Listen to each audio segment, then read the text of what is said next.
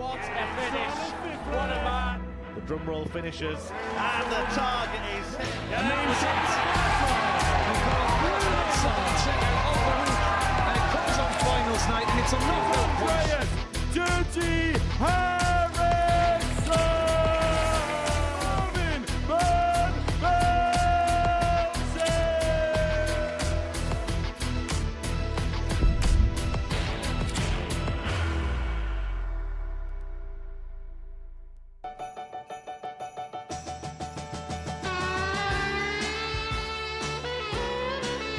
One dart for a big 2-0 lead. Practice makes perfect. This will be a beauty. Oh yes, Trina, Gulliver, that is sensational darts. Now for a retort from the hammer. On the third leg.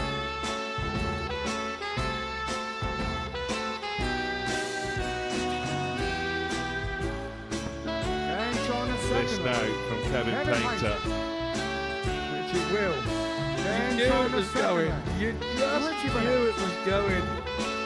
Trouble is found. Double is found. Ton plus checkout is found. Robert Thornton.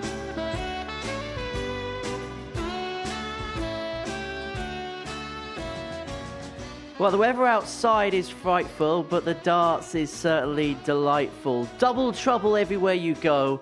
Let it throw, let it throw, let it throw on this Thursday afternoon here at the Live Lounge.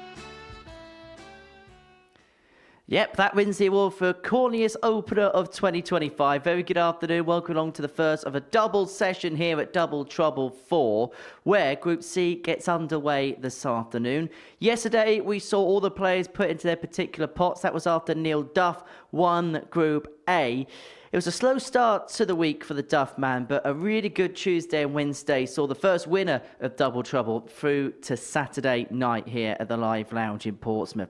And this was how he did it. This is how the group table finished up in Group A following the culmination of 3 days worth of play. 24 points. He won it by 6 from Graham Usher and Alex Spellman, who is going to be in Group B later on this evening.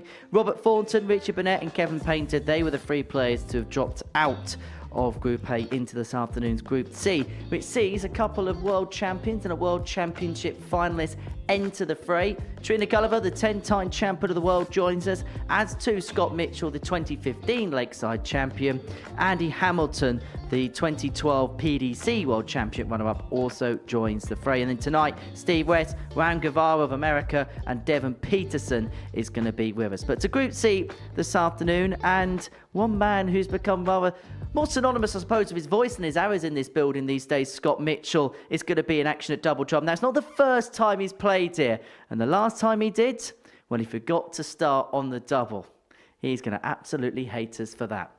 But he's going to be one of those players that the bookies may look at and think, do you know what, is he worth a little bit of value? Well, we can have a look at those odds for you now. And as far as the odds compilers are concerned, he goes off second favourite behind Andy Hamilton, 11-5.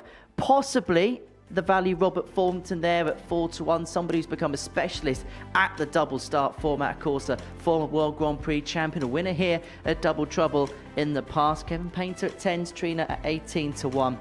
And maybe Richie Burnett at 7-2 is the one I look at and think, maybe that's not the bet to look at. If you are having a flutter, it is 18+, and it is gambleaware.org.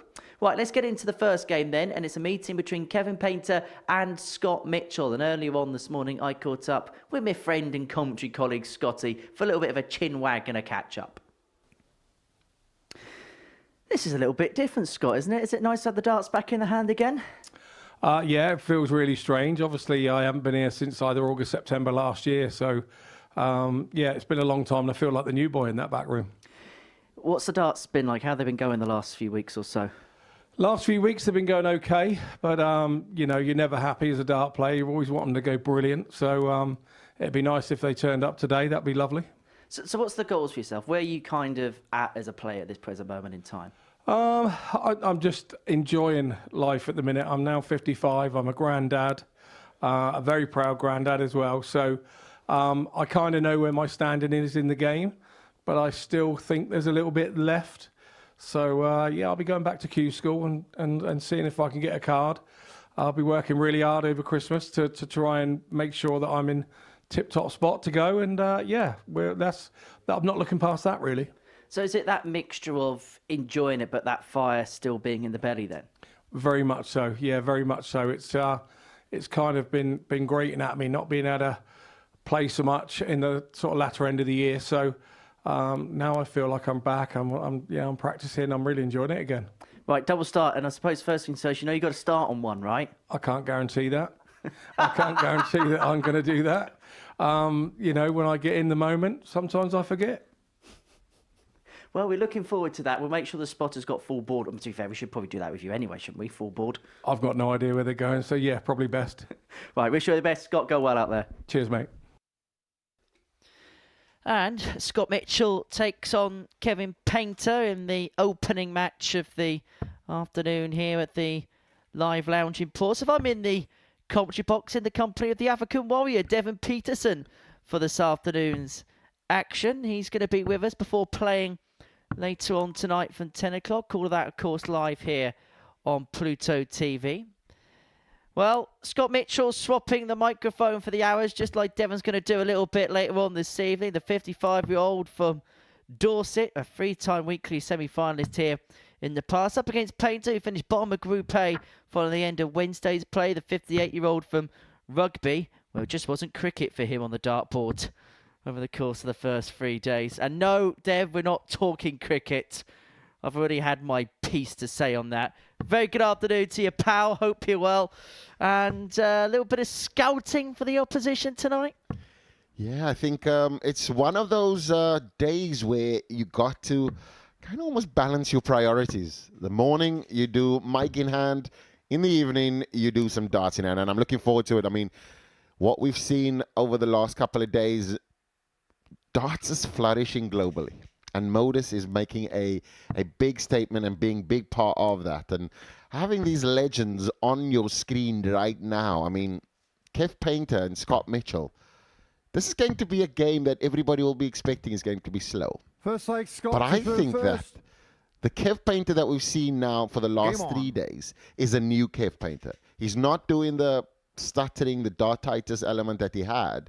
He's now full flow, full rhythm, and I think that this could just kind of open up in a different way today. Well, first things first, Scott Mitchell has remembered to begin on a double because he didn't the last time he was here at the double start. Now, Kevin was telling me earlier on in the week that he's completely reworked his throw.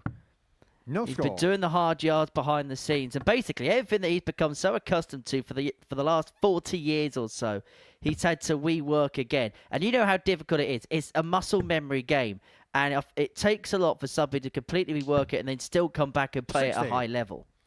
You almost have to forget what you learn over the years and then try and start with that same experience in mind and then build on it. So what then happens is when you're consciously not thinking about the height of the arm, and then you will then go, okay, cool, let me sort out the grip. And then when you start to focus on the grip, the height of the arm changes.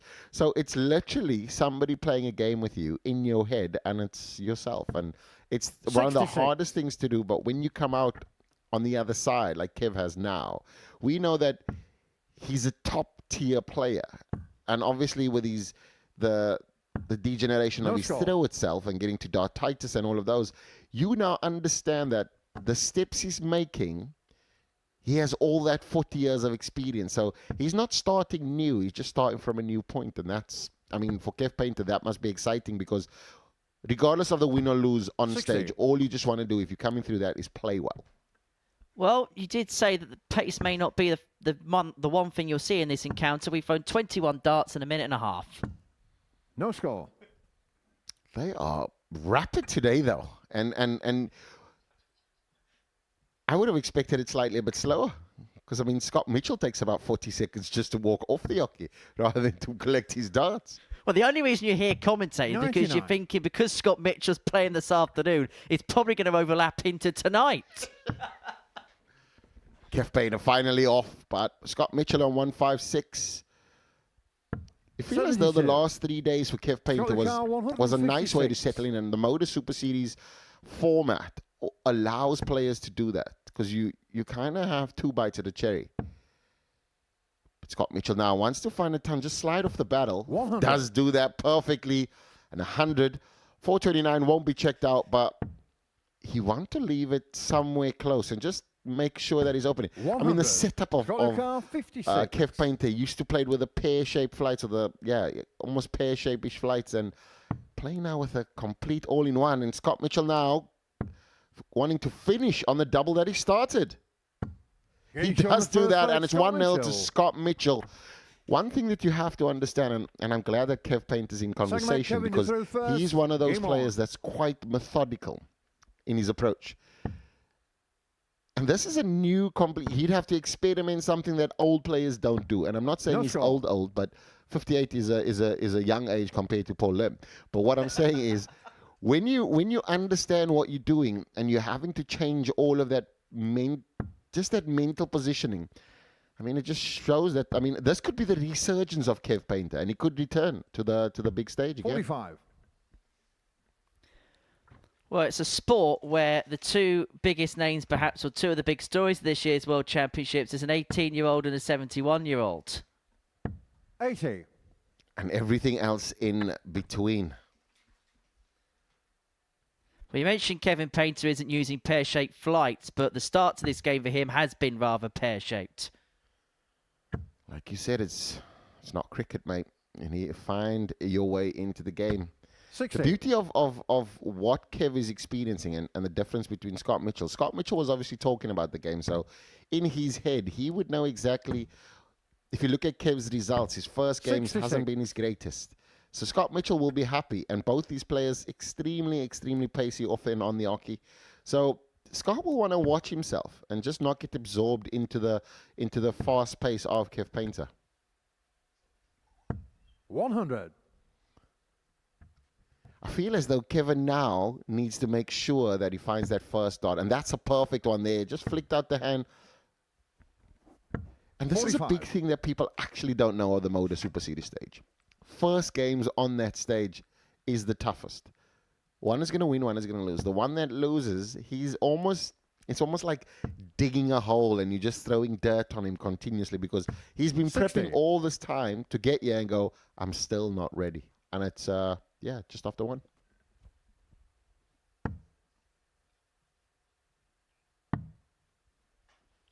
Well, we've just passed the 41. 5-minute mark in this contest, which is actually rather quick for a Scott Mitchell match. He did tell me that if you thought about booking a dinner reservation, it's not going to happen. 100.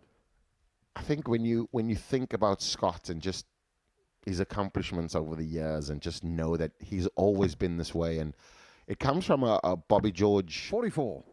Scott Lucar, almost methodology that the pace is all about you. So if you control your pace, nobody else can control the game. And that's why Scott Mitchell is so deliberate in what he does. And he's going to look to slide off that battle. He's definitely going to look to slide off that battle. 60. Tried it, didn't work. It was more na-na slide than cha-cha slide there for Scott Mitchell. It comes back for 76 to double his lead to 2-0. 48. Scott Lucar, And 76. he's got plenty of time on his side to do that. 6 darts from here to double up his advantage. 2 8s for 2-zip.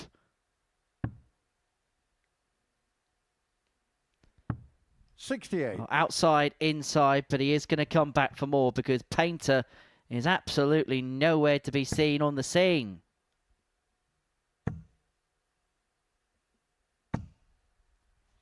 $55.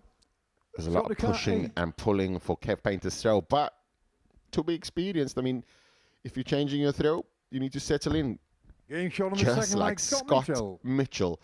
2 darts so far, and so far he's doing extremely well. Scott to through first. 2 out of 5 on the double. So if you look at the World Championships now currently happening, a 40% checkout rate is a good rate currently right now, and Scott Mitchell is playing a top tier level on the outer ring. Getting off with a first dart as well. Kev Painter will know that this is a first of 3, and he's staring down an early defeat this afternoon. Yeah, I was speaking to some friends who work in the statistical industry over the course of the last few days. Yes, Dev, I'm a nerd. You've got friends, is the question. That's the bigger question. It's not that you're a nerd. Everybody knows that. The fact that you said you have friends. First maximum there for Scott Mitchell as the lights start to flash in the Modus Live Lounge. And Kev Painter's game is flashing between in front of his very eyes as Scott Mitchell rushes to. So the first whitewash as well. It was Kev Painter who delivered it to Mr. Richie Burnett. We will see later on as well. 100. But this is like you were saying about the statistics. Sorry, forget the friends. Yes, so basically 40% is what's going to keep your card, but the world-class 52. level now as Paint decides to go for the ball. World-class level now, you have to be at 50%. That's what the stats and the trends for the last 12 months are telling us. I saw something on Dieter Hetman's page as well. She showed the improvement 60. of Lakeside over from last year to this year, and those percentages are massive. It's, I mean, 4% or 4% on or 4 points on the average is big, 81. big. So it just tells you the world of darts is in a great place. Scott Mitchell is in an even better place. 2 darts at double 12. Last dart in hand to close out 3-0 on Kevin Pater. 69. Goes inside. That's unfortunate, though. That would have been a nice little quick game for Scott Mitchell. 15 darter. Running into overtime now. 76. Scott the car, 12. Well, it could be over for Pater. Mitchell looking at 2 6s. For a routine Game opening shot match, victory Scott for the 2015 World Champ. He beats Kevin Painter by 3-0. Next up, Trina Gulliver takes on Richie Burnett.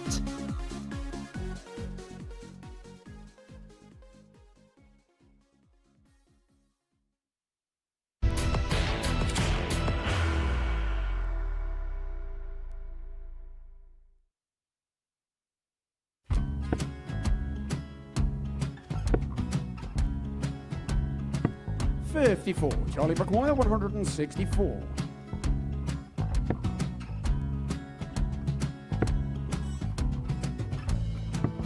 $44.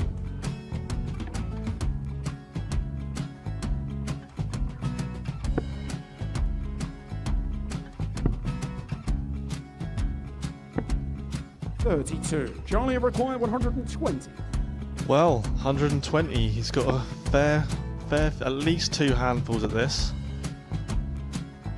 Just needs to stay 60. there. That's a good shot. Halves his score. Leaves himself on a 2-darter.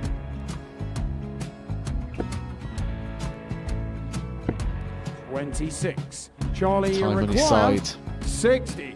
to become back-to-back singles champion.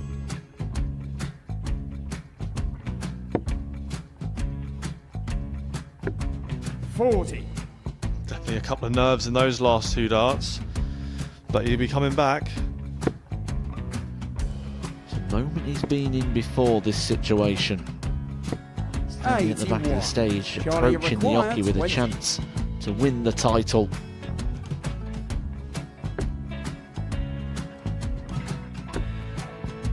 He did this to win the first title, if you remember. 11. I think he's gone. Georgia I think McGuire, he's gone to 118. bust it, maybe. The first title he won, he wanted 20. He went 6-7-7 to win it. He had a chance to replicate it again.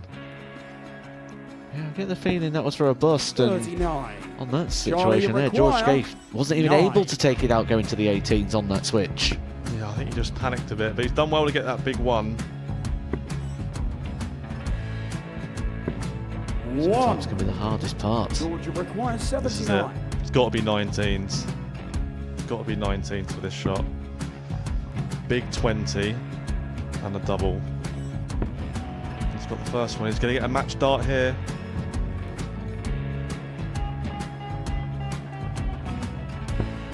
$59. Charlie Threw the entire McGuire, body into that 8. one. Just didn't want to let go of the dart.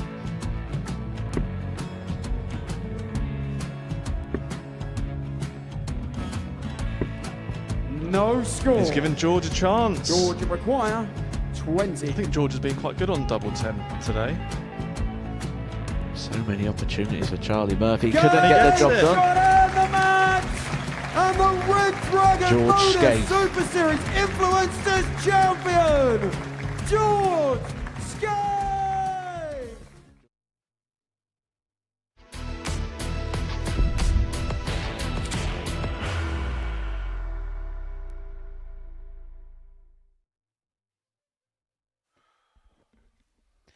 Welcome back to the Modus Super Series. It's Double Trouble 4, and that man there is Richard Burnett of Wales, otherwise known as the Prince of Wales, former BDO champion of the world. And there's world champions everywhere you look on this stage. There's 10 of them walking up to the hockey there.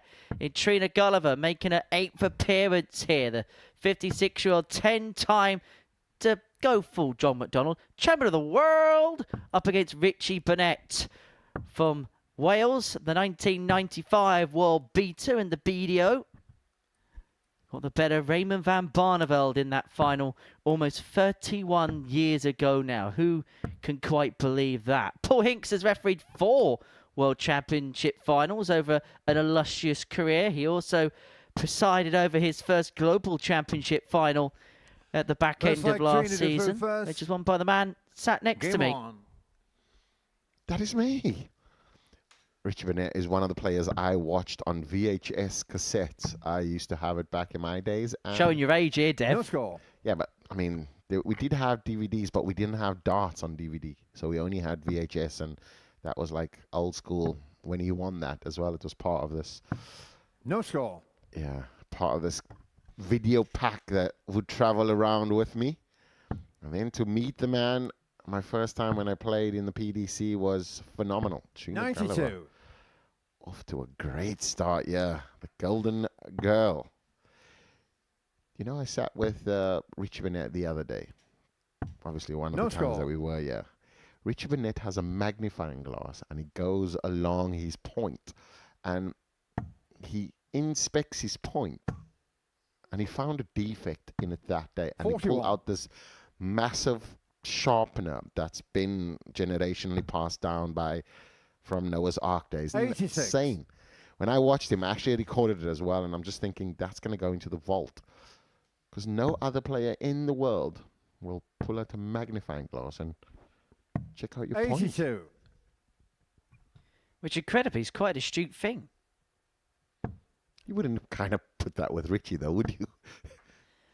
Well, they do say that genius and madness are two 140. things that are intertwinable. He's just mad. I think when Dan Dawson made the song of the pot noodle, I never knew that was the truth. And when I spoke to him, he's like, "Yeah, that's kind of what happened." I mean, there's many stories 21. that I can't talk about with Richie, and he is just on another level. Yeah, he's a man that certainly lived, is Richie Burnett, of whom an autobiography would be 81. something that would be nothing short of a bestseller. Yeah, it has to be a series of books, like year 1 to year 30. He always makes the joke of won 2 world 60. championships, got 2 checks, spent 3. In the Richie Burnett voice, I mean, absolute, yeah. But also, like you said, he's a genius with regards to the sport, an expert. You wouldn't- 84. and just his antics and what he does as well. You wouldn't kind of could it pass him. I saw him do the scorpion kick the other day and nearly broke his back as well. So, yeah, 95. that's Richie also Carr, a trick. 110. I've been kicked by that scorpion kick before already. Well, endeavouring to that story in the next leg, but Burnett's hoping to break the back of this particular leg, but he's not going to find the 110. Gulliver looking 74. for exactly the same Trina Carr, combination to get 110. herself on the board. She's going to get a dart, and that dart's going to be at tops. 90. Just Richie drops Carr, low, and so 36. Burnett back for 36. His fabled double 18. His trusty double Into on the 18, first which leg, gets Richie him over Burnett. the line in the opening leg. Right, story time, Dev. How did you get Second kicked leg, by Richie Burnett? first. Game on. Pro Tour, the tables were too close to him. I mean, meet and a half, and that was too close to Richie Burnett.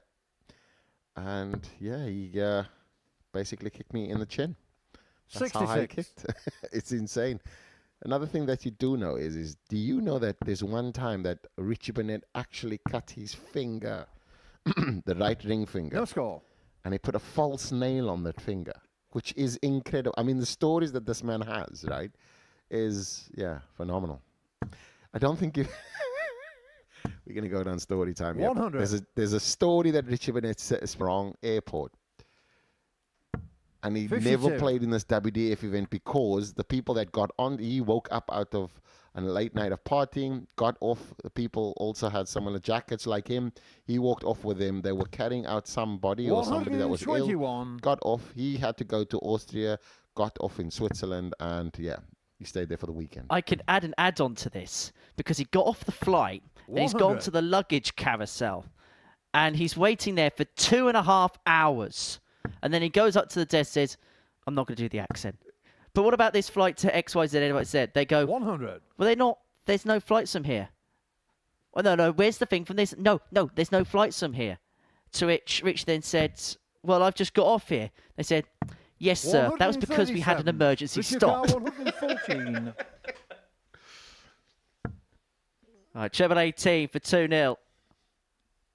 Treble 18 tops, 94 left. Plenty of time on his side. Able to get said treble 18, but in control of this leg, and as a consequence, he finds himself in control of this 43. match. 71 left to double up his advantage.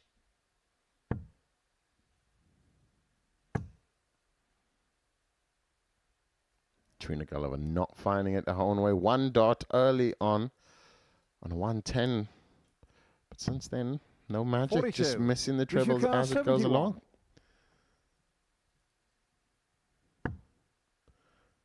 Needs 18 now. Perfect 18. Double tops.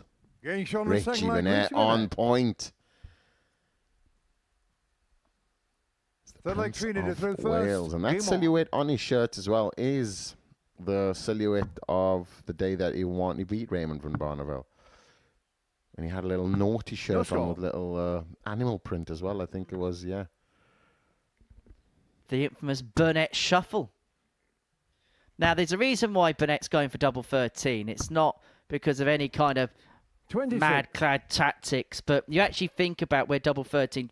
Forget about the numerical value of the double, but think about the positioning of the double on the board. It's straight down the pipe, isn't 80. it? Right down the middle of the board, easy to Perfect. aim at, and if not, you've got derivatives either side. Don't matter what double you start on, Dev, as long as you're in. Yeah, and he would have learnt that as well against Kevin Painter because one of the legs was 25. a whitewash. Is it the first whitewash we've had? First we've ever had here, yes. I mean, Connor Scott, when he did this last year, was doing all sorts of weird things. In fact, he started on double 17 because he wanted to hit a 9-dart leg starting on double 121. 17. Yeah, Connor Scott has done some weird things, but also amazing things in the sport. Yeah, one of the good guys is old Scotty. 100. Beat Simon Whitlaw, didn't he, the other day? Although Simon played decent. I know he lost the first couple of sets, but I thought he fought his way back into that game quite well. So, Dartboard have different things to 59. say about it, mind. 100% battered and bruised. Simon also won the Australian Premier League, and that was amazing against with Raymond as well, wasn't it? Ray Smith, yeah, 125. who himself is playing really well at the minute. Well, Trina here just has the sense that perhaps the end could be close to B9. She's always going to plug 91. away because that's just in her instinct. But perhaps that first leg where she got off quickly, Richie was just beginning to struggle a little bit and she just wasn't able to keep pace. And from that point onwards, Richie's 60. doubling in has just been Trina that little Carr, bit better. 150. However, this is an opportunity for Gulliver. 6 darts and 150 to reduce the gap in half. And she's going to need that full quota to residualize the gap. 43. Richie Burnett might look again 1-3-3 here, but opts to go for the big one instead. 81. Certainly just Trina looking to car come down. And 107. great last start there, 81. So 107 to save it. Perfect first. Will she go 10 or 18? Probably 10. Double tops. She missed 67. it twice in this Richie game so car far. 84. And so Burnett to finish the job off, looking at 84. 14. Gets it. Bullseye. 59. Clips Trina the car wire. And so for the 14. first time in this game, Gulliver's got free in hand at a double. Double tops now for Trina. Perfect start. She's just going to work her way down. Getting shown the third leg, Trina Love Gulliver. that. And people will be laughing and going, how is that a perfect start? You can't use it. Fourth leg, Richie That's to the throw perfect first. because there's no Game on. blocker, so it's a no throw. Don't need to use it simply because these players are accurate. And like you said, Henry, down the pipe, double 13. That is a little 51. strategy there that I might want to be using later on if I'm missing on the 16s and 8s. You stick with me, Dev. You'll go far, pal. I'll teach you everything you need to know. 47. Have you ever played? Yes, I averaged 41 in a vault once. That's not bad, though. I mean, I've seen players average 41, yeah. 140.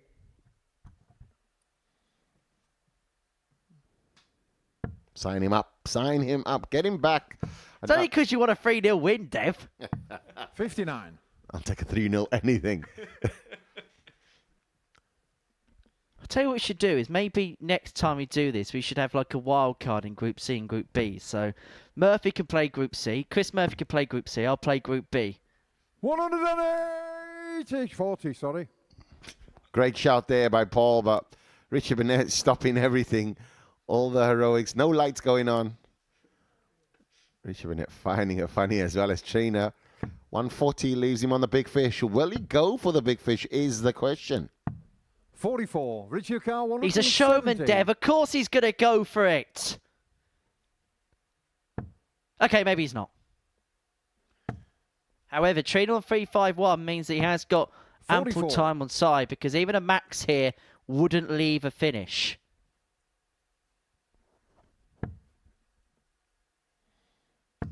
But a max would have been nice. Another treble there. Perfect. You can just see Richie that the Carr, extension of a throw 126. is in a perfect position now. He won't go for bullseye, will he? He won't go for bullseye, will he? No, he's thought about it. 86. Definitely not. Sense and sensibility for the Prince of Wales. Burnett looking at tops to wrap it up by 3 legs to 1 to get his campaign up and running with a 84. Richie win. car 40.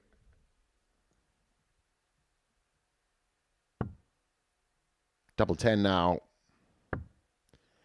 Double 5 chasing. He might throw it off. He No score. does opt to throw it off. Perfect side as well. Yeah, really sensible that from Burnett. Said no one ever. Well, everybody matures in time. 94. Richie car 40. So tops for Burnett to eventually wrap it up. He's needed his chances to get this done in this leg. What about the old double 1, double 19 route? He's not going to double in and double out. 90. Trina, yes. Looking sensible. Probably go 2020. Yes, perfect first. Not a good second. Miss the big number.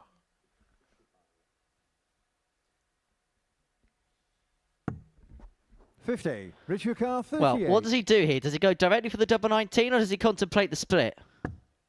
Splits it, hits the 18, and so it's going to be double 10. That's awkward. That's awkward because 18, it was so Trina low car and the dart 40. stood up.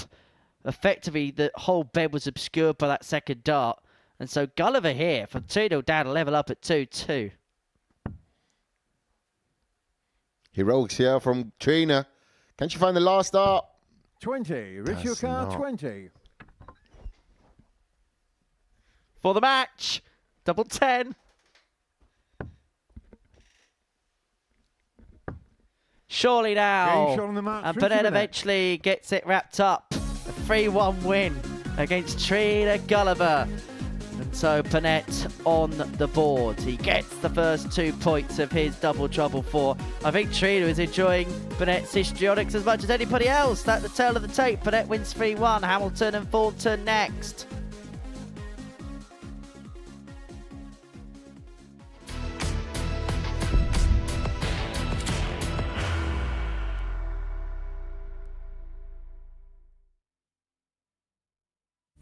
He will be disappointed with that. He wanted to have one dart. Requires 20.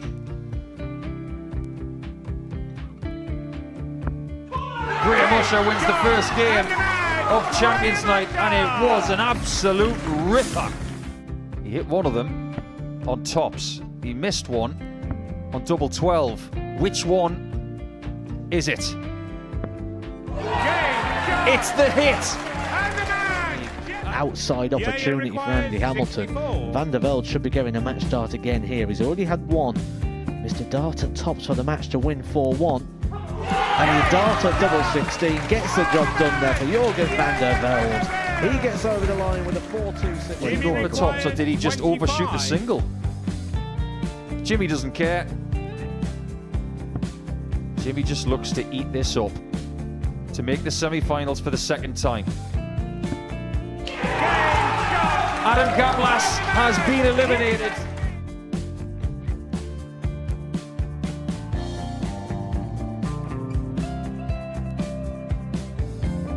Keep us guessing.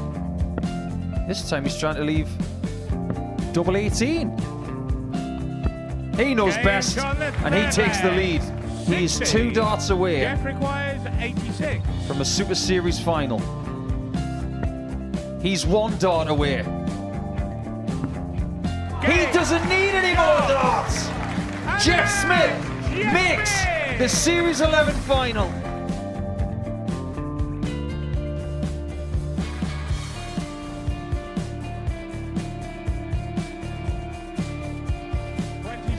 Is Usher losing his cool a little bit here?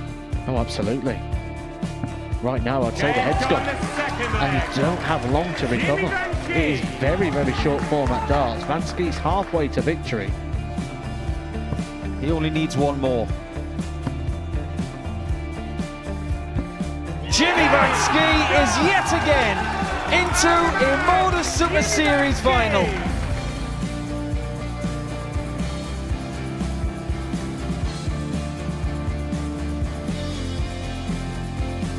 Flashback vibes. Can Jimmy Van Skeet do the same? Just needs the one treble here on the 19s. Finds it.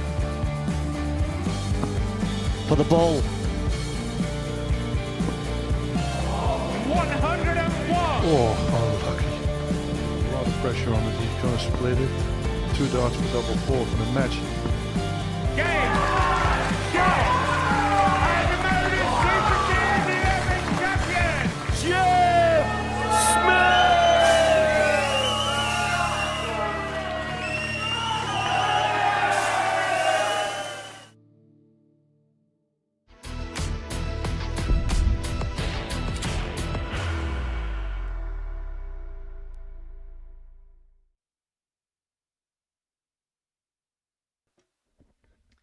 Welcome back to the Super Series. Before the break, Richie Burnett beat Trina Gulliver by 3 legs to 1. Game number 3 sees Andrew Hamilton and Robert Thornton go head-to-head on the live lounge stage. The Hammer, 58 years of age. He was a Champions Night participant earlier on this year, where he lost out to a certain Jurgen van der Velde, whose week this week involves him getting told off for spraying wasp zapper, up against Robert Thornton, also aged 58 for the Saltcoats in Scotland, the twice World Seniors champion, the Double Trouble 2 champion, and the 2015 World Grand Prix champ. On the subject of champs, hi Dev. Hello, Henry. Yes, 2 champions on the stage. Looks like Andy And you got a through champion first. caller as well in a referee Come as on. old Hinksy over there. It's legendary. It's the game of the baldies. It says a lot when I'm the person in and around the room that's got the most hair. Definitely not going to be there for long, Henry. Hey, one haircut left. No score. I think you've got like seven haircuts, and then that's it. 2026 June, it is gone, unless you go to Turkey. But What do you think I'm working No this score. week, Dev? Got to pay for the trip somehow. there's coupons flying about. But as we see, Hamilton finding the double 16. So off we go. Favored to win the group. 109. And you confirmed that earlier on and saying that is not even a big shout, that is the shout. I just think you look at relative form. He's won a few weeks here in recent 115. times. He's won a couple in the last year. He's made a Champions Night this year. There's been some decent stuff on the Challenge Tour this term. You look at stuff that's relevant.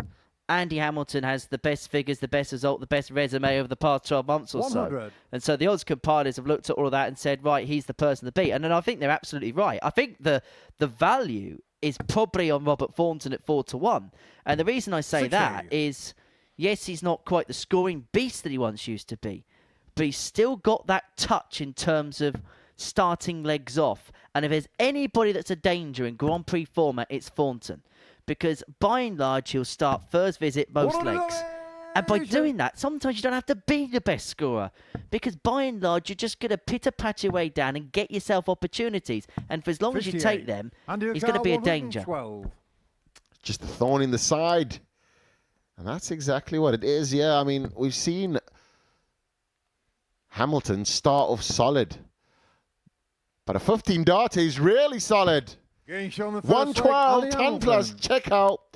15 darts, and that was Second one of the leg, Robert quickest is first games first. of Game the on. day today so far. Andy Hamilton not wasting any time. 1 out of 1 on the checkouts. And just getting out in the second throw. And 40. like you said, it's those kind of the attributes that Robert Thornton has is going to stand him in good stead to qualify for the evening. What Andy Hamilton has is the combination to win you the group, because he 92. is scoring and finishing well and also starting off on a double. So I think there's a massive resurgence here by Andy Hamilton as we see potential first 125. maximum. Not to be. This is going to be a tungsten classic between two legends of the game. Two legends on the stage. I don't know what you describe me and you in the commentary box as. 95. There's an apostrophe between that. Apostrophe between in legend is 60. the end. It's for everybody that, yeah. But like I'm saying, I mean, you absolutely right with your analysis, and that's why you get paid the big money, simply because you know exactly what you're talking and it's spot on. I mean, if you could play the game and you used your darting grade, 140. you would be phenomenal. It's just a pity you talk better than you throw. I'm close to that as well. So, 48. so yeah. I was going to say, I watched you in the ADC Global, Dev. He's up, pal. Yeah, but in the end, it is what it is. That's what darts is, though. One day you can be up, one day you can be down. Have you also 98. forgot about the fact that I'm commentating on you tonight? Oh, I know you're going to talk some spiel. I've heard you before, so yeah, I'm just taking my jabs now early. You know what I mean? Because when I'm on stage, I 45. can't hear you, so I can't jab back. Yeah, Andy I O'Carroll, definitely 76. can, and yeah, and if I can't jab, I'll hit you with a mic. Right, 76 for Hamilton. He's averaging 102 and change right now. There's actually a 61-point chasm between the players in terms of the averages. 56. First time he missed on the outer, but great miss there, leaving him double 10. So Thornton now can only put a dent in the 183, but not a 59. big Andy dent. O'Carroll, It's 20. literally just a bumper buster.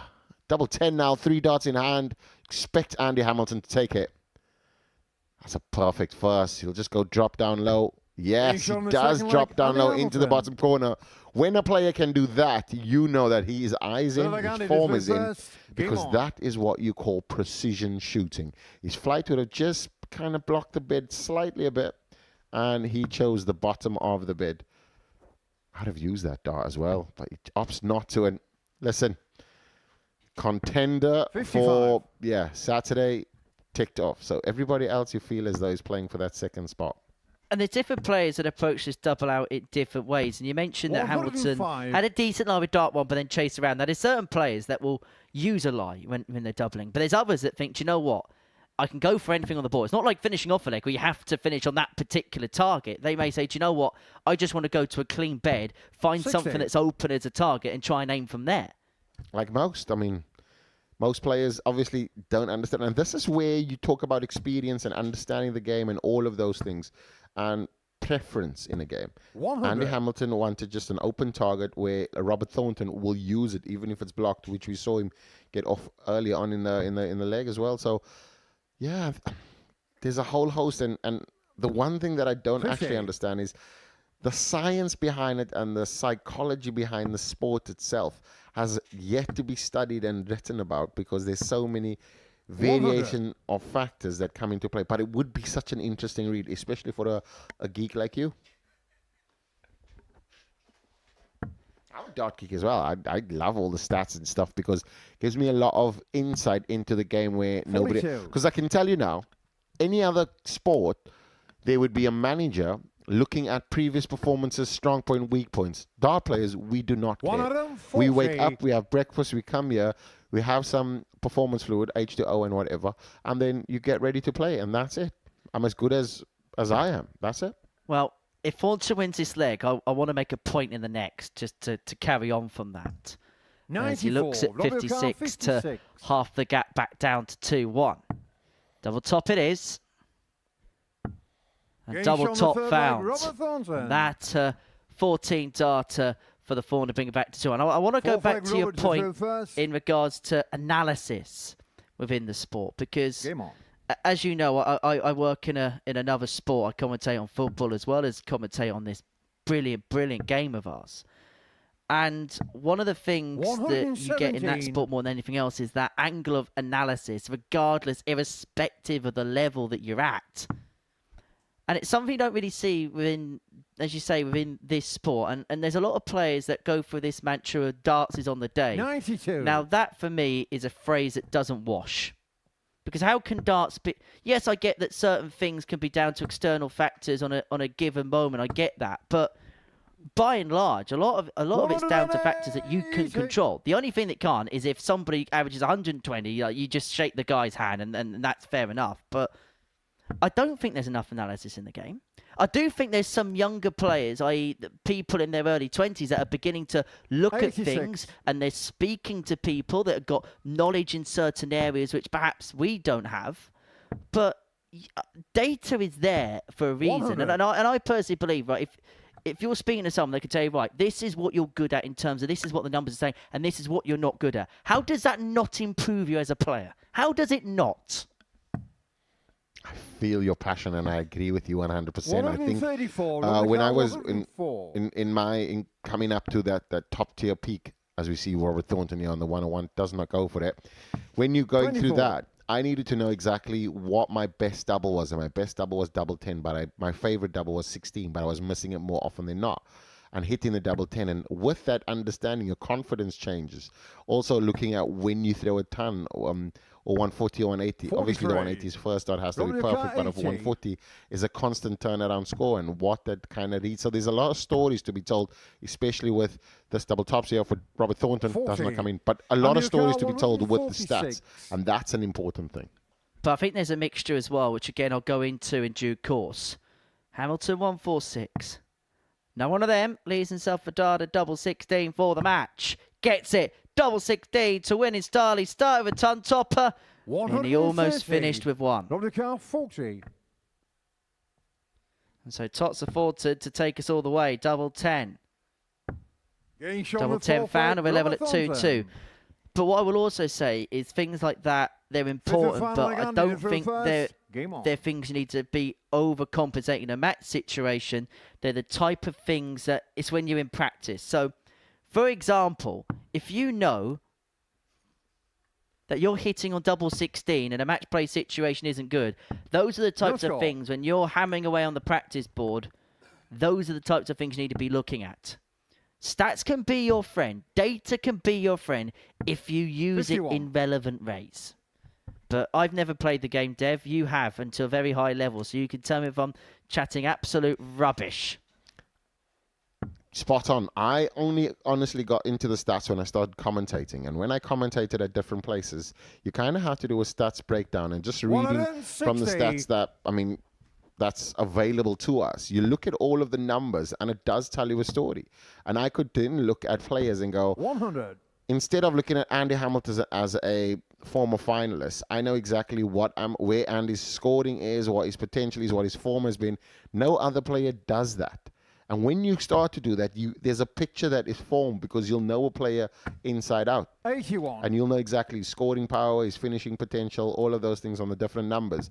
So you know that when they get there, the only thing is that you have to do the job as well. And 100. that's where it becomes a bit a grey area, because if you're not doing the job, those stats mean 0.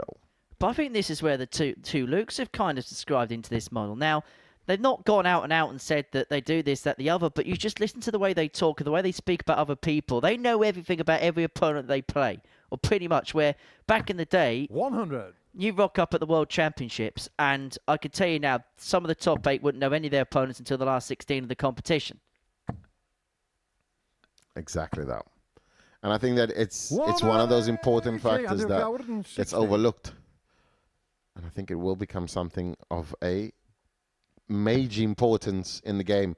And that first start there was major important for Andy Hamilton, because he needed to take out a 160, or Robert Thornton will be walking away with the big prize.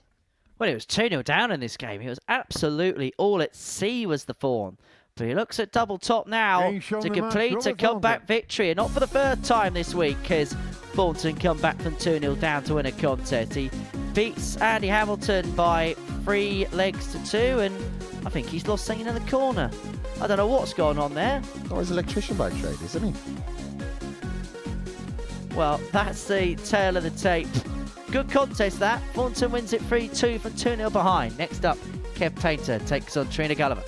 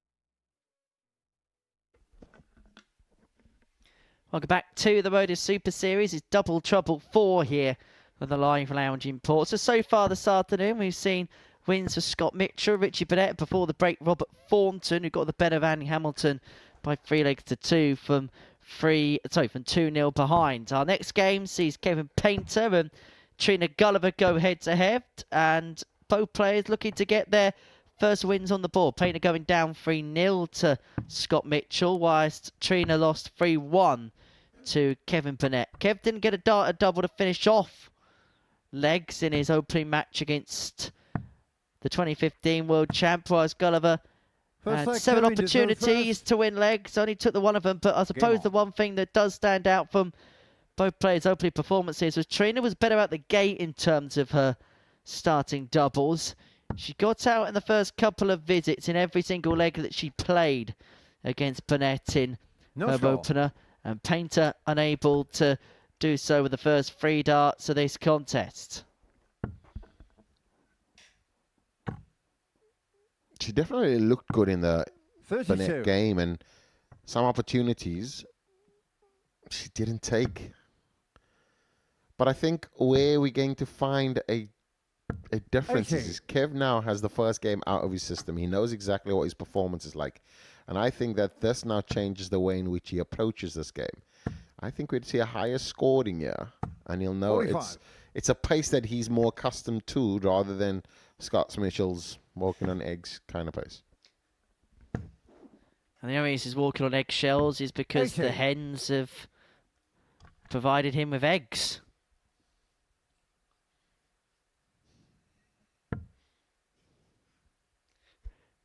You ever 100. I tell you what, I've enjoyed. Once upon a time.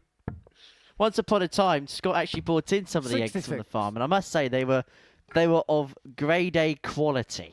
Peter Reithoff used to do that on the Pro Tour. He used to come in with he's got a massive farm as well. But Trina Gulliver, yeah, I mean, back to the action. Her throw, the extension is just so classy, and that's the reason why she's been a player and a performer at this very high level for such a long time, because technically she's so sound. And you almost, as players, we watch, right? And there's some players, and I go, oh, I wish I had that throw, wish I had that extension, wish I had that, because you kind of just, as a dart player, you kind of, early on, you develop a throw, right? 97. And then you get this raffle of, you get this kind of extension. Like, I have a short extension, and I try to change it, but it just doesn't work. And 84. you look at Trina and you go, Trina, that is a perfect throw. And it's hardly changed. It's hardly changed over the course of the last 25 years. As Gulliver looks at 92 to lead 1-0. 60. Not to be, but she'll hope to come back. 64. 164, not going to go, and dragging it to the left. That is because Kev Painter has a shoulder. He puts his shoulder into it, and that's obviously just what he needs to still work on. Trina Gulliver working on nothing but finding the double 16. Careful now, he's in a game here. Game on. But his dart is moving to the right a bit more than he should. And that's because that shoulder coming in, and that will put him under some pressure. Trina Gulliver going off first dart. 80. And in this format, that can be an Achilles heel. Scott Mitchell's not playing. No score. It's Kev Painter.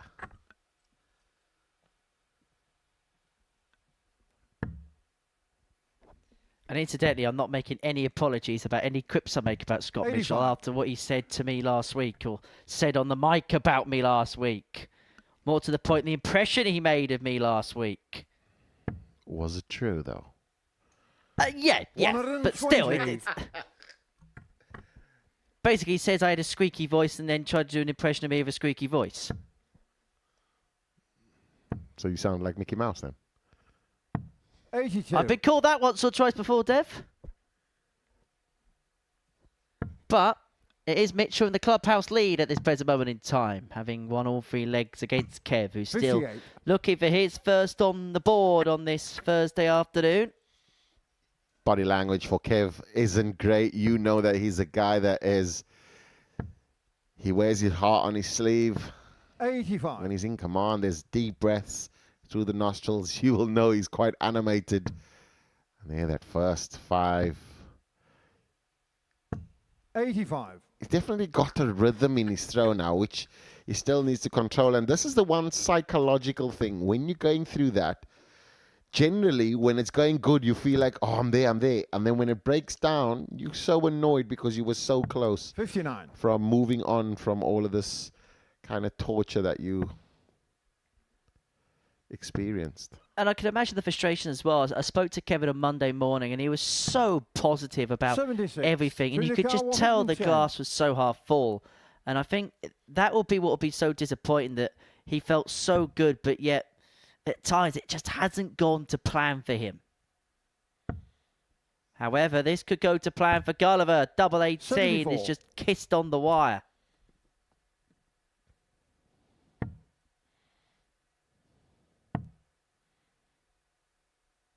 Kev Painter now throwing in frustration, trying to work out. And this is the one thing where a lot of commentators will go, oh, you just want him to get out of his brain and just rethink and all of those things. And it's 32. not that easy to switch off 36. because you can't talk, you can't scream, you can't do anything. The only voice you're hearing is the voice inside your head. Trina Hey, Gulliver Sean, will be Trina hearing Paul Gulliver. Hinks's voice as she hits the double 18. 2-0 ahead now. Kev Third Painter Kevin, you throw under first. Game on. loads of pressure. But will this trigger him or will this break him? Decided to persevere. No score. Sticks on tops. Couldn't find tops. And Gulliver very much on top. 2-0 in front. Now looking to hammer home her lead into the first 2 points. And she's off first dart. Well, hello. 160. 160 starting. Yes, I'm going to say it now, Dev. We've never seen a 9 darter at double trouble before. And I think it's going to happen in this leg. 52. I'm going to tell you it's going to happen in this leg. Oh, well. We know when you say it what happens next. See you later, pal. 43. Yeah, I mean, what producers should do is when we have a 9-dart opportunity, turn off Henry's mic and just make sure, because it means that we're 140. not going to get a chance. But what a start from Trina, though, leading 2-0, needing to put Kev under some pressure, starts off with a max. I'm sure there's some people on Twitter somewhere that would say that they wish that was a permanent solution. 23. Can't see why. Can't see why. You're an absolute amazing pundit. You're actually fantastic, though. I think that you are 30. fantastic, mate. I'll give you that tenner later. 15, come on now. But yeah, you are fantastic. You bring a new look to the game, and just adds to what you've experienced, because you're not speaking 41. as a player, you're speaking as somebody that's actually watching it kind of just unfold. And I think your expertise is very rare and very welcoming. People that are hypercritical about that, 53. they don't know what they're talking about. Well, Gulliver here will feel 6 darts and 2 free falls should be enough to get this job done.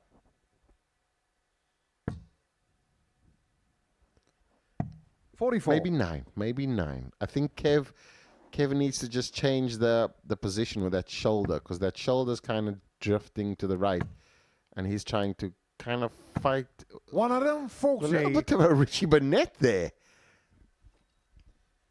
as he's trying to fight with the momentum of his body moving to the right, and that's the tough thing. But Trina Gulliver, yeah, 85. Kevin Car 86.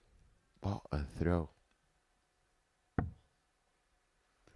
Well, one thing we know about Kevin Painter is Inch on he's the got third leg, grit, Kevin and he Painter. will fight and scrap for everything. It's not gone his way thus far, but he's managed to get Four himself on the Trina to ball throw with a clean first. kill Game on. the 86, forcing Gulliver to serve this match out.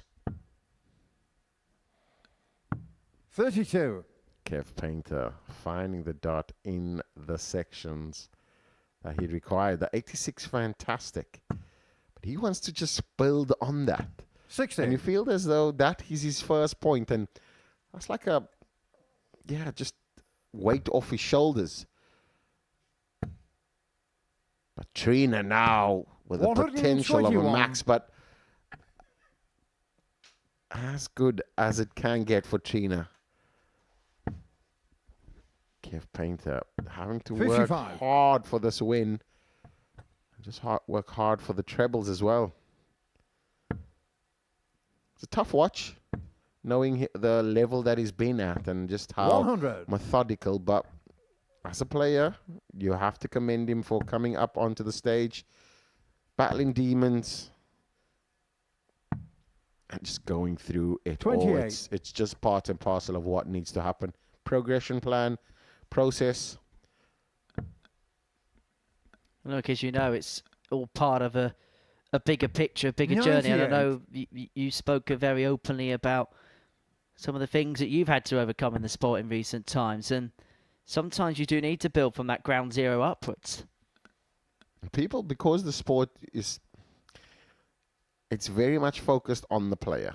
And people are so hypercritical and they sit on a couch. They've 60. never played a top tier Trina level car, ever, and they're 150. hypercritical. So if you can quiet that noise, everything will be fine. I'd do it just sat in a chair. Be extremely 60. hypercritical as well. Yeah, you are. But you contribute to the viewing pleasure of everybody else. Right, steady on now, Dev. It's the truth, though. I mean, that's the reason why 100. people take the mick. Trina Because you can't take a 90. compliment. Trina Gulliver, on the other hand, those stars on her shirt aren't there for show. Requires the bullseye now for 3-1 against Kevin Painter. 50. Played safe because Painter wasn't on a finish. I would have gone for the bullseye. She once upon a time walked on to the Greatest 100. Showman, but she Trina wasn't car, providing 40. any Golden Girl showship. Double top. 210s, doesn't 20. go. Kevin, your car 98. Kevin Painter now 98 to stay in the match. Will he stay or will he switch? Stayed. Great lie, though. 44. Just threw the Trina last car, dart away. 20. So 3 darts for Trina Gulliver, yeah, for 3-1 victory. It's double 10 Getting for a shown the right 3-1 feeling win order. for the Golden Girl to get a double trouble 4. She gets the better of Kevin Painter by 3 legs to 1, and you can see the steely grit on her face. She feels she's got a point to prove, and she's got her first points on the board, and that's how she's done so. Coming up after the break, Robert Thornton takes on Scott Mitchell.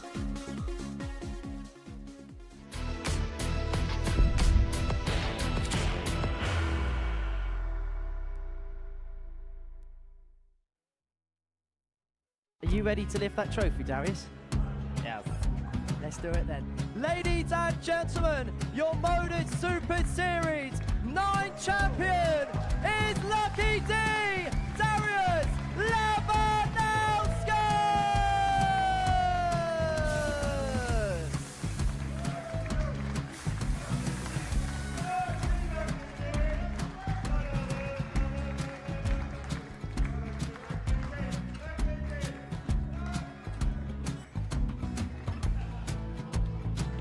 Well, what a wonderful night of darts we have seen, and we are ready. Our champion is ready, and it's trophy time. So receive the trophy. £25,000.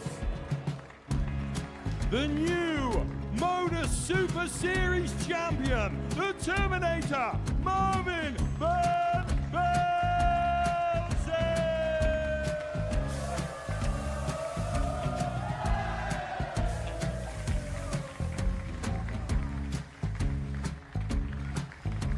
And one more time, the 8th Modus Super Series champion, the Terminator, Marvin Van Velzen. And the new Modus Super Series champion is Andreas Dirty Harrison.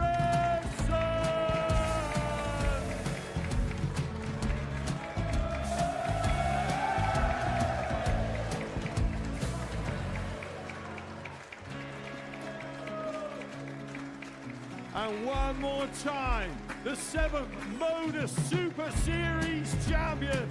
Give it up for Andreas Dirty Harrison! The moment we've all been waiting for.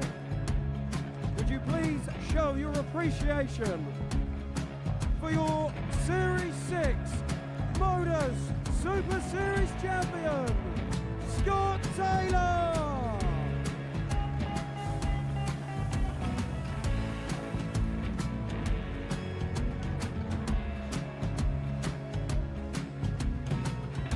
One more time, your new Modus Super Series champion. He is Chucky. He is Jim McGuire. Ladies and gentlemen, your Modus Super Series champion, retaining his title, the Nuke, Luke Littler!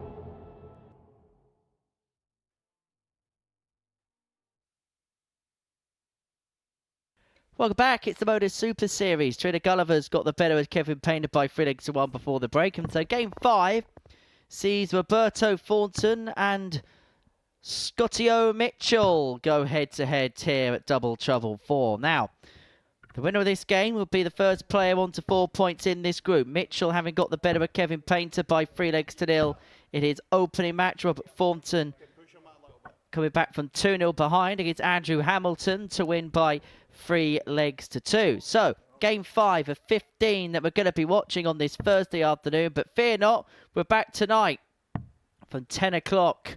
And if you enjoy listening to the very, very smooth, dulcet tones of Devon Peterson, well, you'll get something even better tonight because you'll get to watch him in action. Prefer to speak about the game rather than play it, if I'm 103. honest, but thank you very much for that introduction. Thornton Mitchell, this is going to be a game that has pace, No that score. has accuracy, that has a little bit of a story, because I think Robert 140. Thornton loves playing against Scott Mitchell because it's an England versus Scotland affair, and they've had many a battles over the years. And regardless of the age, it would still feel like that very point that when they played for their 100. country in the WDF, this would be that battle. Well, of course, Scott Mitchell still very proudly the England WDF captain. Skip of the side in South Korea at the recent World Cup. Alongside somebody who's currently in my ear right now, Jared Cole, the king of the castle. What a legend he is. Oh, one of the best people you'll ever meet in this life. 100. I won't go that far, but he's an absolute great player. And I mean, when he just started out in the sport at the high end, and yeah, what a great guy. I think the 94. the quality you have on show and the experience you have at the Modus Super Series is some of the very best, because his players has played at the highest level and just know exactly. I mean, he's the one that's spotting. So if he does make a mistake, ladies and gentlemen, let's blame Jared Cole. 100. Right, so Jared right now will be telling us that Robert Thornton is going to start on treble 18, and he does start on treble 18. However, does he? No, he doesn't. He'll go 16, won't he? He's going to go 16. 46. But opted to go for the 8 because Robert Thornton loves the double tops. He's won the Grand Prix on the double tops, didn't he? Yes, hit a 9 darter at the Grand Prix by starting on top and finishing on the ball. 100. This is his tournament. He's 4-1 favourite to win the group. So before it started today, and he'll want to slide off that barrel. Does not, and you can't get any closer. So you can understand the animation of the Thorn. Mitchell has the 101 of darts. Can you make it look like a walk in the park? And no, it doesn't. Little grin there, but he's certainly not happy about it. 81. Great lead. So double 10 40. plays double 20. Robert Thornton potentially won't make another mistake. Yeah, will he? 20. He does.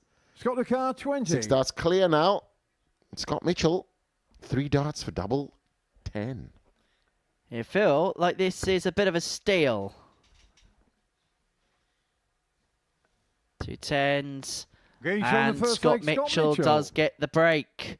And he opens up a 1-0 lead. And actually, he's yet to drop a leg so far today because he won 3-0 against Kev Payne in the opener. Wins the opener of that one, despite the fact that Thornton had 6 opportunities to do so himself. No score. Thornton will be kicking himself there, but he did come back from 2-0 against Andy Hamilton. So you know that he's got the grit. He's kind of finding some levels of form 65. again.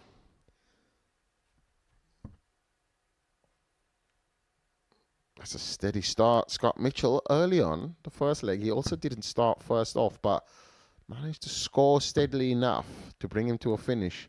And slips on the end 40. allowed him. So when you look at it, Thornton by far not scoring as good as he could, but he's finishing, and we say he's not scoring as good as he could when he throws a maximum. And that's when you prove a commentator wrong. But when you understand, when he gets his scoring on, he is going to be extremely difficult to beat. Is it fair to say 100. that Scott Mitchell is the epitome of a ton man? Yeah. We're not talking weight now, are we? 96. No, yeah, he's definitely, I mean, this is where Scott Mitchell follows step by step, methodical. The accuracy that, I mean, in his earlier days, and even when I just became to know Scott Mitchell, 83. he Robert Carr, would grind you down, 160. not just with the score, but because he walks so slow from the oche. It's like one of those things where you kind of don't even want to look up because you know it's going to lay in the bed. It's going to find the treble 20, and yeah, if you throwing a ton, you'll be averaging closer to 18 darts and upward, and that's where he's at right now, and just an absolute top tier player. 100. Robert Carr, 105. 105 for Thornton to level up at 1 apiece. Finds the treble 18 for the double. 69. Just clips the outside wire, but he is going to be back for more with Mitchell back on 178. Some pressure here from Mitchell will give Robert something to think about. That's a perfect second just to slide over. 100. Does not, and Robert just Carr, overshoots 36. it. So a ton now. So 78 plays Game shown in the 36. second Robert leg, Thornton not making a mistake this time. Fluffed his lines early on. Third leg, Robert did 7 first. darts at a double. Missed all of them. And then this time, first time of asking, checks out. Level apiece. It's 1-1. 120. Thornton kicks off at 120. Are you ready, Dev, for a tungsten teaser? Go on. So, double 17 is the only double that has not been hit prior 80. to today's session at the World Darts Championship. However, what's the other double that has been hit the least of any? And has only been hit twice throughout the whole course of the competition. 140. No. Although double 13's only been hit 4 times prior to today. And I'll tell you what, I was actually surprised that it was this double. I thought this one would be hit more often. I really did. 100. 11. No. No. 60. 15? Not double 15. Double 15. You might remember, Luke Littler keeps going for double 15 these days. Everyone goes for double 15. It's a fashionable double. It's the trend. It's like a shacket. It's in trend. 100. Something very obvious. Double 1. Double 7. It's been hit just twice in the whole tournament prior to today. I know, I was shocked when I found out that. 140. Yeah, Mensu hasn't played yet, has he? No. That will change. He loves a double 14. But when you go, I mean, double 7 isn't enough. Like, when's the other time 100. you'd actually hit a Robert double Carr, 7? It's only 41. when you go for a double 14. Double tops now for Thornton. Not 14, but it's 40. 1. 1 to 1 here for a little steal. Does Scott Mitchell take the 1 to 1? Got 1 dart. Finds it. So the bullseye here. Does find the 1 to 1. Scott Mitchell with a ton topper to steal it away from Thornton. 4th leg, Scott to throw first. Twice now that he's done that. He's not led in that leg, but stole it. And Robert Thornton now has to come back from on the canvas. Robert Thornton, almost a Rocky-esque kind of player right now, isn't he? Well, Scott Mitchell there. Scott Mitchelled so hard. That's 100. just so him. A 1-2-1 checkout for 15 darter. We did say that this was going to be played at the fantastic pace and also the accuracy level, both these players. And Scott Mitchell now finds himself still at the top of the table. He's only lost 1 leg so far for the day. I'm just having a look at his scoring power pack here, Dev. Scott Mitchell in this match, in his scoring wagon wheel, all he's had is 10 100 pluses. That is it. Including, of course, the 1-2-1 checkout. But basically, his scoring is in that column and that column only. And it's working. Because most importantly is as a player, you want to bank on a score. So a lot of, call it, let's say, amateur players, right, will bank on 320s. And you will know that if 100. I throw 320s against you constantly, I'm going to beat you. If I get to the outer ring, you look at his percentage on checkouts is 66%, 2 out of 3. So you know that he's fantastic on 96. That side. When you understand that stepping to the, you have a backup plan all the time, and we were speaking about this. What is your fallback game? What is your most relaxed game? Can you throw a ton every time? And that is all he aims for. Doesn't 100. Go for anything more, nothing less. That's all you get. Like a Tetley tea bag. Nice and strong, just steady. Other tea bags are available. 134. But the Tetley tea bag is the fantastic 141. Keep it PG, that's a tip for you. 1-4-1 for Mitchell to win the match. It's going to be set up, yeah.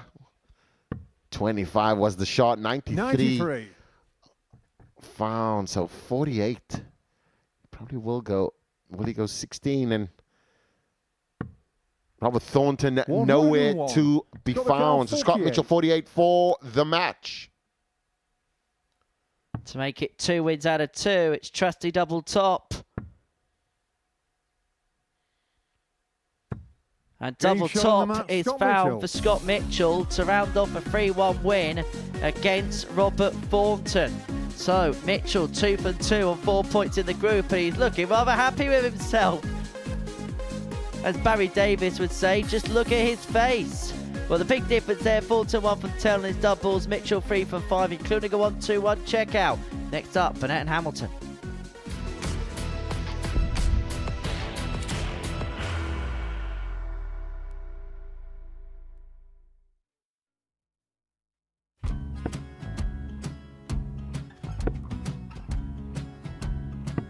$54. Charlie McGuire, 164.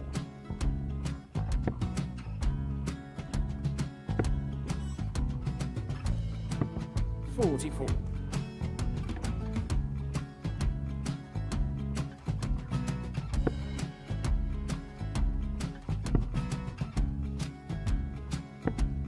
$32. Charlie required 120. Well, 120. He's got a fair, at least 2 handfuls at this. Just needs to stay 60. there. That's a good shot. Halves his score. Leaves himself on a 2-darter.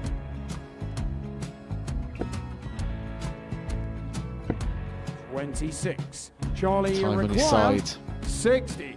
to become back-to-back singles champion.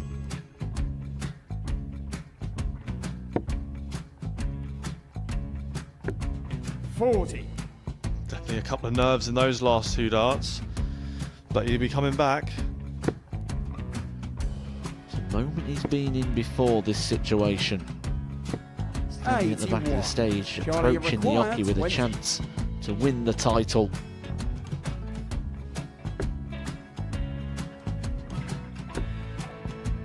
He did this to win the first title, if you remember. 11. I think he's gone. Georgia I think McGuire, he's gone to 180. bust it, maybe. The first title he won, he wanted 20. He went 6-7-7 to win it. He had a chance to replicate it again. Yeah, I get the feeling that was for a bust. And 39. on that situation there, George Scaife wasn't even able to take it out going to the 18s on that switch. Yeah, I think he just panicked a bit, but he's done well to get that big one. Sometimes can be the hardest part. Georgia McGuire, This is it. 79. It's got to be 19s. It's got to be 19s for this shot. Big 20 and a double. He's got the first one. He's going to get a match dart here.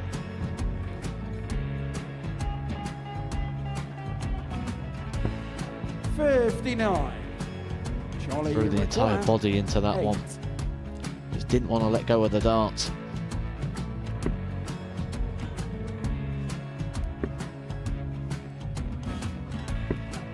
No score. He's given George a chance. Georgia McGuire, 20. I think George has been quite good on double 10 today. So many opportunities for Charlie Murphy. Go Couldn't get the job it. done. Got out the match! And the Red Dragon George Modus Scaife. Super Series Influencers Champion, George Scaife!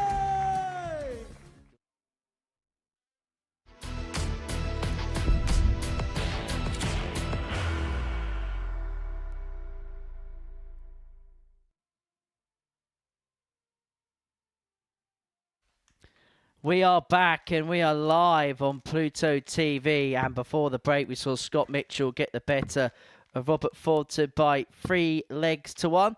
Match number 6 is a meeting between Richie, Burnett and Andy Hamilton. And as far as their campaigns are concerned, well, for Andy, he's looking to get his first one on the board. He was 2-0 up against Robert Thornton for losing 3-2. Burnett got the better of Trina Gulliver by 3 legs to 1 in his opening match. So, First leg, Richie to throw Scott Mitchell on first. 4 points. He could have company and we could Game be on. clear after the first couple of rounds of play. Let's see what happens here as Burnett gets us underway and he starts off on trusty double 13. That seems to be his ploy. 61. That seems to be his MO now. That's Randy Hamilton. We've seen him a man that's not afraid to switch if he has to do exactly that. This is on the outside with dart 1, then stays there No dart 2, and then deviates up with tops of dart 3.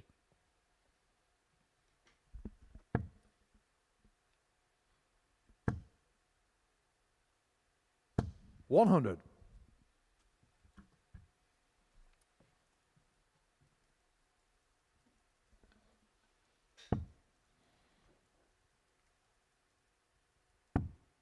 Hamilton now on the double 18, getting it out. 96. And you feel as though he's finding that treble so nicely. And he is the threat in this group.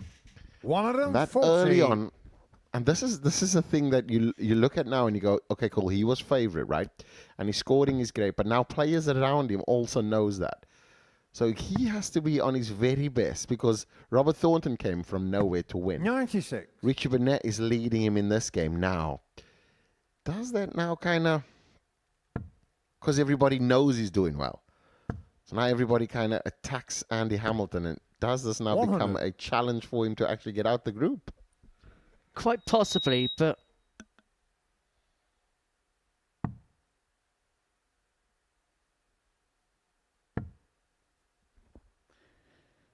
I don't think there'll be a sense of panic 94. about Richie Burnett. I Richie don't think Carr, the alarm 100. bells are going to ring just yet.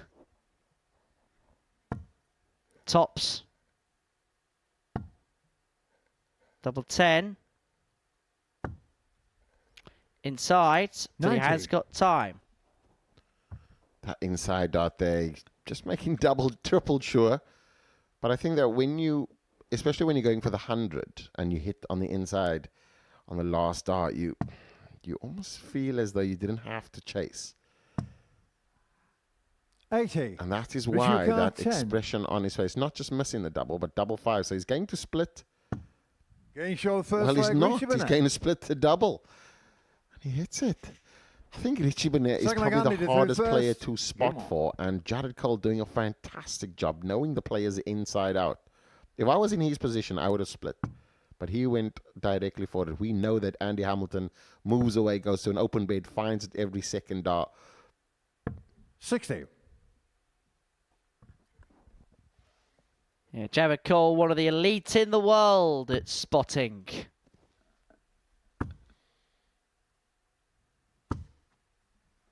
And exactly like 12. you said as well, calling down the pipe. If you miss the double 13, it's literally falling into double 6, and that's exactly what happens. You just want to get off, because now it means that it's an equal game of scoring, and it means that you 64. don't have to waste darts at the outer ring. And there is perhaps, and I don't know whether this is a match you subscribe to, because at your very best, you were the best power scorer there was in the sport. But is there also 59. perhaps a notion and a theory that if you play it down the pipe, you find a double, you'll just back yourself to outscore your opponent. You just don't care what you hit to get in. I think, yeah. And especially when you're in that vein of form, your first dart is is 97. kinda the shot, really, because the first dart dictates everything else. And when you're in that space, I mean, I'm looking at it now and I'm thinking I should have gone for double 13, because my favorite was 32, 26. and when I played in the Grand Prix, I was missing the 32 against the wire all the time, and you kind of get frustrated because that's supposed to be your go-to, but 13 is like, it's a nothing double. It's just a gate opening double.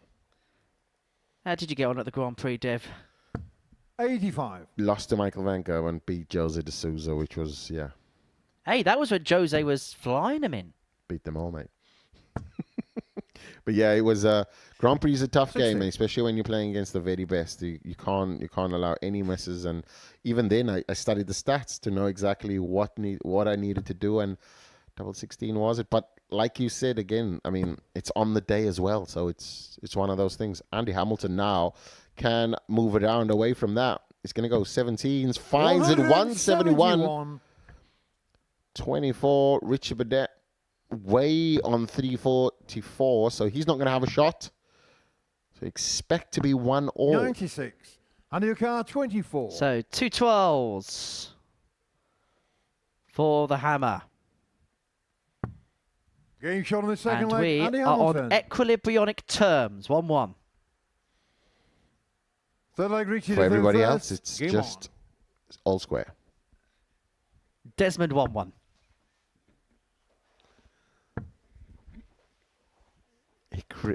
Say that 66. again. Equilibrionic. Wow, that sounds like a dart. You know what I mean? It's the dart that equalizes through the balance and makes sure that it's middle weighted and all of that. It just sounds fantastic. Love that word.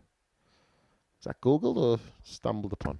152. Bit of both. Devon researches darts, you research words, and that is why you are one of the very best in the business. 45. Turns out when I ate alphabet soup as a kid, it turned out to be rather wise. And we never had soup. 57. Give me one of your most elaborate words.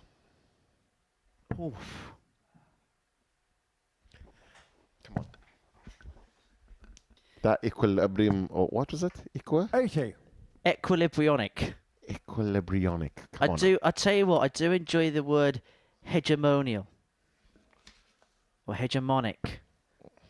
It's another word which means dominance, or another word that means authority over someone. I feel like I'm in dictionary corner here. With a hegemonic 180 there by Andy Hamilton, wielding the hammer. But a 140 response there leaves him on 140. the big fish. And your car 112. Seen this being taken out early on. His first leg of the day. Will it be deja vu? Deja vu. Double 16 for the hammer. Well, the first 80. time was so Richard nice, Carr, he couldn't complete 170. it twice. Can Burnett bag the big fish? There's no catch of the day.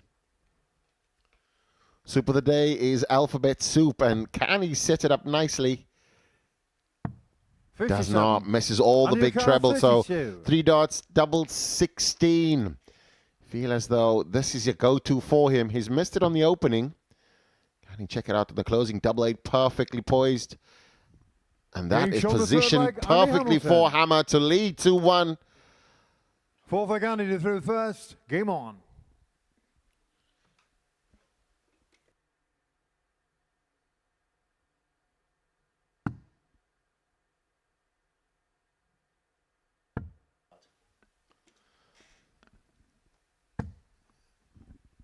Great start in the last leg here for Hammer. He needs to get off on a good start. He doesn't want to give Richie Burnett. Richie Burnett changed his through Jared Kohler curveball there.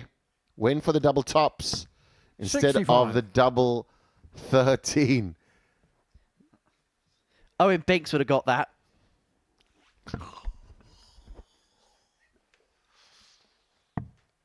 I did say that Richie Burnett is a different character to find, so yeah, we will excuse you for that.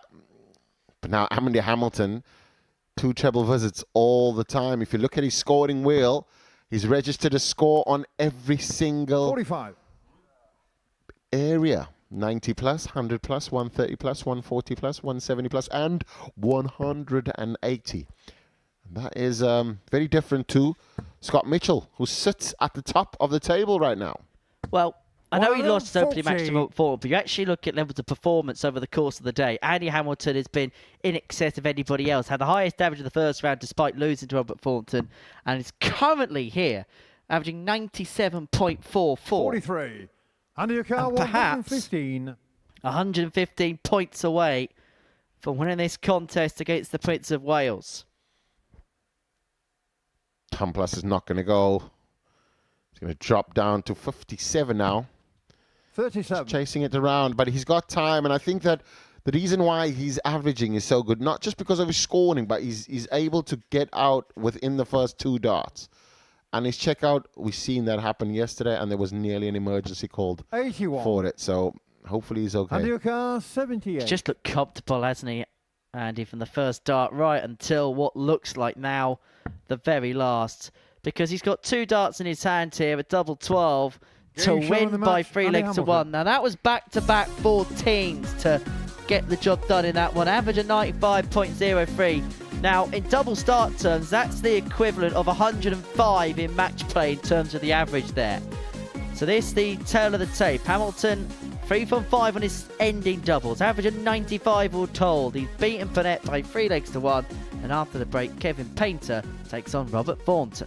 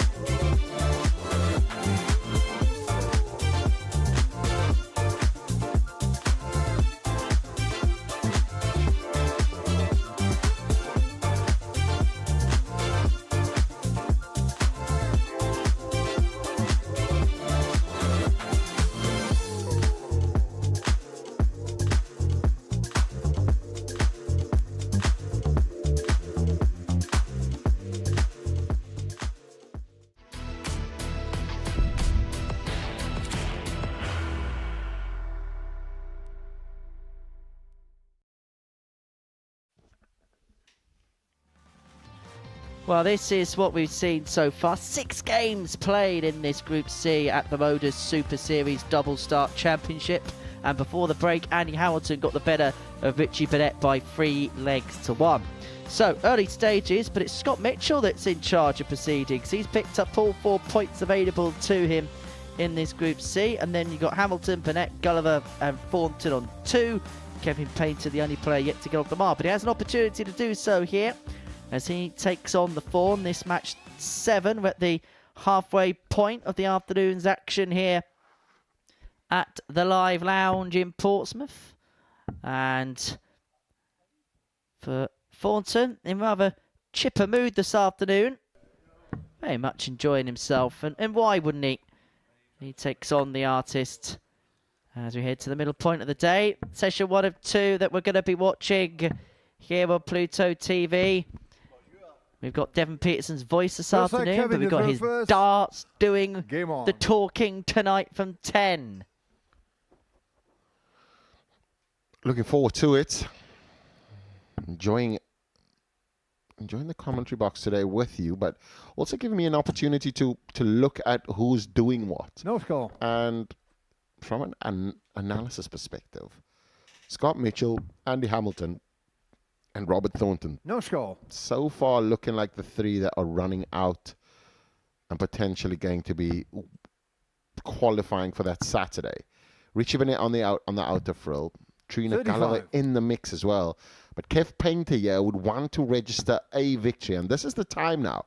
Because you feel as though the longer he goes without a victory, 60. the smaller the window gets for him to qualify for Saturday. Because only 2 goes through in this group. And it's a stacked group as well. I'd rather you not talk about pick and mix, Deb, 82. because I'm rather bloated right now. Considering the amount of sweets you've ate today, mate. Yeah. And that was for 100. 3 or 4 days, wasn't it? I mean, you can't say that you're not complicit. I've had 7. 60. Small sweets. That's £10 worth of sweets that have probably gone in a session. Anyway, Robert Thornton's found the sweet spot there. 180, number 1 of the game, to leave himself on a finish after 12. 25. Robert Carr, 161. And now he's looking at 161. And I think he would have had a little trip to the bullseye if he'd found the treble 17 there. But he does do the next best thing, and he'll leave himself 2 12s to get an early break over Kev. 80. Robert Carr, 24. So double 12 for 1-0. Double Gage 12 on the foul. first leg, Pinned Robert into the Thornton. top corner. And Thornton gets his nose in front. Second leg, Robert to third first. Game on. Kev, it's beginning to become a day he'd rather want to forget. 120. Good start from Thornton. Is he just beginning to make his move here, Dev? Thornton now in a position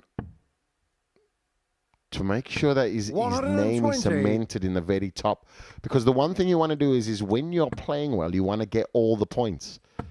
He knows that his tough games against Hamilton out of 85. The way, Mitchell out of the way.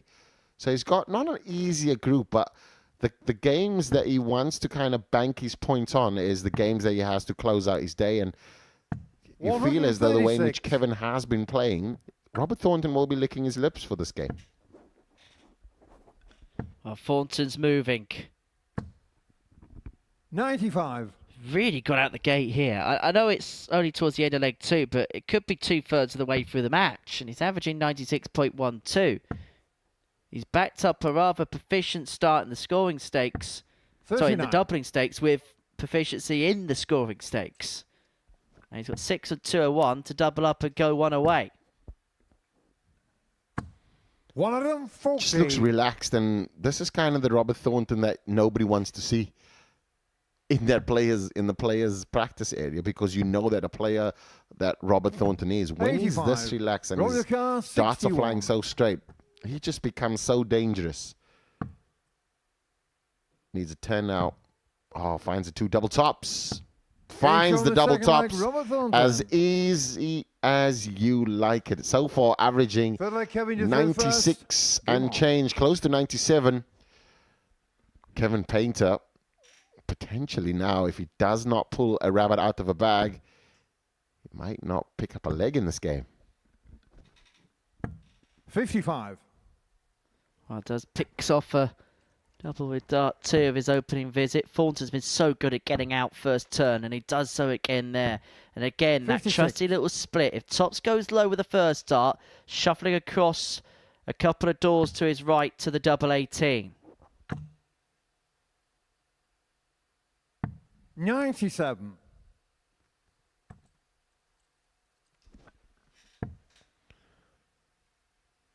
First dart for Robert Thornton is a peach of a dart. He loves 60. it to just be above that so that he can just kiss off. And the way in which his darts is laying in the board or how it's penetrating, it's consistent. It's not wayward, 54. it's just down the middle. So his misses are up and down and not left and right, which for Robert, he will like that. He will love that part. Now changing over, and he'll want to squeeze another one in there. 86. Wrong bed.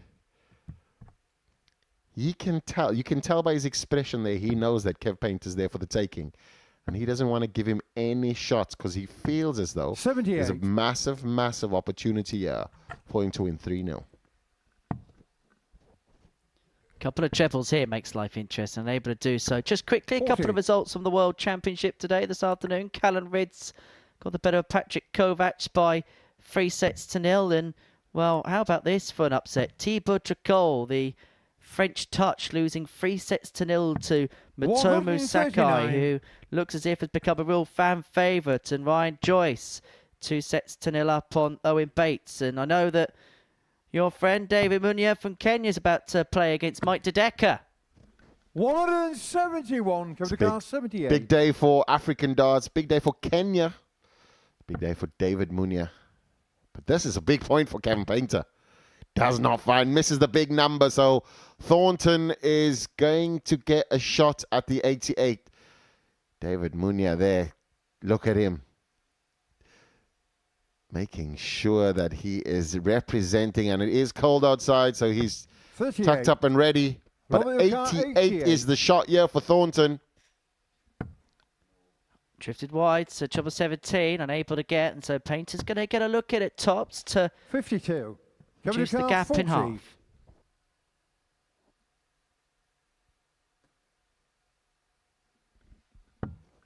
Oh, perfect guide. Surely follows in. He does at 2-10s. 20. Robert your car 36. 36 here to run a 3-0 victory against Kev Painter. Needs the last dart. No score. Come to Does car not 20. find it. And those are the moments, yeah, especially in this tight group, that Robert Thornton will be hating, that he's losing legs, that he should be winning like this. Scaife Painter now steps in, wins it. It's a leg loss against him. Game shown the third leg. Pins Kevin it in the Painter. end, and Painter says, hallelujah. I've finally got one on the board. Fourth leg, Robert to Just through his first. second leg Game on. of the day so far for the 2004 World Championship finals. And we talk about the Worlds, well, that perhaps one of the best finals we ever did see 120. against Philip Douglas Taylor. I was about to just say, look away, Henry. But, yeah, it was nearly a 160, and then you would have said something about the 9, and then we wouldn't have seen it. No score. Kev Painter saved his skin there, but Thornton started off strongly. And you feel as though there's another treble in 100. there. Misses out on it. Quite angry now is Robert Thornton.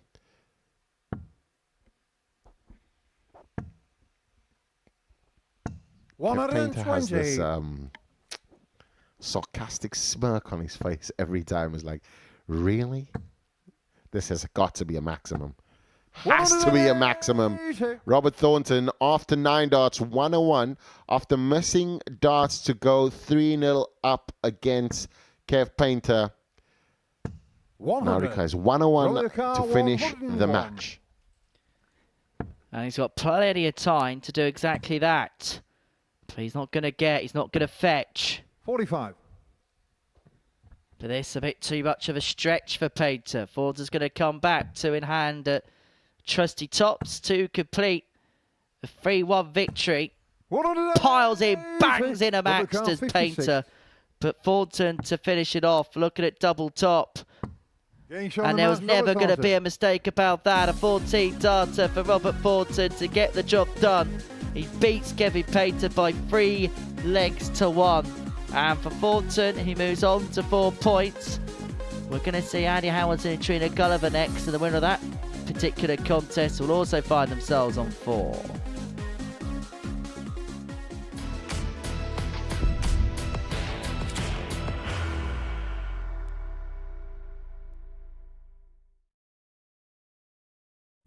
He will be disappointed with that. He wanted to have one dart. Requires 20.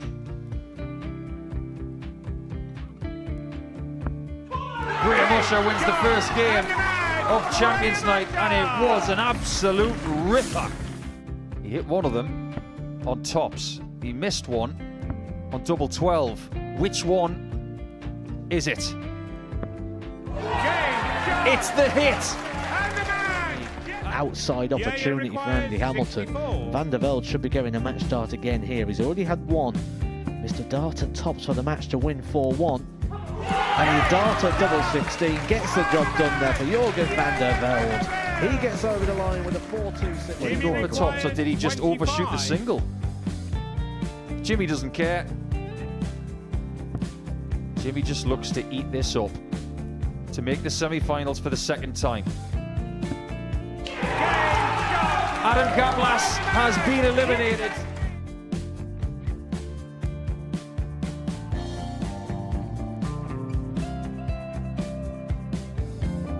Keep us guessing. This time he's trying to leave double 18. He knows best, and he takes the lead.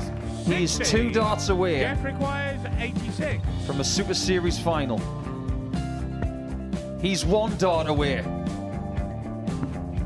He doesn't need any more darts.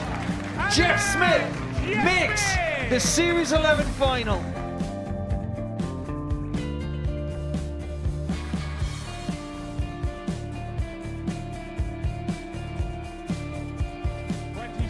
Is Usher losing his cool a little bit here? Oh, absolutely. Right now, I'd say the head's gone.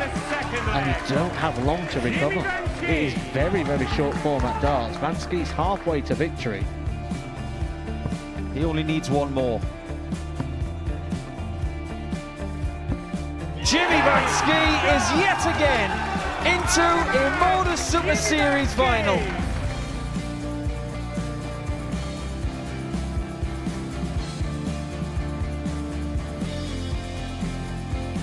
Flashback vibes. Can Jimmy Van Ski do the same? Just needs the 1 treble here on the 19s. Finds it. For the ball. 101. Oh, unlucky. A lot of pressure on it. He's going to split it. 2 darts for double 4 for the match. Game. Shot. And the Modus Super Series 11 champion, Jeff Smith.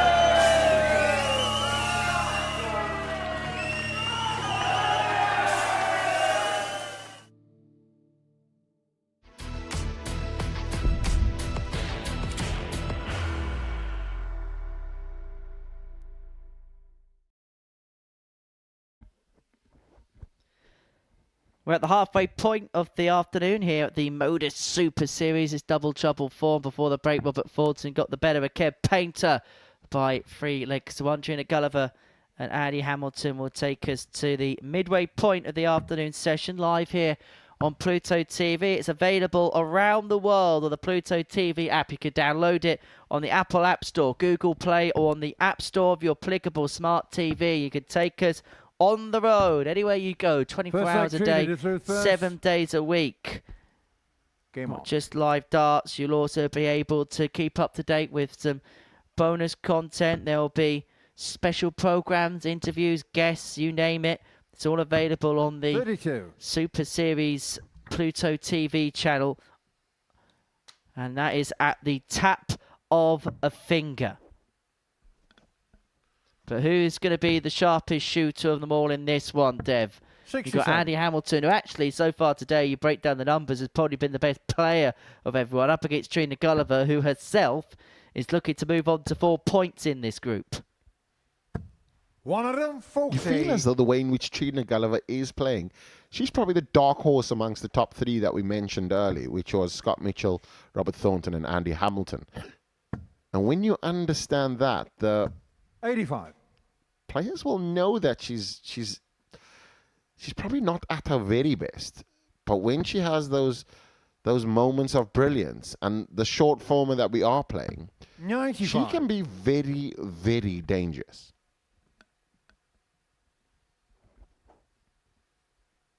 Well, she's beaten Steve Beaton this year on the telly at the World Seniors Champion of Champions. And gave Ross Montgomery a run for his money in the next round of that competition. Also lost to Montgomery, the World Seniors Champion. In fact, Trina Gulliver's got a record that nobody else has, and I don't know whether it's one that she particularly wants or not, because 140. Trina Gulliver, in all 4 editions that the World Seniors Championship was held, lost to the eventual champion on all 4 occasions. Robert Thornton twice, Henderson once, and Ross Montgomery earlier on this year. 46. Trina 94. Truth be told, if it wasn't for them, she'd be lifting the trophy herself. But she's going to try and take this leg now, this 94. Perfect first. Going to probably go 36. Unlucky. Audacious, but Hamilton is not on a finish, so inside would have been nicer, because then she could have just gone for a straight number. 33. Just think she could have been a 14-time world champion. Some of the best players ever.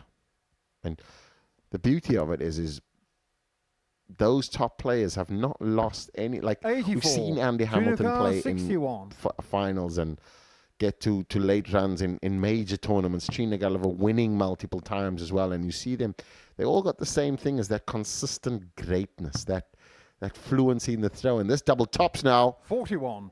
Andy Hamilton 82. Yes. And then this is an opportunity for Andy Hamilton. He was not in the leg before, but now this 82 went for the wrong one there, I feel.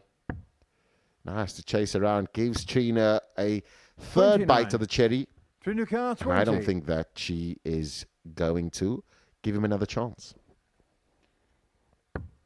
Getting shown the first And you leg, would be Trina right, Gulliver. sneaks into the bottom corner, but it doesn't matter how, as long as you hit the segment. Second leg Andy did through first. Gulliver one up. Game on. Hamilton needs to put the hammer down. Opted now for double tops, a double that he's been hitting. But he shifts around quite quickly, and you feel as though he's 96. worked on his game plan. He knows exactly what he's doing. Is if I miss the double that I'm going for, I'm not staying there. I'm moving over. A lot of players will stay at the area like that. Now she has to switch, and now she switches, and that's 3 dots gone. Where Andy Hamilton didn't do that, which is all based on experience and know-how. And just knowing your capabilities as well. 57.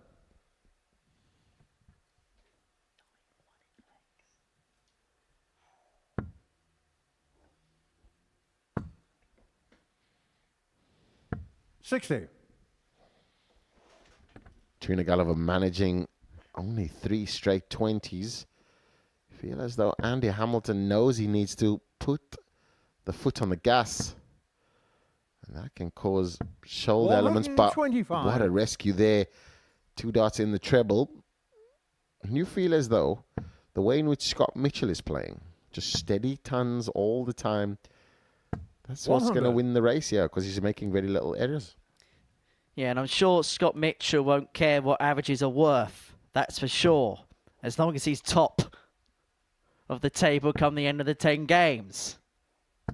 85. He'll take the prize money all the way to the bank. Watch of the farm.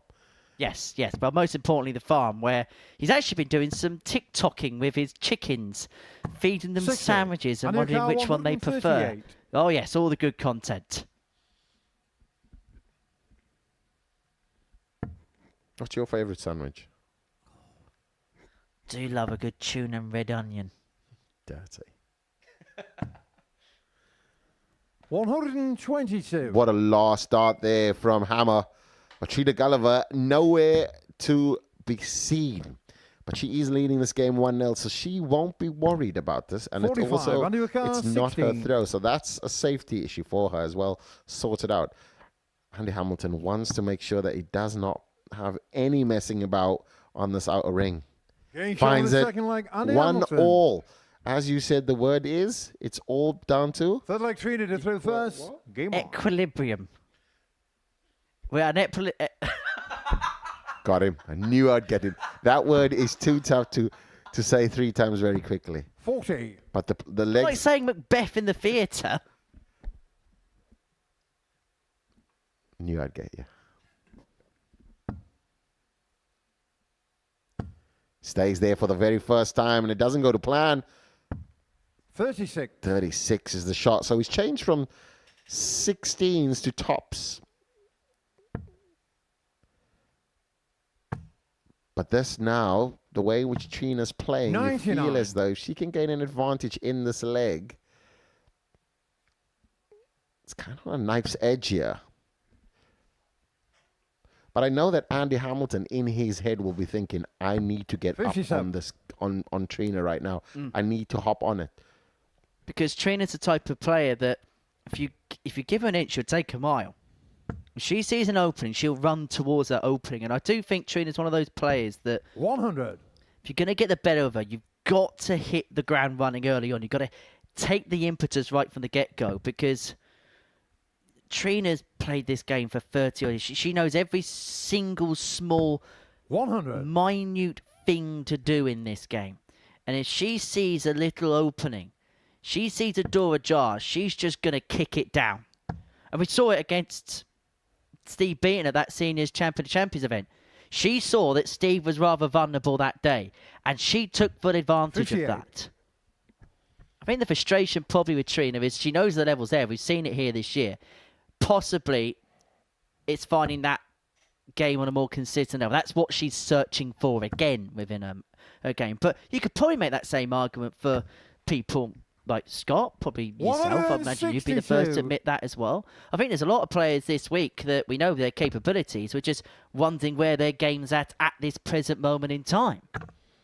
All comes down to how you're playing on the day, and I think that it's the reality of it all is that you can have all of these accolades before, but all of those has happened before. It's what happened now, and Andy Hamilton went for the treble 19 route for the 146. Could we see a monster finish here from Trina Gulliver? 64. And this will then be just to hold through, but also an important leg not to be. But how can she set it up? She needs to find the treble. Goes over the top. 58. No. Under your car, 106. And of course the ATs, because the treble 20 was blocked. Hamilton 106. Both players are 106, but Hamilton's taken the darts. Treble 17 for the bull, having hit the single 5 at dart 1. 15. Well, Andy'd be really disappointed because he's made a little bit of a mess of that. So open up the door for Gulliver. And she heads in the same or similar direction. Oh, great recovery, dart 2. Tops of the 106. 66. Under your car, 91. It looked like both players are pitter-pattering into next Doorsville for a second, but Gulliver misses a dart at tops. But Hamilton, with a tricky task at 91, may look at double-double here. He does. He finds the double 17. How good's he on tops? 51. Bends the wire. Under your car, 40.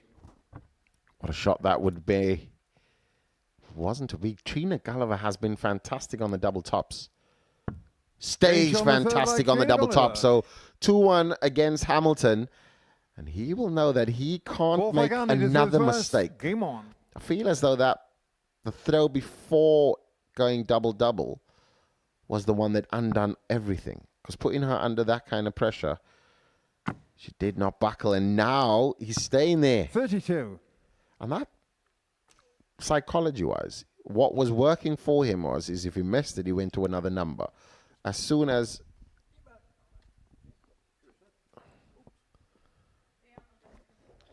Well, everything's going everywhere, and Trina Gulliver decides, you know what, if you two can't sort it out, I'll pick up the pieces myself.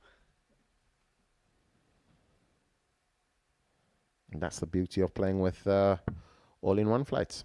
No problems with popping off. She needs the double. She does find it, and that was an important double as well, because if she went away there without scoring, Andy Hamilton, major advantage and a scoring opportunity here. Level game, Andy Hamilton's under some pressure now. Tell you what, I've started going into moulded all-in-one flights. I've got to say, once you do play with them, you don't go back, do you? That's a surprise. You didn't tell me. I could have brought you some. Oh, if only. I wouldn't have minded a freebie. I'll check in my bag. I'll make sure you get some. How many sides? 3 or 4? How many sides on the flight? 3 or 4 tonight? We going try or are we going... No, we're going 4. We're going 4. Going steady. Been working on something and yeah, I want to see how it goes. I do love the try though. They go fantastically well. Just need to have a bit more time on stage with it. Yeah, Connor Scott at the World Championships was playing with the try flight, wasn't he, on Tuesday evening? Been playing with it for 2 years now, and just absolutely phenomenal. Scoring great, just his throw technique, everything phenomenal. What a player! Top 32, I think, come the end of next year. I wouldn't be surprised if he's a seed for next year's World Championship. Impressive. And an impressive person as well, isn't he? He's like a sponge, isn't he? Just soaks everything. You know, we talk about analysis and things like that. Connor Scott's like the extremity of that. Yeah. He loves Scolia as well. He plays a lot on the auto scoring just to track and all of that. So, yeah, fantastic. I thought you were going to say he's just a spud. Can't call him a potato. Carry on calling people potatoes, 92. Devin. You'll have to get your jacket. That's a bit saucy, isn't it? You might get mashed up. From one potato to another. 90. Well, this chip off the old block, he's looking at 136 to level up at 2 apiece, and he's got 6 from here. Another. Gets it. 888 for second. Ton plus checkout of the day. Just on the inside.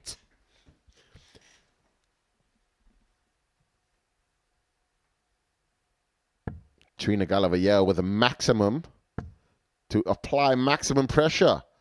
Not going to be, but she's going to leave it handy, though. Double 4 for Andy Hamilton to level it up. And it's that word that you use, that naughty word. What, equilibrionic? That's where we will be if he gets the double 2. Finds the double 2, and this game is now at 2-2. Fifth and final leg, Trina to throw first. Game on. Sounds like an Oasis tribute act, doesn't it? Feeling equilibrionic, give me gin and tonic. 80. You got to roll with it. I'm not going to look back in anger with that.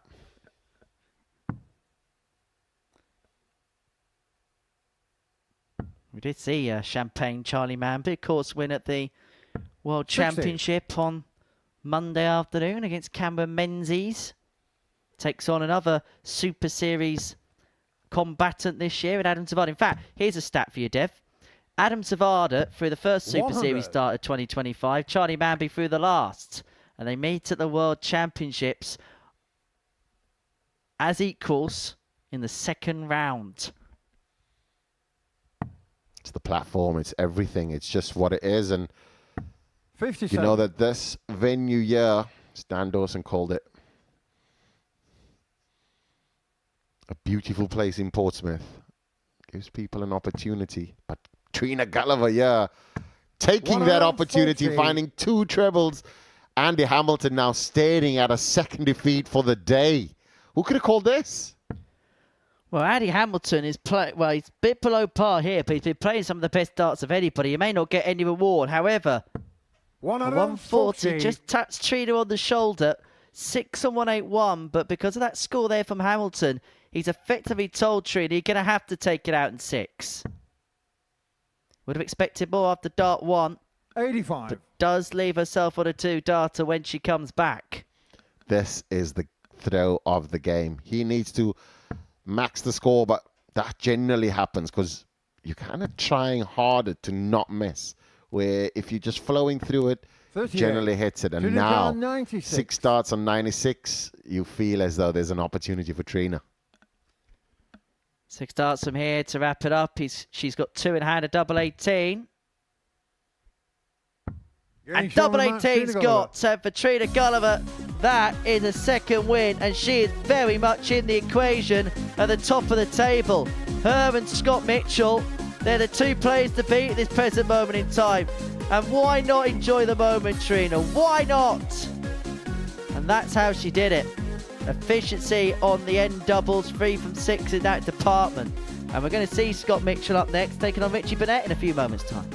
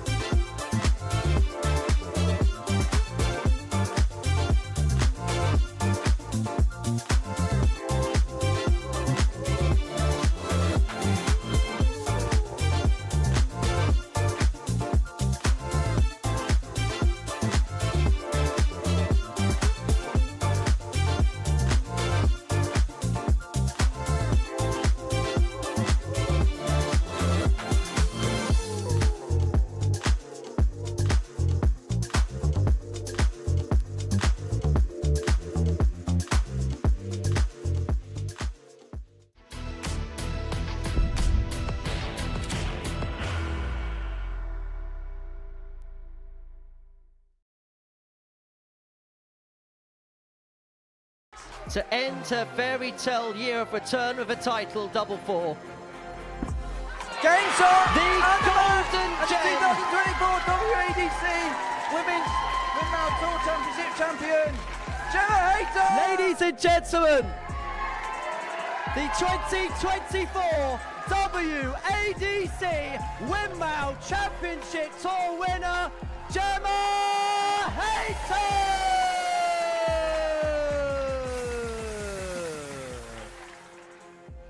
Is it still a crazy pipe dream when you consider 2 years ago you weren't even throwing darts? Yeah, it is honestly, it's mental. I say it all the time, but it's just really crazy. It's just everything that I'm doing now, I could never have dreamed of.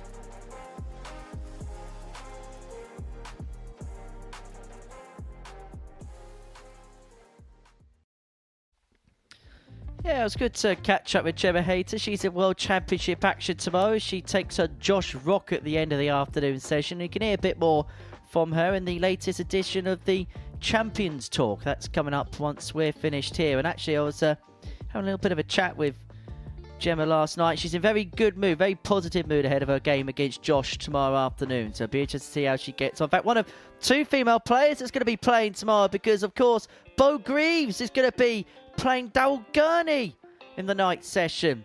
And, of course, tonight, Fallon Sherrock takes on Dave Chisnell. And that will be an intriguing affair, that's for sure, because it's fair to say that Chizzy is a little bit out of form at this present moment in time. I think Fallon may fancy her chances of another big Alexandra Palace upset, you know. I feel as though with the way in which Fallon is playing and just the level that she can perform at this event, it now looks as, will it be an upset? Because she is one of those top players. You'd almost expect Dave Chisnell to turn up and win, but we know the form he's in. So First leg, Scots I think through first. it's not as like it was probably 18, 24 months ago.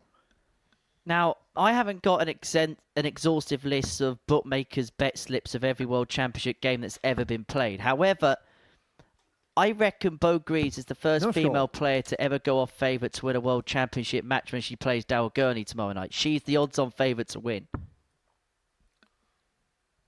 Wow. 40. That is insane. I'll double-check my records. But just having a look at tomorrow. The flip file comes out. So tomorrow night, Bo Greaves goes off 2-3 favourites as opposed to the 6-5 of Daryl Gurney. She's 8-11 with one odds compiler tomorrow night. Sheesh. And of course, if you are having a bet on anything darts related, then please gamble responsibly. It's 18 plus, and wherever you're watching in the world, please do follow the local rules and regulations in regards to gambling where you are watching this broadcast from. In terms of this game, Dev, they have Richie Burnett off as 4-7 favourite, 6-5 Mitchell the outsider. That feels a little bit off, doesn't it? Based on what we've seen today, 100%. Because Scott 100. Mitchell is just steady as you like. I'd love to have a Scott Mitchell clock, though. Just look at how long he throws, the stepping up to the oche, stepping off to the oche. How it's just. I think it would basically be the exact same. It's a replica every time because he kicks his foot the same, walks the same, gets the spot the same, counts the same. It's the same every time. It's not 59. It's not advised, but I do say if you're doing it like that, I mean, you're always going to be in control of the game. Well, he's one of the first players that kind of took the psychology side of the game rather seriously. He went and saw a mind coach shortly before winning at the Lakeside in 2015. And he's spoken in interviews in the past, hasn't he, attributing his success in that particular tournament down to the fact that he had that person in his corner. 100. I know that other sports people, I know Ronnie O'Sullivan attributed a lot of success to Steve Peters.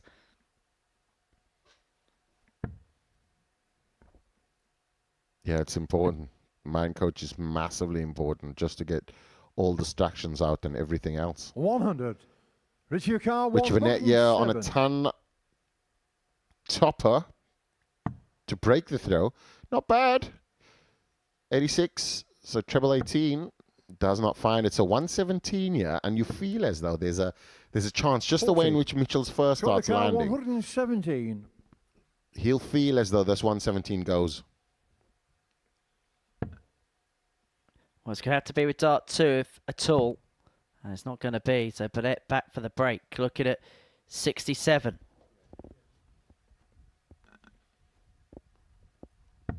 57. Richie car 67. The game has gone. Can't believe that. So it's going to have to be a bull finish, or unless he risks it and goes 25, he's going to go 15. Finds the 15.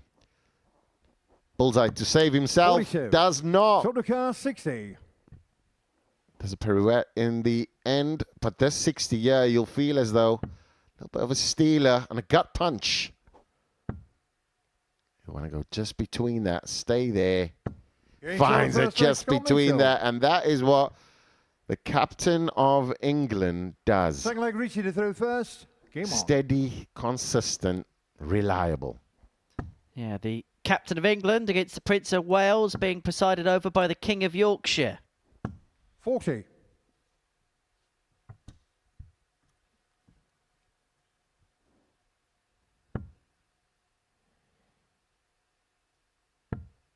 That is beautiful. Do not say it. Do not say it. And Henry's mic has gone off officially. Henry will not speak until Scott Mitchell has shown his sixth dart. And even then, we might switch his mic off. But what a start there from Scott Mitchell. And that is because Henry thought about it. Welcome back, Henry. 100. No, you can do the rest of the leg, Dev. Richie Burnett, yeah, in a spot of bother, but a maximum will bring him closer. 90. 90. Don't know if he's grimacing because of the kick or because of the score. You just don't know. But Scott Mitchell started off fantastic. So in a great position here. Feel as though he's going to might stay there just to rack up the tons. He does, and he powers through like a vintage tractor on a farm. Just plows through the field, gets a 140 there, and after 9 on 101, Richie Burnett hovering on 307 and not making a dent in it because he's in the wrong segment. Short car 101. Match update here for you live from the World Championships. David Munya, Kenya's top talent, behind 2-1, but both players averaging in the mid-90s. Scott Mitchell over here averaging in the 80s and doing fantastically well. Double 10 now required for Scott Mitchell, but Richie Burnett can only watch. 100. Scott the car 20. Well, 2 10s for 2 zip. Game That's a shot on the second 13 leg, Scott darter. Mitchell. He's not one that races around at the pace of a Ferrari and more lounges around like a bus. But Mitchell, 2-0 to the good and motoring along nicely. Thing with the bus, he's consistently drives every day. Ferrari, you can't drive every day. What a top corner dart that is, and what a picture. Production doing it exactly how it should. Well done. Capturing that moment there. You feel could be the highlight of Scott Mitchell's game. It's the way in which he can pinpoint his dart and hitting the target. That's a perfect dart. You feel as though that's a ton all day. Has to be a ton all day. 83. That was not a ton.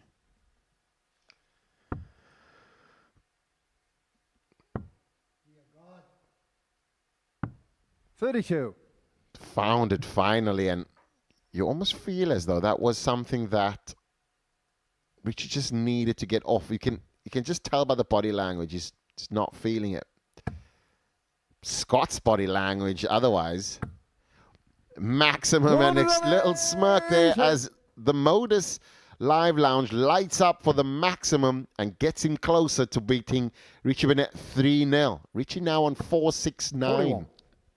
Well, he's getting this job done quickly, isn't he, Mitchell?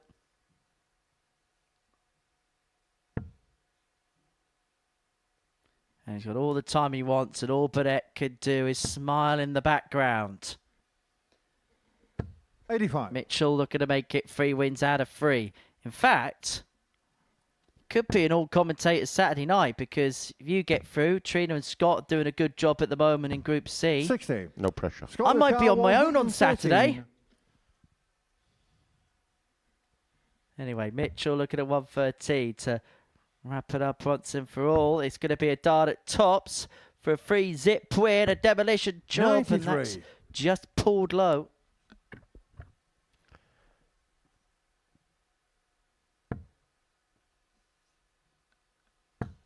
Hegemonic? Yes, hegemonic. 135. Hegemonic. Cut the car 20. Performance here by Scott Mitchell. Needs the double 10. First dart on the outside. He knows how important this is. Finds the double 10. And that is a hegemonic performance there by Scott Mitchell, beating Richie Burnett 3-0. Scott Mitchell doing fantastically well there, averaging 83. A checkout percentage of 50%. That will win you many games on that stage. Next up, we will have Robert Thornton versus Trina Gulliver.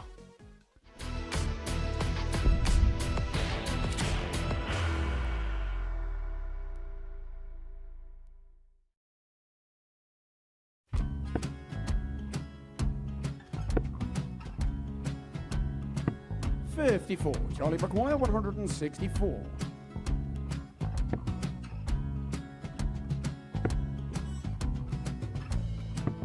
$44.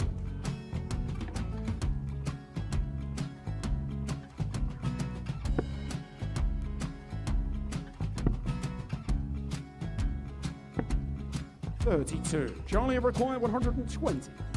Well, 120. He's got a fair, at least 2 handfuls at this. Just needs to stay 60. there. That's a good shot. Halves his score. Leaves himself on a 2-darter.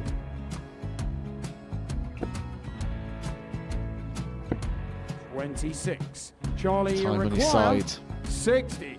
to become back-to-back singles champion.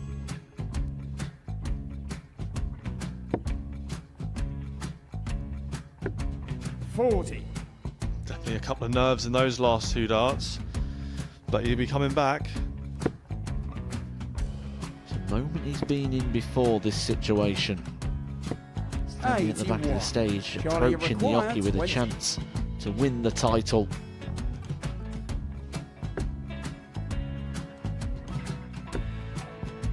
He did this to win the first title, if you remember. 11. I think he's gone. Georgia I think he's gone to 118. bust it, maybe. The first title he won, he wanted 20. He went 6-7-7 to win it. He had a chance to replicate it again. Yeah, I get the feeling that was for a bust, and 39. on that situation there, George Scaife wasn't even 9. able to take it out going to the 18s on that switch. Yeah, I think he just panicked a bit, but he's done well to get that big one. Sometimes can be the hardest part. Georgia requires This is it. 79. It's got to be 19s. It's got to be 19s for this shot. Big 20 and a double. He's got the first one. He's going to get a match dart here.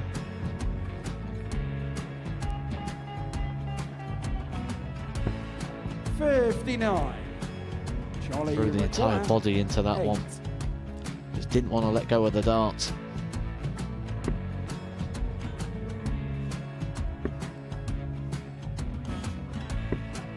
No score. He's giving George a chance. Georgia require 20. I think George has been quite good on double 10 today.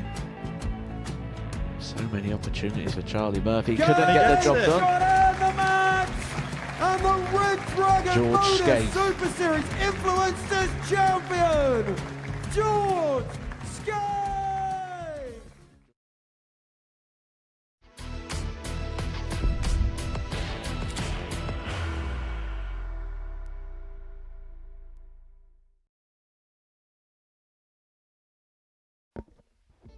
Well, how about this here at Double Trouble 4? Scott Mitchell is 3 wins out of 3. He's the player at the top of the group, and before the break he got the better of Richie Burnett by 3 legs to nil. We can confirm the league standings for you now. It's Mitchell and Gulliver, the two players at the top of the group, 6 points and 4 points respectively. Robert Thornton also on 4 in the league standings. Andy Hamilton and Richie Burnett, they're both on 2 points, and Kevin Painter down at the bottom without a point to his name so far. And we're going to see the two players on 4 points go head-to-head here. It's a crucial battle in Game 10 of our session as Robert Thornton takes on Trina Gulliver. The winner will move level on points with Scott Mitchell at the top of the table, temporarily ahead of his clash with Andy Hamilton. In fact, the top 4 players in this group go head-to-head in this round of fixtures. So Thornton and Gulliver here. Then we'll see the bottom 2, Burnett and Painter, go head-to-head. And then Hamilton and Mitchell round off round number 4 of the day. And then the final circuit of matches, Burnett, Thornton, Mitchell, Gulliver, and Painter against Hamilton before we're back tonight from 10 p.m. Darts everywhere you look on this Thursday afternoon. And as I say, these two have had some battles in the past. Robert Thornton has beaten Trina Gulliver twice in the 41. World Seniors Championship, en route to winning his 2 World Seniors crowns. 100. And both players off to quick starts, both off second dart. Gulliver having found the trouble with her last dart of the opening visit. 100. This is starting to get tasty. Trina in the mix now. Scott Mitchell still top of the table, unbeaten for the day. 140. Trina Gulliver now, second place, obviously still competing. And Robert Thornton. So this is certainly to join Scott at the top of the table. Andy Hamilton, 4th place. Richie Burnett, 5th. And Kev Painter, 6th. 40. I think we've got some games going on, yeah. And by the way, Trina Gulliver was 18-1 outside of all the players to go and win this group at the beginning of the session. She wins this game. Okay, she can't overhaul Scott Mitchell in this round, but she would take on Scott in the penultimate match of the day. 100. Robert There is a possibility that the pair could finish level on points following the first day's worth of play, but that's providing that she beats Robert Thornton here, who finds double 10 off the back of an 80 combo to get himself up and running. Thornton. Second leg, Trina to third first. Game on.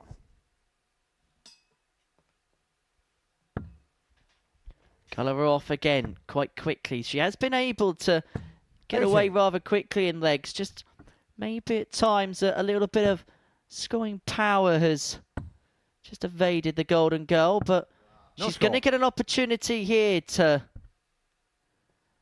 really make some ground, make some running in this leg. Thornton unable to get away, uncharacteristically for him. 120. Trina Gulliver has grown in confidence in this tournament and just continuing. Thornton now off 61.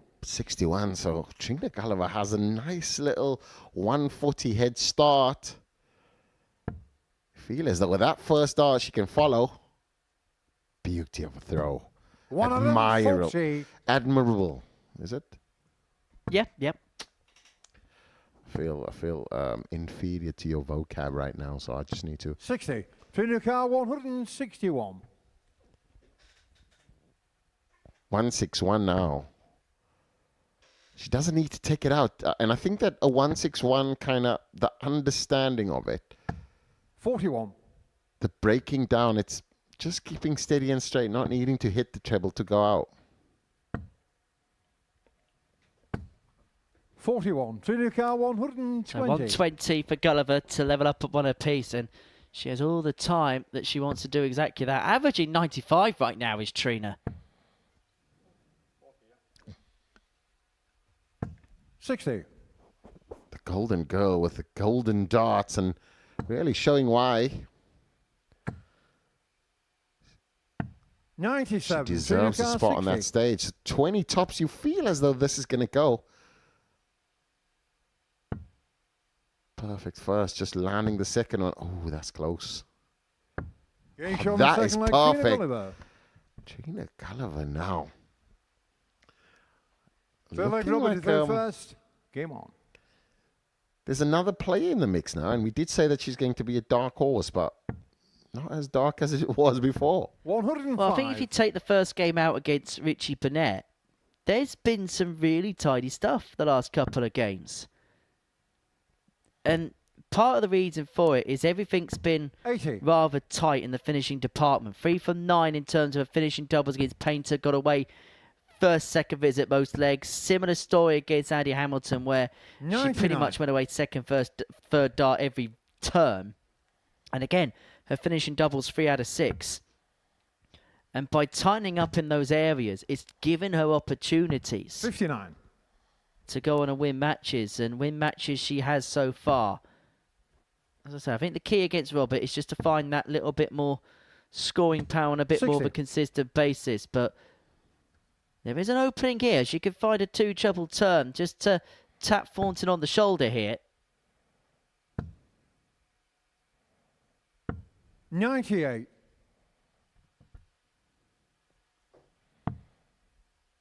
Starts at the bottom. 42. Robert Thornton just wow after he hits the treble 3. Very close though, and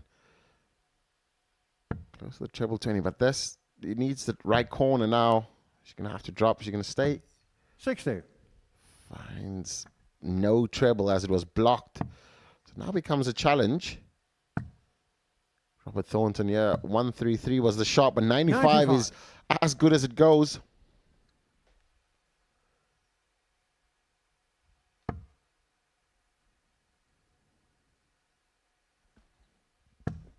So Thornton looking at a ton to go 60. 2-1 to the good. WK 100.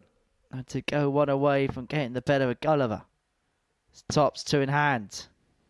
1 in hand. 80. Doesn't go. WK 144. And so Gulliver here looking at 144. And what a way this would be to break and then have the darts in the next to win the contest. Can't be done now. And so Thornton back for double 10 to go 2-1 up. 104. WK 20. What a set up there, and puts the pressure on Thornton. But he's pressure for tyres. Ooh, he feels it. 10. Feels it. WK And this is an 40. opportunity now for Trina Gulliver to take the lead and put her in pole position. Loves a double 10. Needs a double 10. 20. Doesn't WK find 10. it. So 2-5 to the Fawn.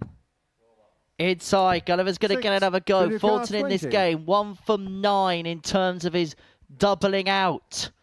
He's presented the 10-time world champ with an opportunity.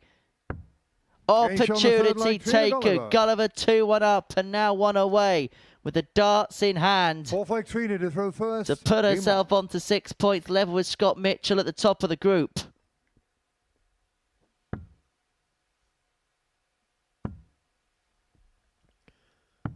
No score. It was important to get off there from the start, because you know when Thornton plays angry darts, he's deadly.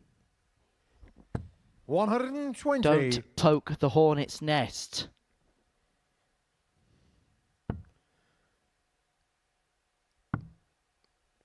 After the 5th dart, she gets away. 52. Thornton now will be happy that he's got that Shanghai off, but you just know the scoring power that the man beholds. 180. He's always a threat on every single leg. And even more so when he is behind in a game. 32.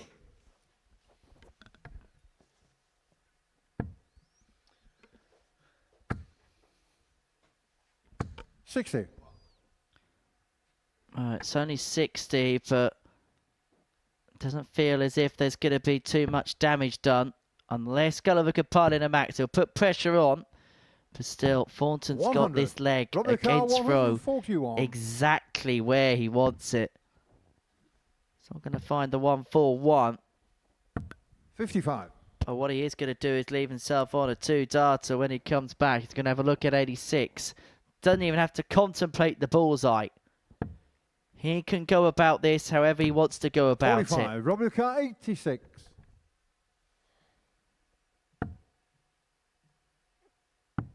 Getting shown the Perfect shot and 14 darts of Robert Thornton. It's a shootout. Robert Thornton taking back the throw. But you feel as though he has to get off first dart.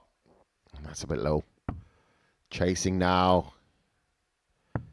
Not happy. So Trina Gulliver, there is an opportunity here.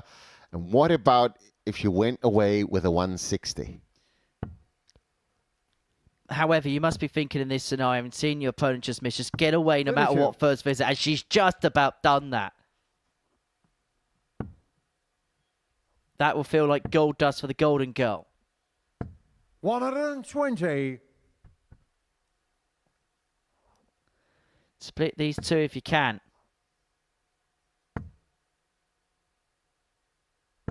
$41.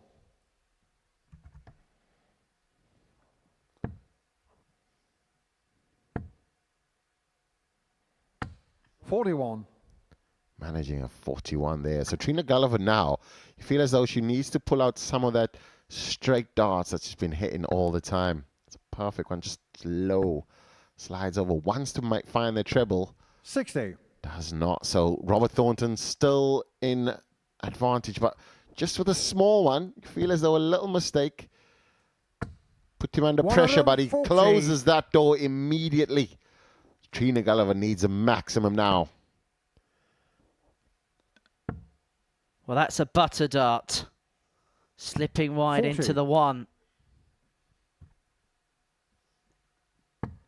6 darts for 200 for Thornton to win this 3-2. Halves the score to a ton.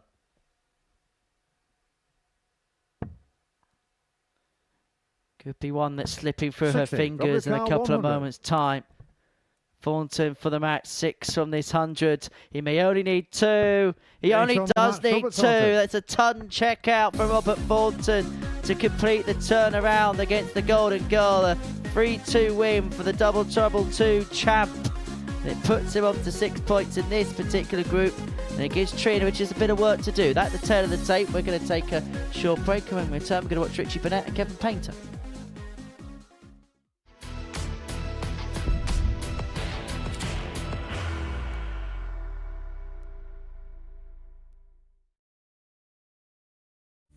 He will be disappointed with that. He wanted to have one dart. Requires 20.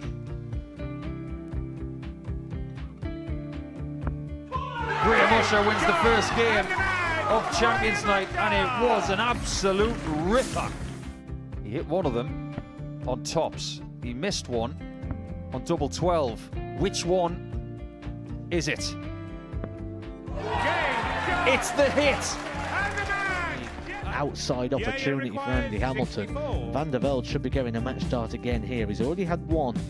Mr. Dart at tops for the match to win 4-1. And he Dart at double 16 gets the job done there for Jürgen van der Velde. He gets over the line with a 4-2-6. Did he go for tops, or did he just overshoot the single? Jimmy doesn't care. Jimmy just looks to eat this up to make the semi-finals for the second time. Adam Kaplas has been eliminated.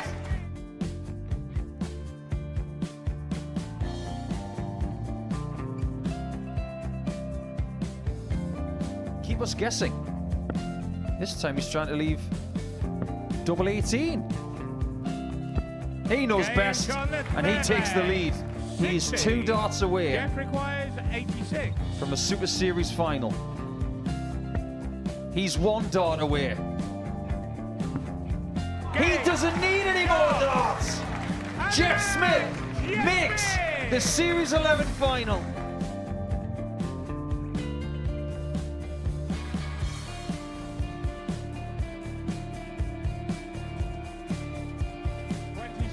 Is Usher losing his cool a little bit here? Oh, absolutely. Right now, I'd say the head's gone. And you don't have long to recover. It is very, very short format darts. Van Skee's halfway to victory. He only needs 1 more. Jimmy Van Ski is yet again.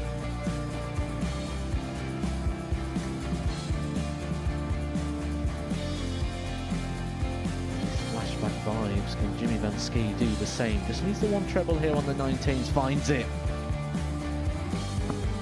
For the ball. 101! Oh, unlucky. A lot of pressure on it. He's going to split it. 2 darts for double 4 for the match.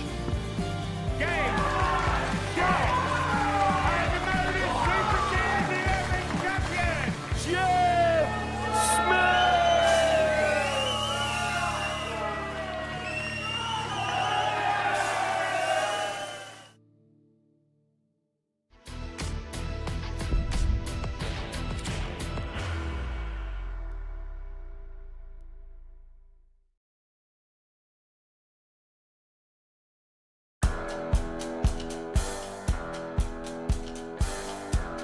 League of Legends winner is the Owl, Richie Hayter.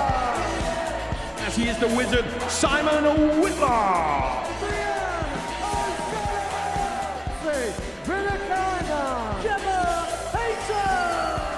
Lisa Ashton. Bullseye says yes. Bullseye's got! Double trial for a 9-dart finish. It's the Netherlands. The Republic of Ireland.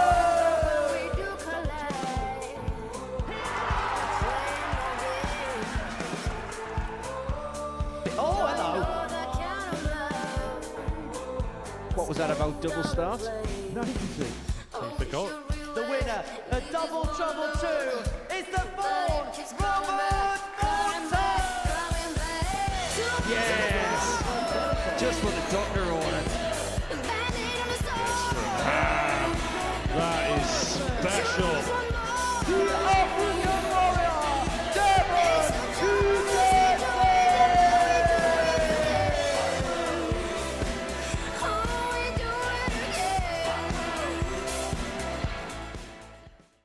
So that's what 2026 looks like here at the Live Lounge in Portsmouth. It begins with the ADC Global Championship final on Sunday the 4th of January. Then a couple of specials weeks. The Series Champions Weeks are very important to kind of put in your diary. The 18th of April is the finale to Series 13. Season 14 finishes on the 25th of July, and Series 15 finishes up on Halloween night. Oh, how spooky. And then the Global Championship returns on the 2nd of November, and then 6 specials weeks to the end of the year. In fact, actually, that Series 14 Champions Week, that's going to be quite a blockbuster week of darts, because that's... Well, I don't know what's happening there. Do you reckon... I don't know what's going on there, but they're having a little conflab with Paul Hinks. But that Series 14 Champions Week, that's going to be a busy week of darts, Dev, because that is on the same week as the World Match Play that particular Champions Week. Plenty of darts for your entertaining pleasure. It's going to be fantastic. Oh, 100%. I think when you, I mean, especially when you Looks talk like Richie to Champions throw Week and first. match play and all of that, it's the elite of the, it's the creme de la creme of what we've witnessed here for multiple weeks on end, 12 weeks, and then the 13th week is where all the magic happens. And then for the match play, 26. you know how important that is for many a player. And being part of that match play group, I mean, 32 of the very best. It's going to be insane. And I think the sport of darts has never been in a better place. And now, back to reality of Richie Burnett and Kev Painter. Legends on the screen right now. Everything is just such a beautiful place. And I think sport-wise, it's such a newness and a revolution within the sport itself. There's so much newness 29. to it in such an old sport. Well, you did speak about getting back to life and back to reality, and you did speak soul to soul there, Dev. So fair play as Burnett and Painter go head-to-head in Game 11 of the session. I wish you would have sung 83. that.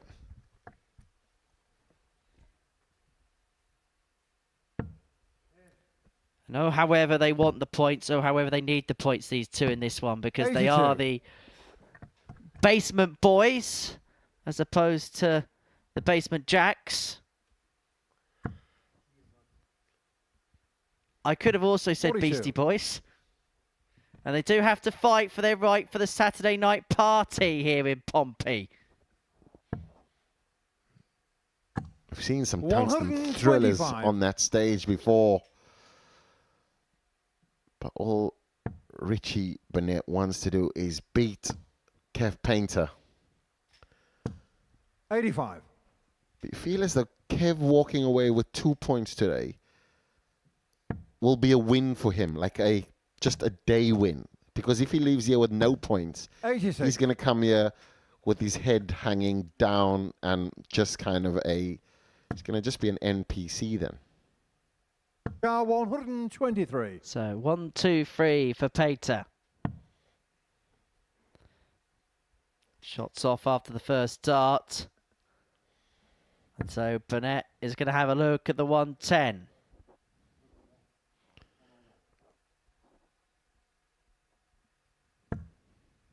$82. Richie Car 110. 110 year for Richie Burnett. Perfect first. Might go 10. Just inside. So the law returner law. Getting shown the first And he leg, gets Richie it. Burnett. 110 table topper. Kev Painter. As Richie Burnett apologizes, Kevin is nobody the first. likes an apology. Game on. As a dart player, I don't get it. If you apologizing for something that you meant to do, that is not an apology. 60. That's just covering your back. I'm so sorry that I hit the double, mate. I'm so sorry. I wasn't going for it. I didn't expect it to hit as much as you did. 106. I think that's more it, yeah.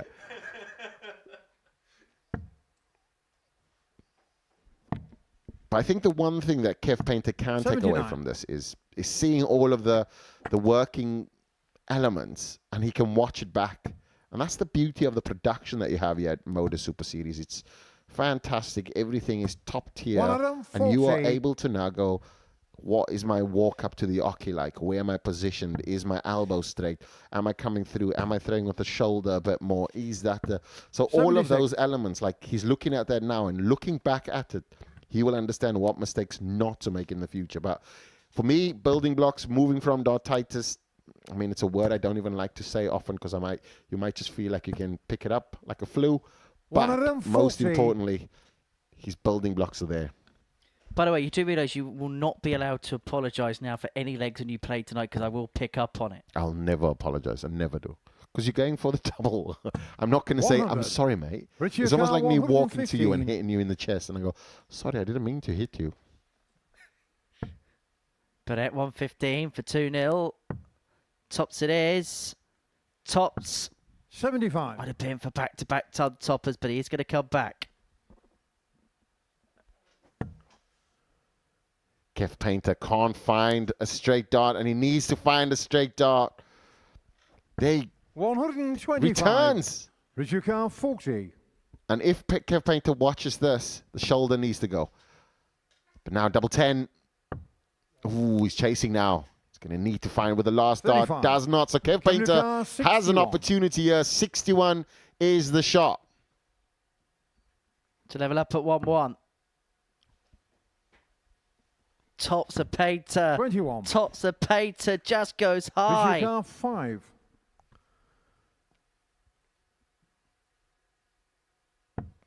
Double 2 now.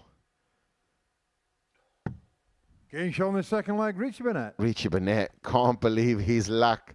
Kev Painter can't believe Third his leg, luck. Richie to throw first. Shaking off Game the on. head.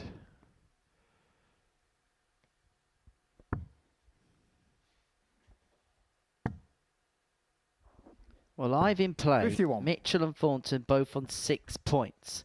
Burnett wins this, he'll move on to 4 points. However, he's got a minus legs difference in which he needs to sort out. Now, if he wins 65. this 3-0, he'll be equilibralised with Trina Gulliver, but will be behind Trina, courtesy the amount of legs that she's won today in comparison to the Prince of Wales.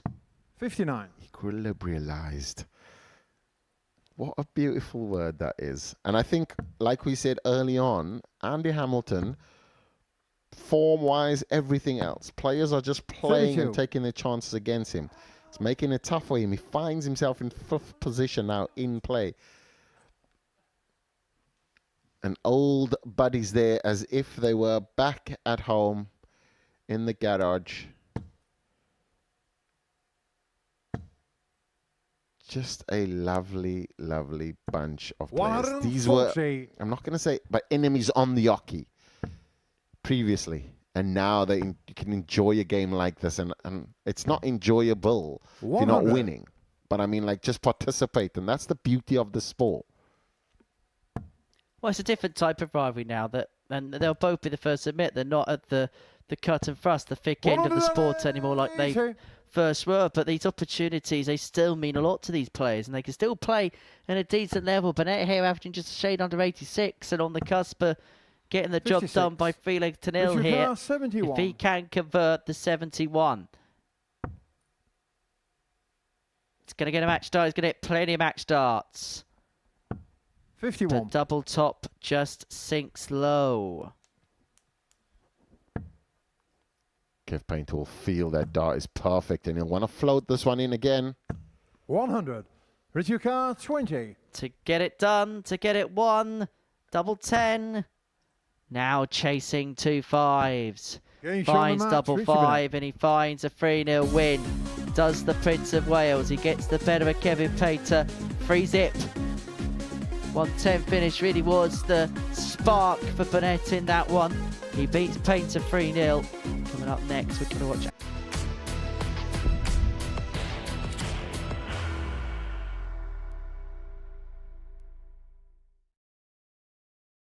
Are you ready to lift that trophy, Darius? Yes. Let's do it then. Ladies and gentlemen, your Modus Super Series 9 champion is Lucky D, Darius Labanowski!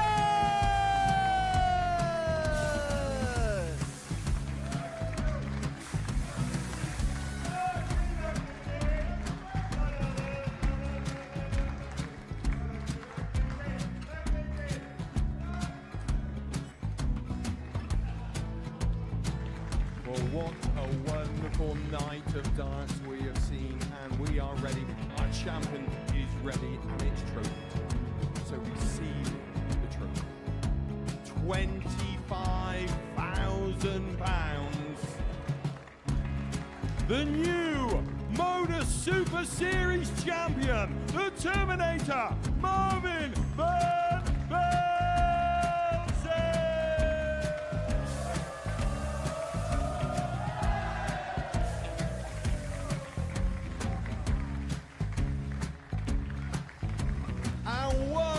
time, the 8th Modus Super Series champion, the Terminator, Marvin Van Velzen. And the new Modus Super Series champion is Andreas Dirty Harrison.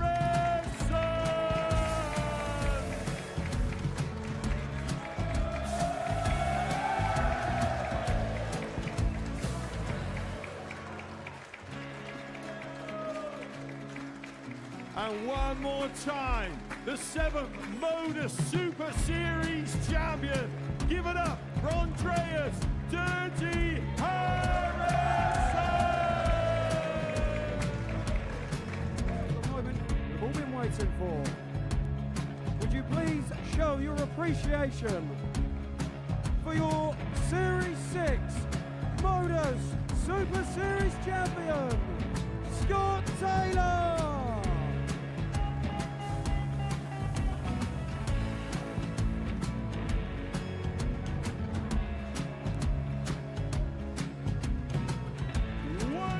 Time, your new Modus Super Series champion. He is Chucky. He is Jim McGuire. Ladies and gentlemen, your Modus Super Series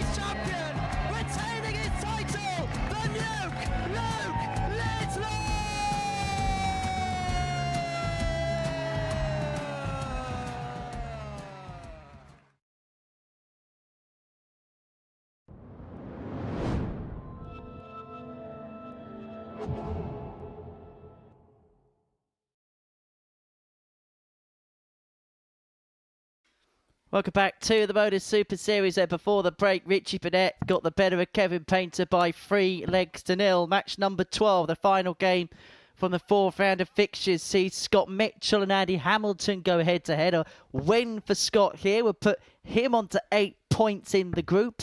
It would give him a 2-point lead at the top of the table going into the final round's worth of fixtures. For Andy, if he wins this, he goes within a couple of points of the top 2, and he does take on Kevin Painter in that final match of his session, the final match of this particular session in Group C. Now, I am alongside Devon Peterson here in the commentary box, but I've had to First leg, Andy just drag first. Devon Peterson up off the floor. Game on. Because... Dev, are you okay, pal? Do you wanna just care to explain what's happened in the last few moments?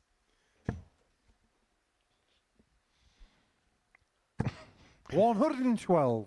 The unfortunate thing about the sport of darts is that you need patterns, you have loads of distractions, and calculations sometimes go out of the window, especially at big moments. And witnessing what is happening, not just in the Super Series or the Modus Live Lounge, but also on the World Championship stage, watching David Munya go back-to-back 180, being kissed by a wasp on the eye, and then 57. missing the darts through miscounting. So having 135 left, hitting a 125, but checking out and winning the set, and then going back-to-back 180s and miscounting a 99. And this is, I mean, when you look at it, it's the beauty of the sport. But I think his performance has been great, but the counting unforgivable. You'll be buying him a darts match. But he's won a set. He's won a set against Mike Dedeker. That was the point I was trying to get to. Yeah, I think, I mean, most importantly, David Munya making history, winning the one of the legs. He had an opportunity to win another set as well before this. But you just can tell the ability of the African players now and just the platform. We witnessed that. We see from same country as well. It's just what it is, though. The sport is just opened up so much opportunity. Today we're witnessing history. First Kenyan to ever step on the stage, 100. Go back to back. But he has lots of clips that you can rewatch, and some you want to forget. And it's important, isn't it, the role of the PDC satellite tours. Now, I was in Denmark for the Nordic and Baltic Championship in October, and they're doing some brilliant work there. 41. You're doing some great work with the ADG, of course, in Africa. And I was actually speaking to Raymond Smith, former Super Series champion, on I think it was Tuesday night, about the work that's been done in Australia and some of the new things that have been put into place. Obviously, the ANZ Premier League, some new tours coming into place in 2026. The global game in terms of the satellite circuits have never 52. been as good a place. And it's no surprise now that we're seeing players from regions where before they were seen as players that, to add numbers to the World Champs, are now being competitive to a point that any seed can go to these players. Look at Andreas Harrison against Ross Smith, for example. Yeah, and I think that places like 80. the Modus Super Series also allow you, because there's multiple games on the stage. These players are going to play one game on the stage today, even though it's going to be a couple of sets, but it's one game. Over here, you have multiple games over weeks and weeks, and it's just phenomenal as you witness 100. those big moments that needs to happen. And those moments can only happen when you have experience, and you can't do it without the experience, because you can't replicate that pressure.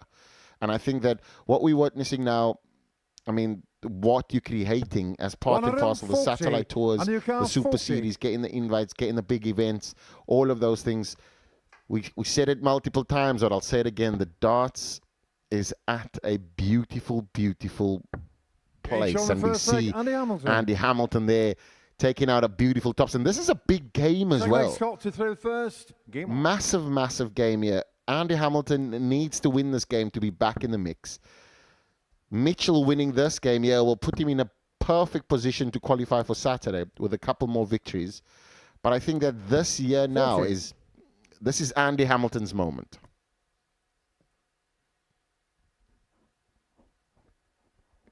Well, you get the sense this is the moment that keeps him competitive in the group, or it may begin to see him out the equation, the Hammer.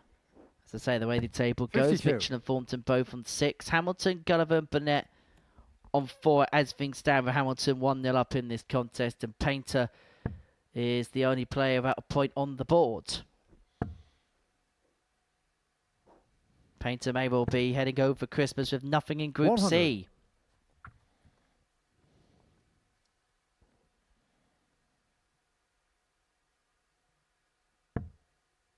It's been a tough day for Kev Painter considering his performance over the first 3 days. 16. You thought that there was a confidence that it was building and just the comfortability, but obviously when you get into a tournament and you kind of know that only one's going to win and you lose multiple games, but you can still build on that confidence. Starting Group C today, there was a new opportunity, and you feel as though that new opportunity meant that 85. there's a tightness, there's a challenge that now is a new set challenge, which now obviously brought a different set of pressures into his game. So, yeah, it's tough, but no better time to learn.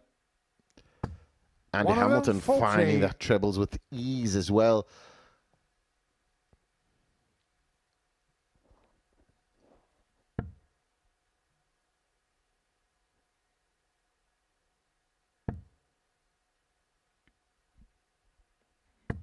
$100.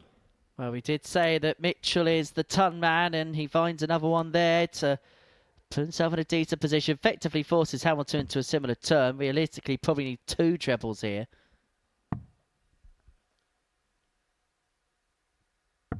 $57. Mitchell now 2 trebles here will clearly set him up and give him an opportunity for the 36. That's the first one. Ooh, steps out. So he'll do a calculation, but probably sensible to stay. 94. Nobody knew what he was. Only Scott Mitchell knew what he was going to do right there. 82 left to level this game up at 1 apiece. Oh, that's a bit of a flyer. 132. It's got to cut. Well, in fact, 82. actually, no, that was over to the treble 12. Sorry, he had 72 left, didn't he? 49 remaining. And he's going to go here for double 16. 50. Not yet. And your car 60.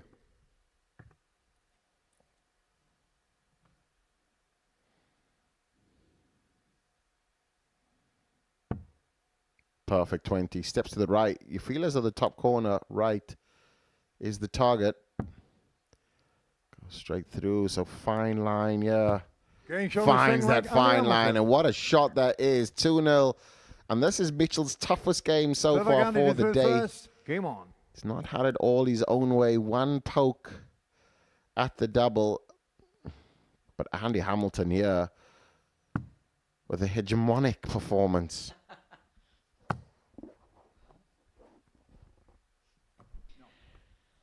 Well, that's not in, but both Andy and the referee, Paul Hicks, did have a little bit of a look. But if there's one thing we know about Andy Hamilton, 40, is that fire's still burning in the belly. He's said it in interviews in the past that he's trying to do the things that he enjoys in the sport, but at the same time, that competitive spirit is never going to elude him. No score. Decided to persevere on tops. There was possibly an argument to move across to the 18s there.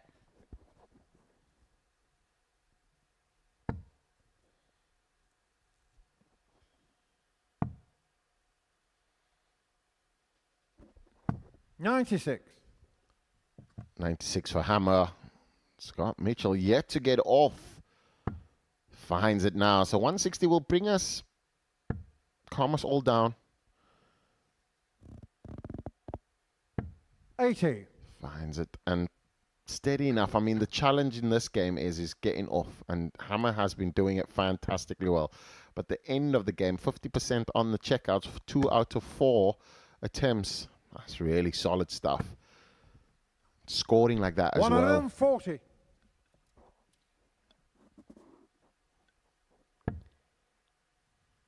Now for Scaife, his first defeat of the day, takes on Trina Gulliver in his final game. Andy 45. will take on Kevin Payton for the possibility to finish on 6 points. He then hope that Burnett does him a favour. In fact, there's a possibility here. The way the games go, you could have 5 players tied on 6 points in the group and Kevin Payton without a point to his name. Make of that what you will. It's an open table for tomorrow. Indeed it is. And trust me, there's not many open tables around about this time of year because they're usually all booked. 60. Andy O'Carr 141. 141 for Hamilton and plenty of time. And to be fair, Hamilton's something that people usually go and see at Christmas. Once upon a time, it was Andy at the Alexandra Palace. Nowadays, it's a musical at your favourite theatre near you. 105. What a last start there. Just flying it over Andy Hamilton. The accurate performer of the two.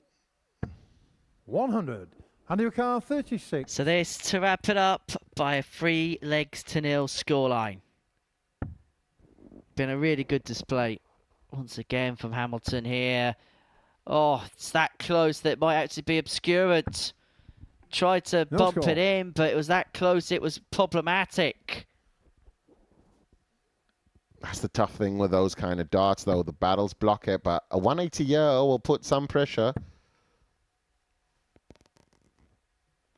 And so this to wrap it up. Double 18 for Andy Hamilton to complete a 3-0 victory. And there it is. For Andy Hamilton, a 3-0 win over Scott Mitchell. And it means that he moves on to 4 points. It's bunching up quite considerably at this group table. So this is the tail of the tape. Hamilton a 3-0 winner. Next up, Burnett and Thornton.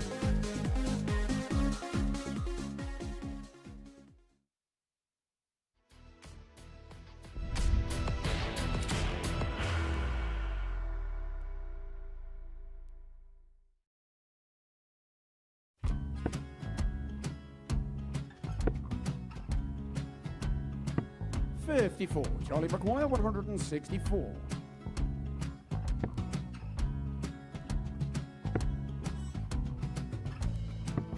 44.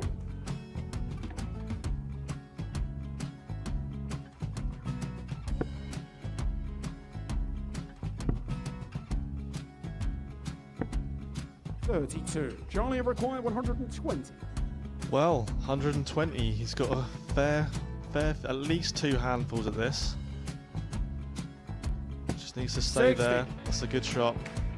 Halves his score. Leaves himself on a 2-darter.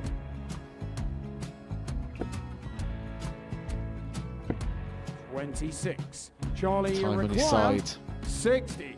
to become back-to-back singles champion.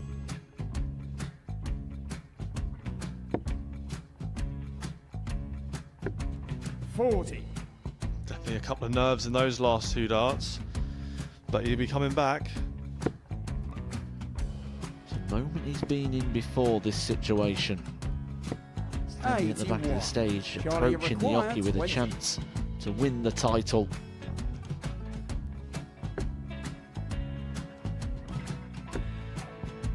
He did this to win the first title, if you remember. 11. I think he's gone. I think he's gone to bust it, maybe.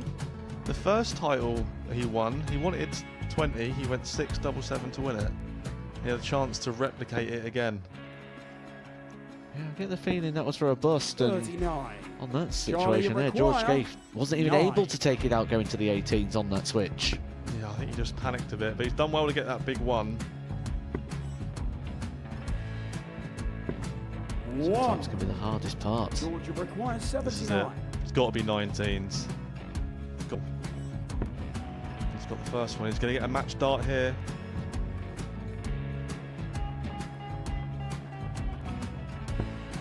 $59. Charlie Threw the entire body into that 8. one. Just didn't want to let go of the dart.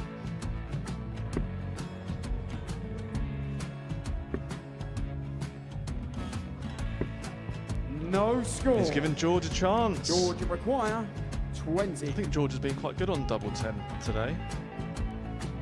So many opportunities for Charlie Murphy. Couldn't get the job done. The match! And the Red Dragon George Modus Scaife. Super Series Influencers Champion, George Scaife!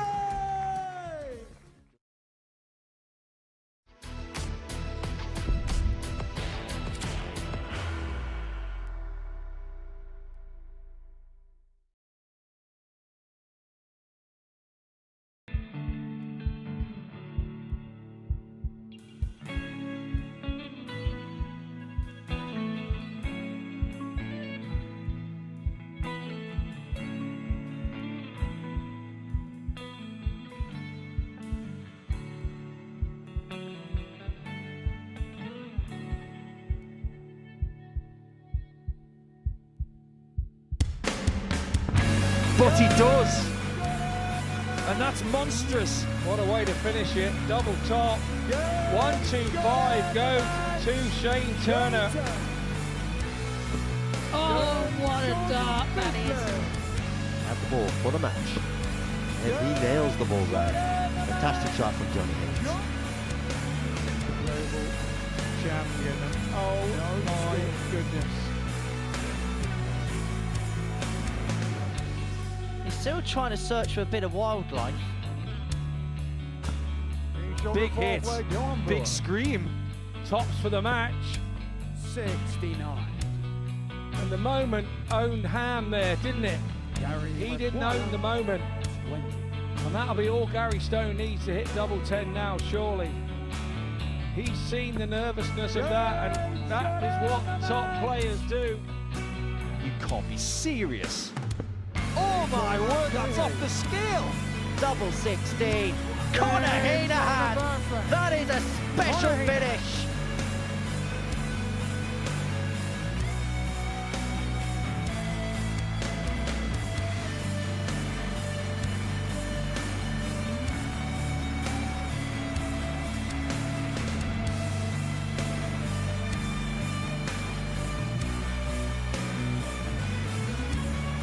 Well, you're going to have to hand that trophy over to somebody, Dev, on the 4th of January, the ADC Global Championship Grand Finals. And this is how the quarterfinals look. And I suppose, really, there's one game that really stands off the page, doesn't it? Tom Sykes and Jack Twiddle. That's going to be an absolute corker. Opportunity knocks for Shane Turner and Robbie Martin. Johnny Hayes and Niall Garrison both fancy their chances there.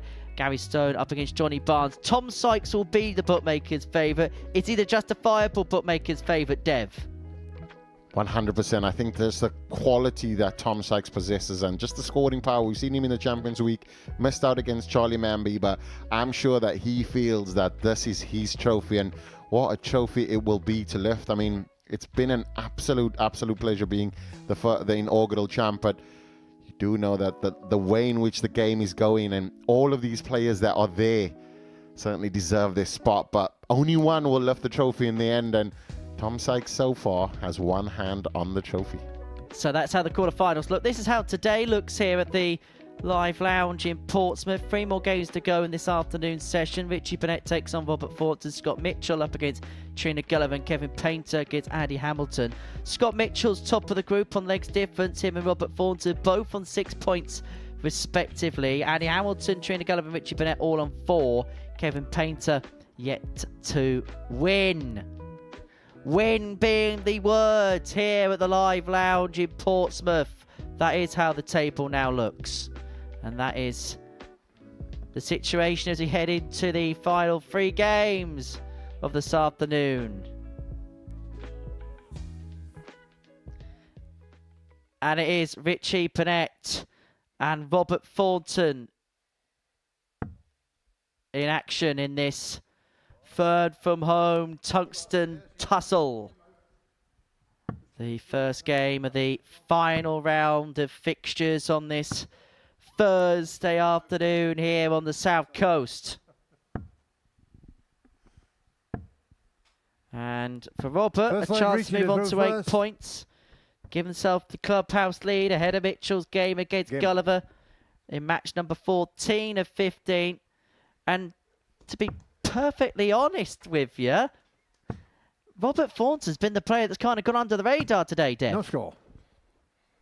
Yeah, and I think just the way in which he's playing and performing, we did say that he's an outsider with regards to not the scoring power, but the finishing. He's the one player that you know that will get off, and when he gets to a finish, he's going to be in there and around about. His scoring today was something of, say that earlier on, these are the games that he's wanting to win, because positionally he got the first couple of games out of the way, which was Andy Hamilton and Scott Mitchell, but now no score. This is the games that he actually wants to just bank so that tomorrow comes in and he doesn't have to work as hard.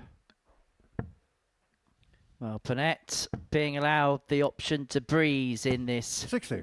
Opening leg of this particular encounter. Thornton eventually up and running.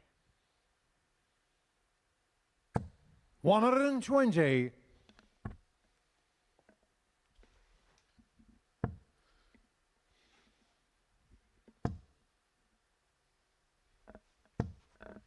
$100. Thornton now, you feel as though in just slightly behind, but position-wise, needs to find the single trebles. 81. Just chipping away at it. Just one treble at a time. That's the key to it. But Burnett here just chipping away at this opening leg. 100. Steady ton there. Mitchell-esque.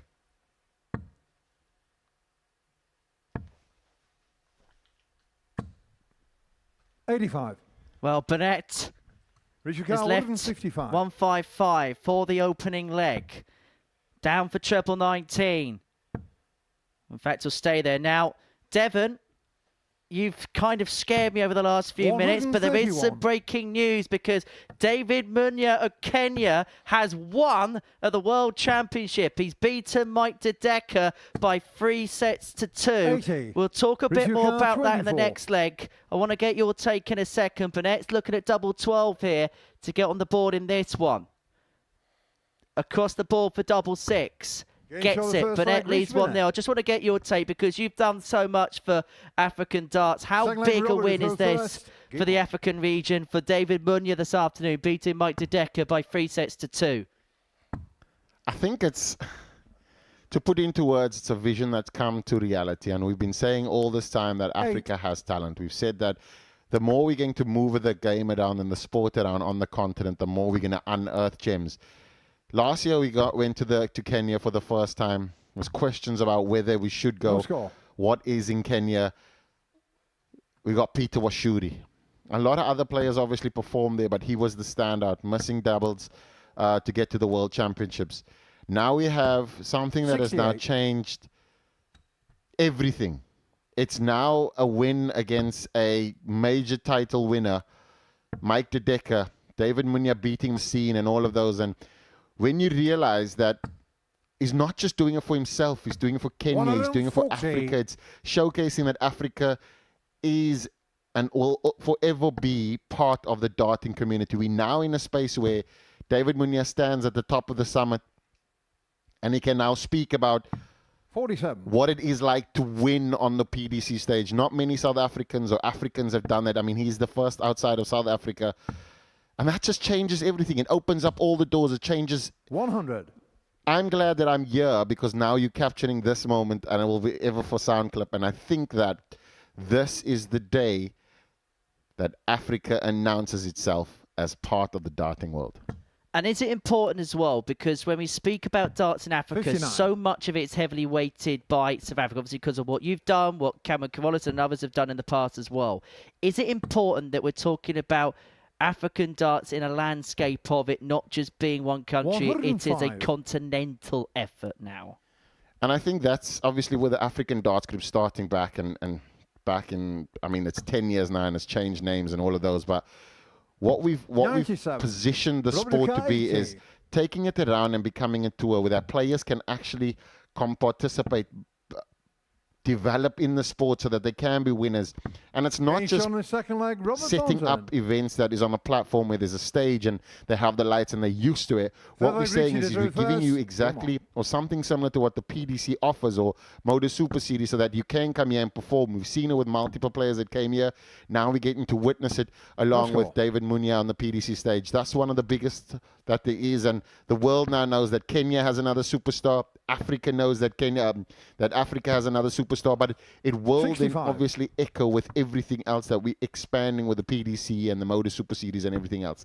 I feel as though now that I could cry simply because this is a vision that was spoken about so many times, and the more I spoke about it, people thought that it was something that was just all about talk. It's now actually something that is real. You can actually feel it, and you can actually see it. Congratulations, David Munya.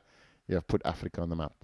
A big win for the whole sport on that particular continent. And Devon, thank you for your great words there. We'll head back to this one, which is level at 1 apiece. You're watching live Modus Super Series Double Trouble 4 action in Group C, live on Pluto TV around the world. And if you are 100. just joining us and you're watching these pictures for the first time this afternoon, let me give you a summary of what we've seen. Robert Thornton's looking to move on to 8 points in this group with a win over Richie Burnett. Scott Mitchell currently leads away with 6 points on his 4 matches thus far, with a better leg difference in the Fawn, who cannot check out 156. He has got 6 darts on here to 100. do exactly that.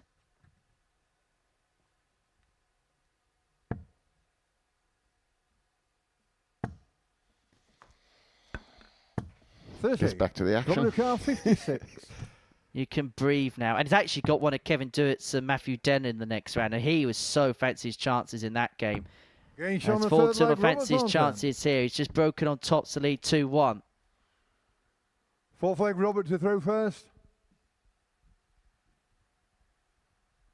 Game on.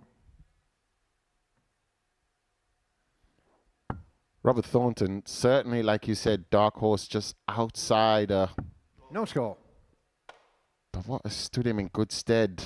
He's just been clipping everybody off. And I think that when you look at the table, you don't think I'm going to beat everybody. I need to focus on the players that are going to be challenging. If I can grab points from them, great. The players that I should be beating, those are the players that I want to bag my points. And I think that he's literally done that to a T. The plan has gone exceptionally well. And Robert Thornton will certainly feel like he's had a great day today. Certainly in the mix. 121. Certainly a player that wants to recapture the Double Trouble title that he won for the first time back in September 2024, where he beat Tedward Everts in the final. He was 2-0 down in that game, was Thornton, before going on to win it 3-2. One of the most dramatic finales we've ever seen here under the Live Lounge 100. roof.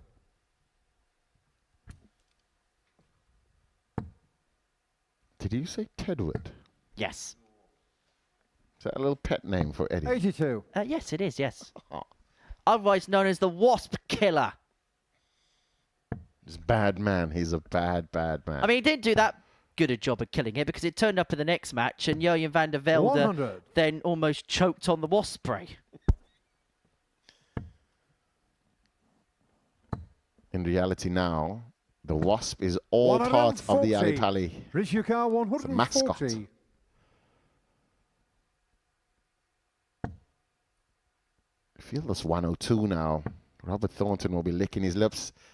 Richie Burnett finding everything that he doesn't want to find. But finally, last start lands. That leaves him with 72. But this 102 year with a perfect first start.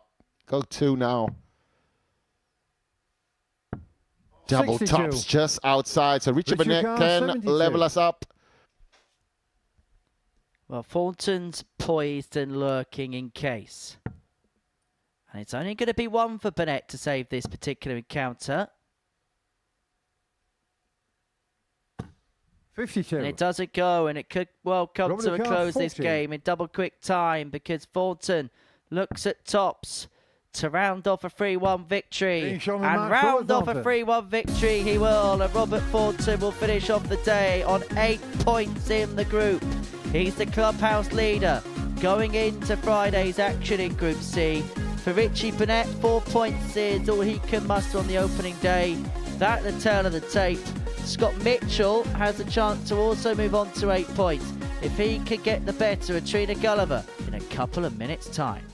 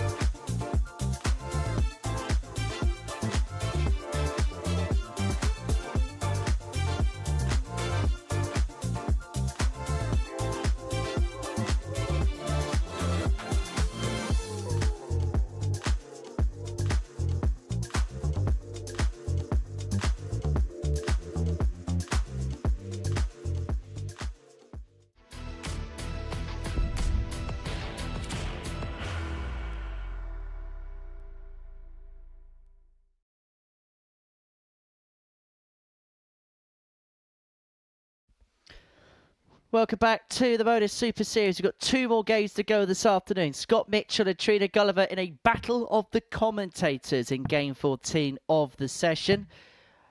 We will get more reaction and analysis from Devon Peterson in regards to the big breaking story at the World Darts Championship, where David Manure of Kenya has got the better of Mike Dedeker by 3-2. The first Kenyan to compete at the World Championships and the first Kenyan to win. He will take on one of Kevin Doots or Matthew Dennett in the second round of the competition. First to throw first. Game on. I see a tweet from Cam Crabtree in the last few minutes, Dev. David Munya has done better than me with my own darts. Admittedly, that wasn't hard the way he played against Andrew Gilding. 150. Hello, Cameron, if you're watching.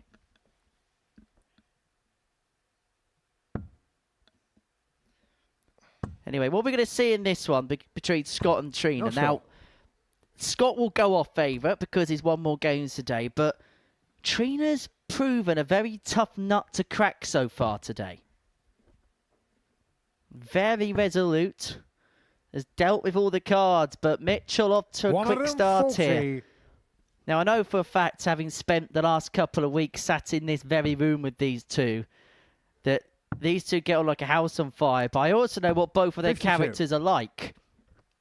The fact whoever wins this particular game will make sure that the other knows for the rest of time.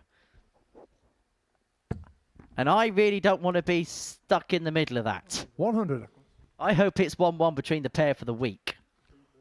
Who's the better commentator? Both better than you. No, I love you all equally. I love you all equally. 100. I like how you say that. Scott And then Carr, you apologize. You look like a 146. dart player already.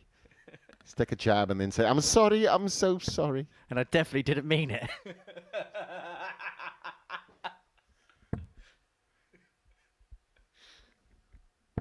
60.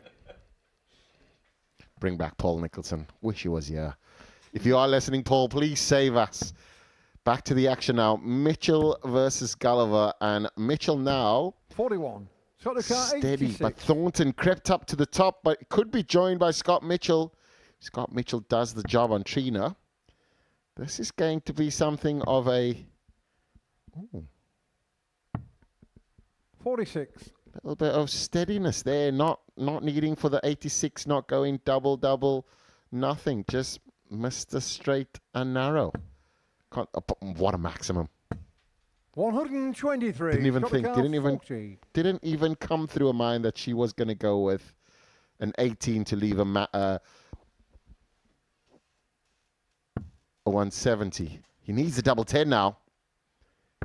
Does not want to 20. go inside simply because it is... We'll leave him on the double 5, but Trina, yeah, could put him under some pressure with two trebles, sorry.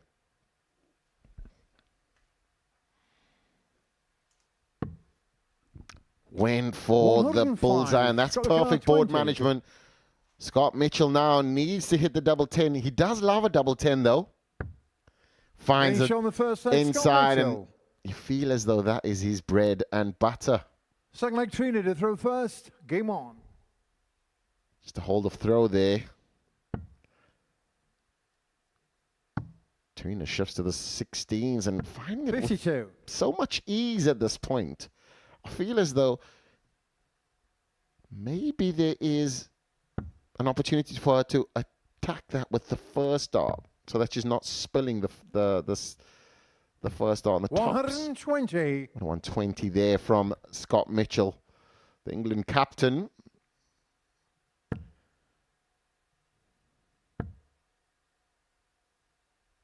$44. Only managing 44, so advantage Scott Mitchell. Well, he's not quite going to complete the cards here. 100. Scott Mitchell with a victory in this one. But him and Robert Thornton will get as close as, looking to sign off with a win.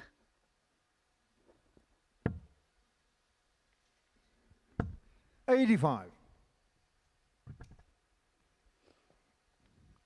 But there's certainly a focus and a poise about Scott today. Of that, there's absolutely no doubt. I know speaking to him last week, he was talking about how he 100. wants to give this one final real big push. He still thinks there's one more salad day in there. He is going to Q School in January to try and 68. get that card one more time. And who knows what the future may well bring for him. He's actually got one of those luxuries as well, because he's won the World Championship. If he wants to, he can go to Budapest every November for the rest of his life. Because he's... 60. Because of his WDF, well, BDO World Championship win in 2015, he is qualified for every WDF World Masters for as long as he's breathing and living on this planet. 100. Scott Carr, Green jacket-esque. 121. Yes. Should actually give you a green jacket, though. That would be a different color, like We a should have a red. gold jacket. For all the series champions, we should have a gold jacket. 57. Why would you not go with Trina maybe a Car, gold ring? 152. Oh, it's just too NFL like. I don't mind the NFL, but Jacket is golf. yes. What else? But what about the 60. overshirt or something? Car, I don't 64. know. That is why you commentate. You don't create.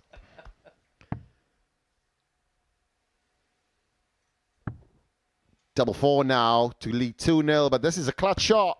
56. Does not get it. So Trina Car, Trina Gulliver 92. now has an opportunity. When you look at 92, Trina Gulliver's old school, 25, but will she go treble? I would have gone 25 there. Gives me a shot at the bullseye. That's the most important thing. No shot, no nothing, can't threaten, have to find it. 25 gives you the shot, and I'm not old school. 37.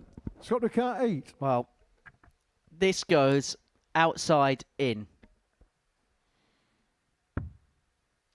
Outside. Outside. Are you chasing the dog out? Outside. Okay. I No don't score. know anything, Dev. Trina Car, 55. Trina Gulliver, yeah, with a 2-dot finish on the 55. And this is how you do it, Henry. Sit back, watch. And then she aims up in the middle. 45. Well, we don't know what we're talking about at all. Over to you, Scott Mitchell. Inside. There we Mitchell on the go. second leg, Scott Mitchell. Even a broken clock is correct twice a day. And Third leg, sometimes Scott when the to clocks through go first. back 3 times. 2-0 Mitchell.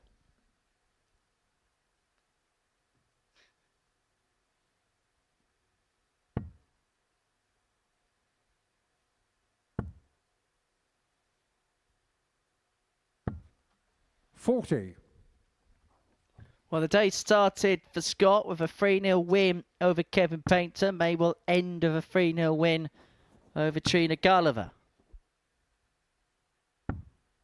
No score.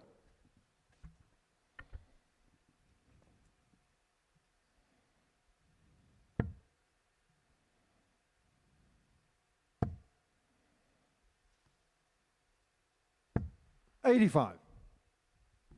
85 there now from Scott Mitchell in pole position. Trina Gulliver goes off with a double 1. 37. It's not the value, it's the effect. It means now she's back in the scoring seat.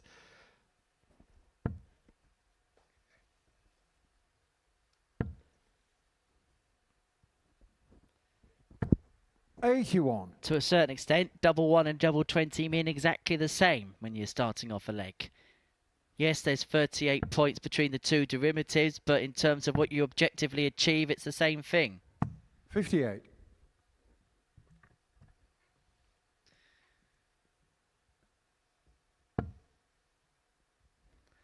And Mitchell now is just beginning to put the foot on the throttle. 100. The tractor's just beginning to go through the gears here.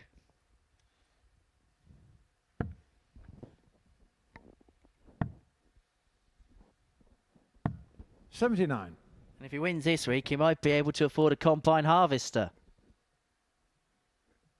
And if he loses all of his games, the only place that he'd be able to afford to have dinner in is the harvester. 95. Been there before. Big fan of the salad. You don't need salad, Henry. Stop it.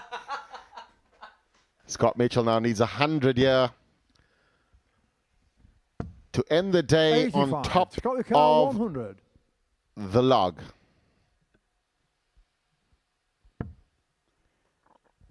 Well, he shouldn't go tops. He's not going to go tops. He thinks of sense and 60. sensibility.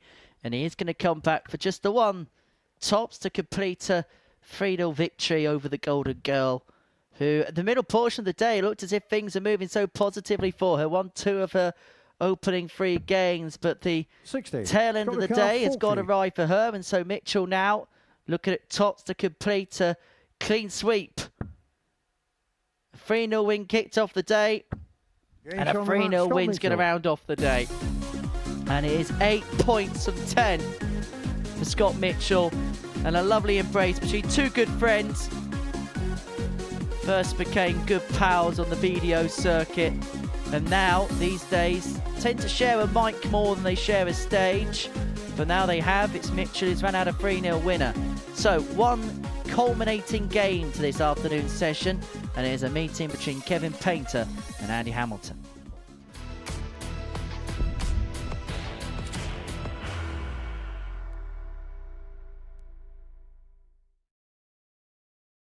Are you ready to lift that trophy, Darius? Yes. Let's do it then. Ladies and gentlemen, your Modus Super Series 9 champion is Lucky D, Darius Labanowski!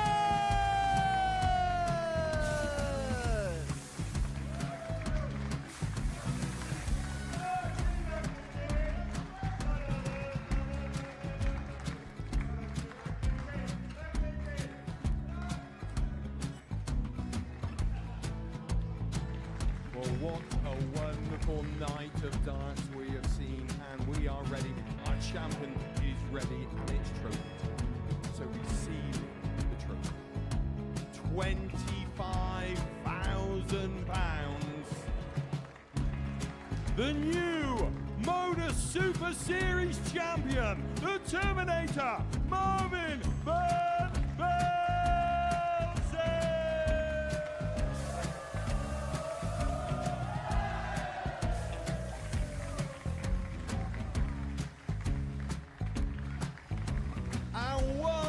time, the 8th Modus Super Series champion, the Terminator, Marvin Van Velzen. And the new Modus Super Series champion is Andreas Dirty Harrison.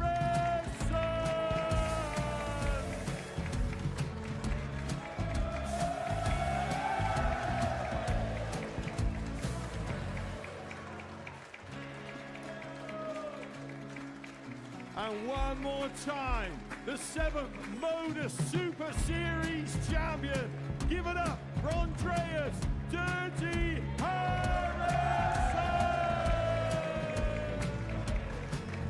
The moment we've all been waiting for. Would you please show your appreciation for your Series 6 Modus Super Series champion, Scott Taylor!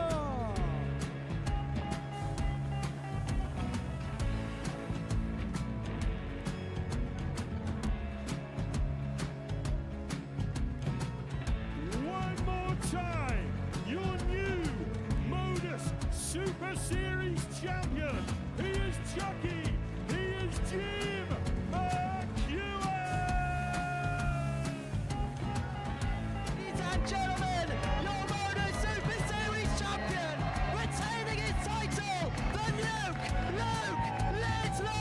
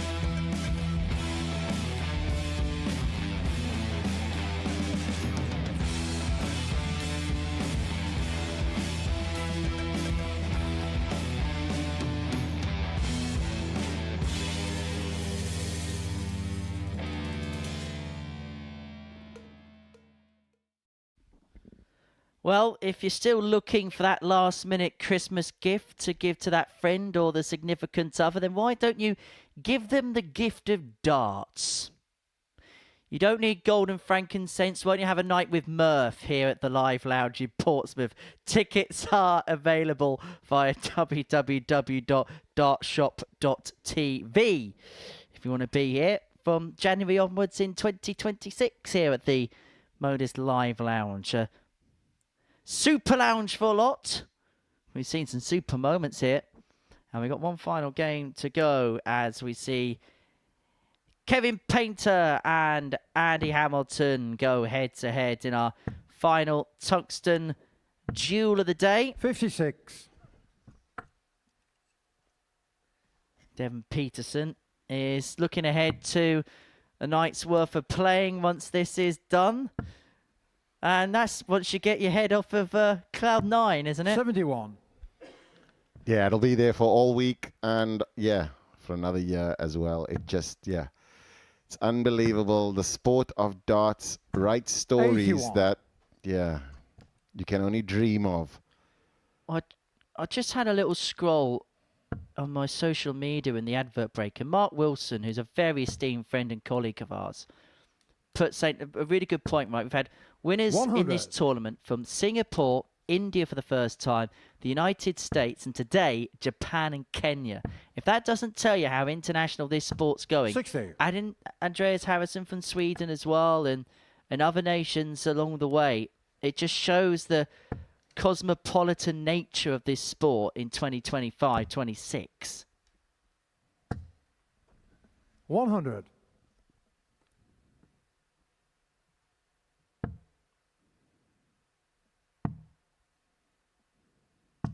58. And I suppose the big question now is how do we, outside of the World Championship, it's a great tournament, how do we develop these other nations so they could be more competitive in other arenas? I know that Team Hong Kong at the recent World Cup spoke about how it's difficult to go to Q School because of the fines of just being at Q School, but at the same time, if you get your tour cards, how difficult it is obviously to relocate. We saw Damon Head to do it to great success. Obviously, you've done it before. And I think it'd be interesting to see how the sport deals with trying to grow the game outside of that tournament, because 90. we know that there's players that can do it. It's just how they find a way of making it their profession and competing at the top level week in, week out. 50.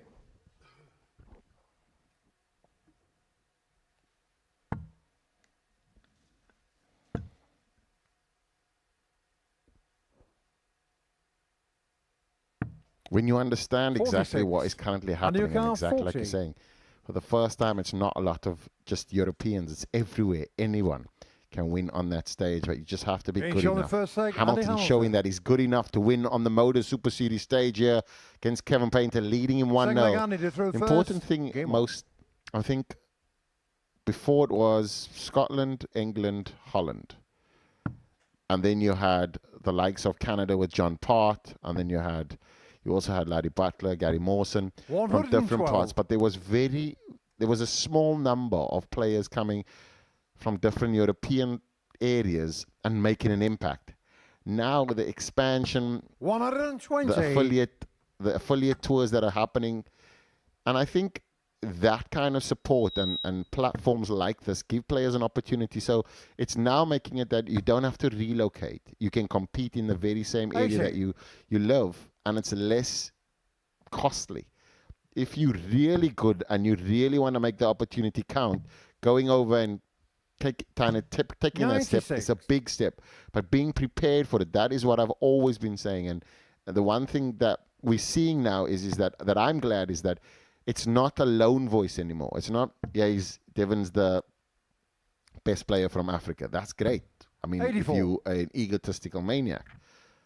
But Africa's a massive continent. So what we're saying is, let's have multiple African champions. Let's have multiple 100. African players on the PDC or on the biggest stages and showcase the talent. And I think that, for me, is a bigger driving force than anything else. And of course, we could have a player from Argentina playing the tournament for the first time tomorrow in Jesus Solarte, who, by the way, watching him at the World Cup, he can play.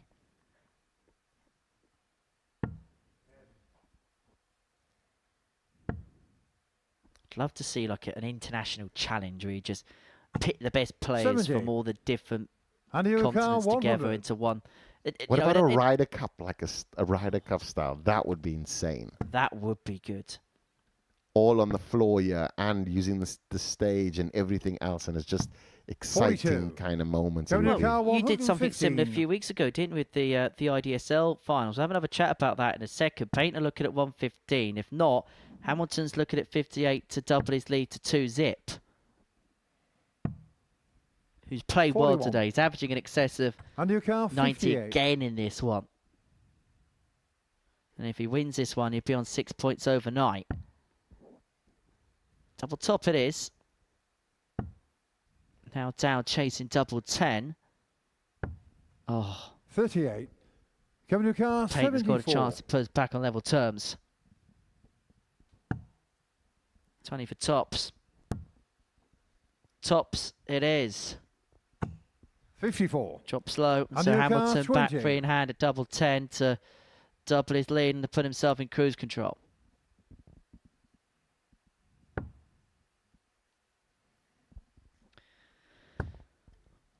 One more.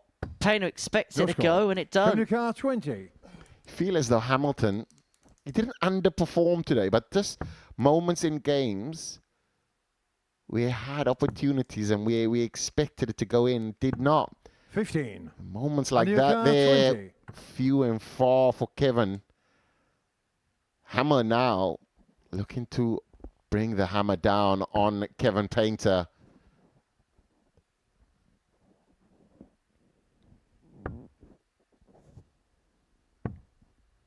Richie, has it been a Kevin long day Newcastle, for them 5. though?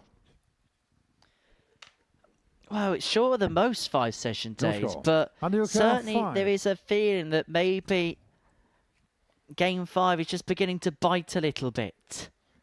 You're not calling them old, are you? Are you calling them old?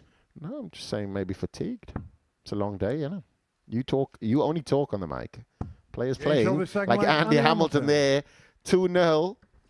You won't worry about how many darts it took. He's just So worried that about how Kevin many Newcastle legs first. he got. Game on. So that 2-0 now on the live league table. Scott Mitchell, Robert Thornton, and Andy Hamilton 80. in third, all to play for tomorrow. Kev Painter at the bottom of the table. It's not a pretty picture to paint if you're Painter.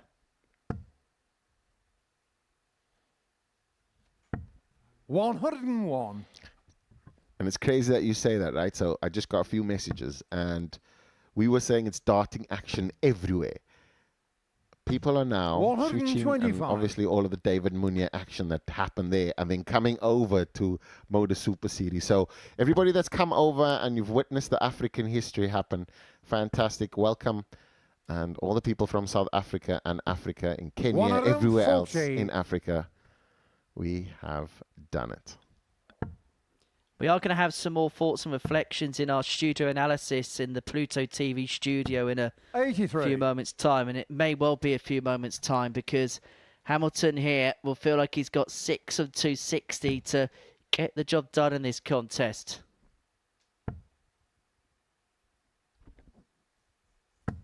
$95. Be back from 10 o'clock. It's me and Keegan tonight. Keegan Brown. I don't like him. I'm joking.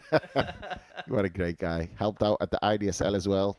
Gave some great 37. insight, being a youth champion, just what it's like to be at the young age and coming through. Yeah, Keegan Brown. What a man.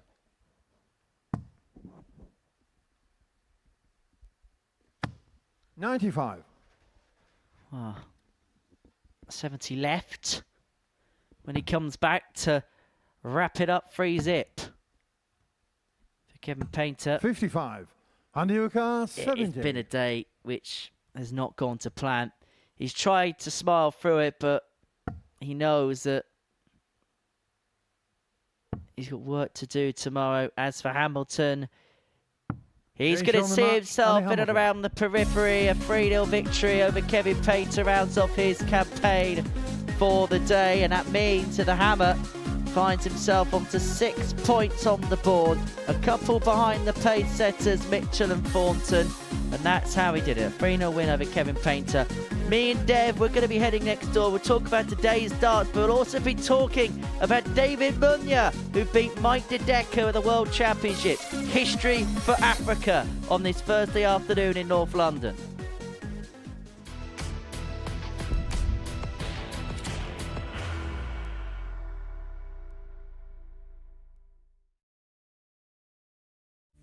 You will be disappointed with that. He wanted to have one dart. Requires 20. Graham Usher wins the first game of Champions Night, and it was an absolute ripper. He hit one of them on tops. He missed one on double 12. Which one is it? It's the hit.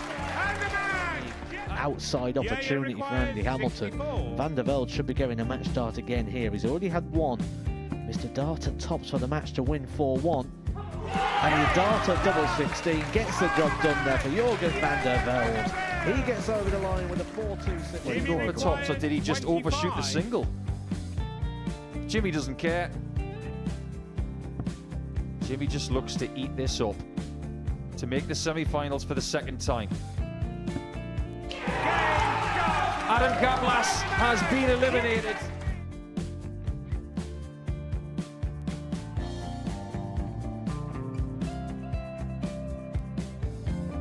Keep us guessing.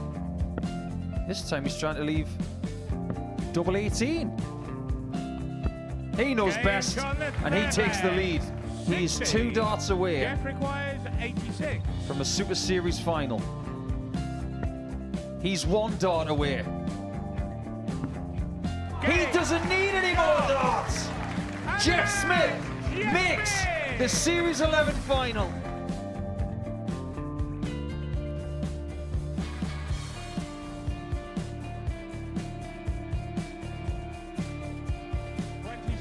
Is Usher losing his cool a little bit here? Oh, absolutely. Right now, I'd say the head's gone, and you don't have long to recover. It is very, very short format darts. Van Skeet's halfway to victory. He only needs one more. Jimmy Van Skeet is yet again into a Modus Super Series final.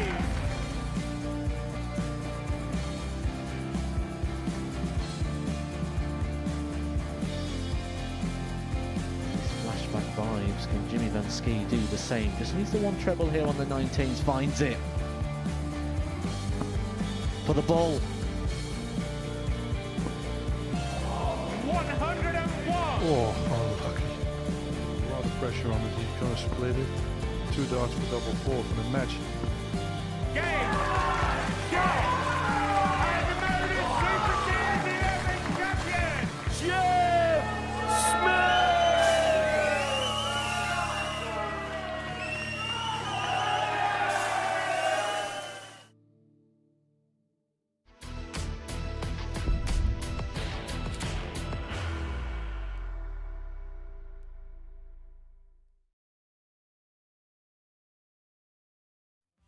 Well, what a day we have seen here at the Modus Live Lounge in Portsmouth. Before the break, Andy Hamilton got the better of Kevin Painter by 3-0, but it's Scott Mitchell and Robert Thornton that assumed the overnight lead in this Group C, having both won 4 out of their 5 games in this group. We can have confirmation of that now by having a look at the table. And as you can see, Scott Mitchell leading the way on legs difference from Robert Thornton in second. Andy Hamilton on 6 points in third. Richie, Burnett and Trina Gulliver both on 4. Kevin Painter winless on this opening day. Devon's with me here in the studio. You've certainly put me through the roller coaster of emotions this afternoon, Dev, but let's talk about what we have seen here at Double Trouble. And let's kick off with Scott Mitchell. We spoke about his consistency. We spoke about the way that he goes about his business and that how it probably lends its way for him to be successful in this particular format. And it proved there, didn't it? Yeah, he's tried and tested. I mean, leading the way, steady on the tons, checking out. It's the start of, for me, it's just, he's so systematic and so methodical. It literally showed that he has the blueprint of how to be successful in the Double Trouble week. And the fact that he wasn't dropping much either, he started off a 3-0 win, he ended with a 3-0 win.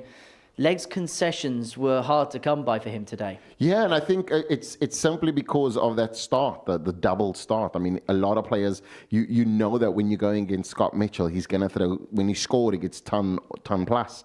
And when you look at the finishing, it's also first start. And he's one of those players that you understand that he epitomizes experience in the sport. He's led England to multiple victories as an international and also as a professional. But when you understand that when you're playing double trouble in such a short format, you have to have everything systematic, and he definitely does. What about Robert Thornton today? Felt like he went under the radar a little bit.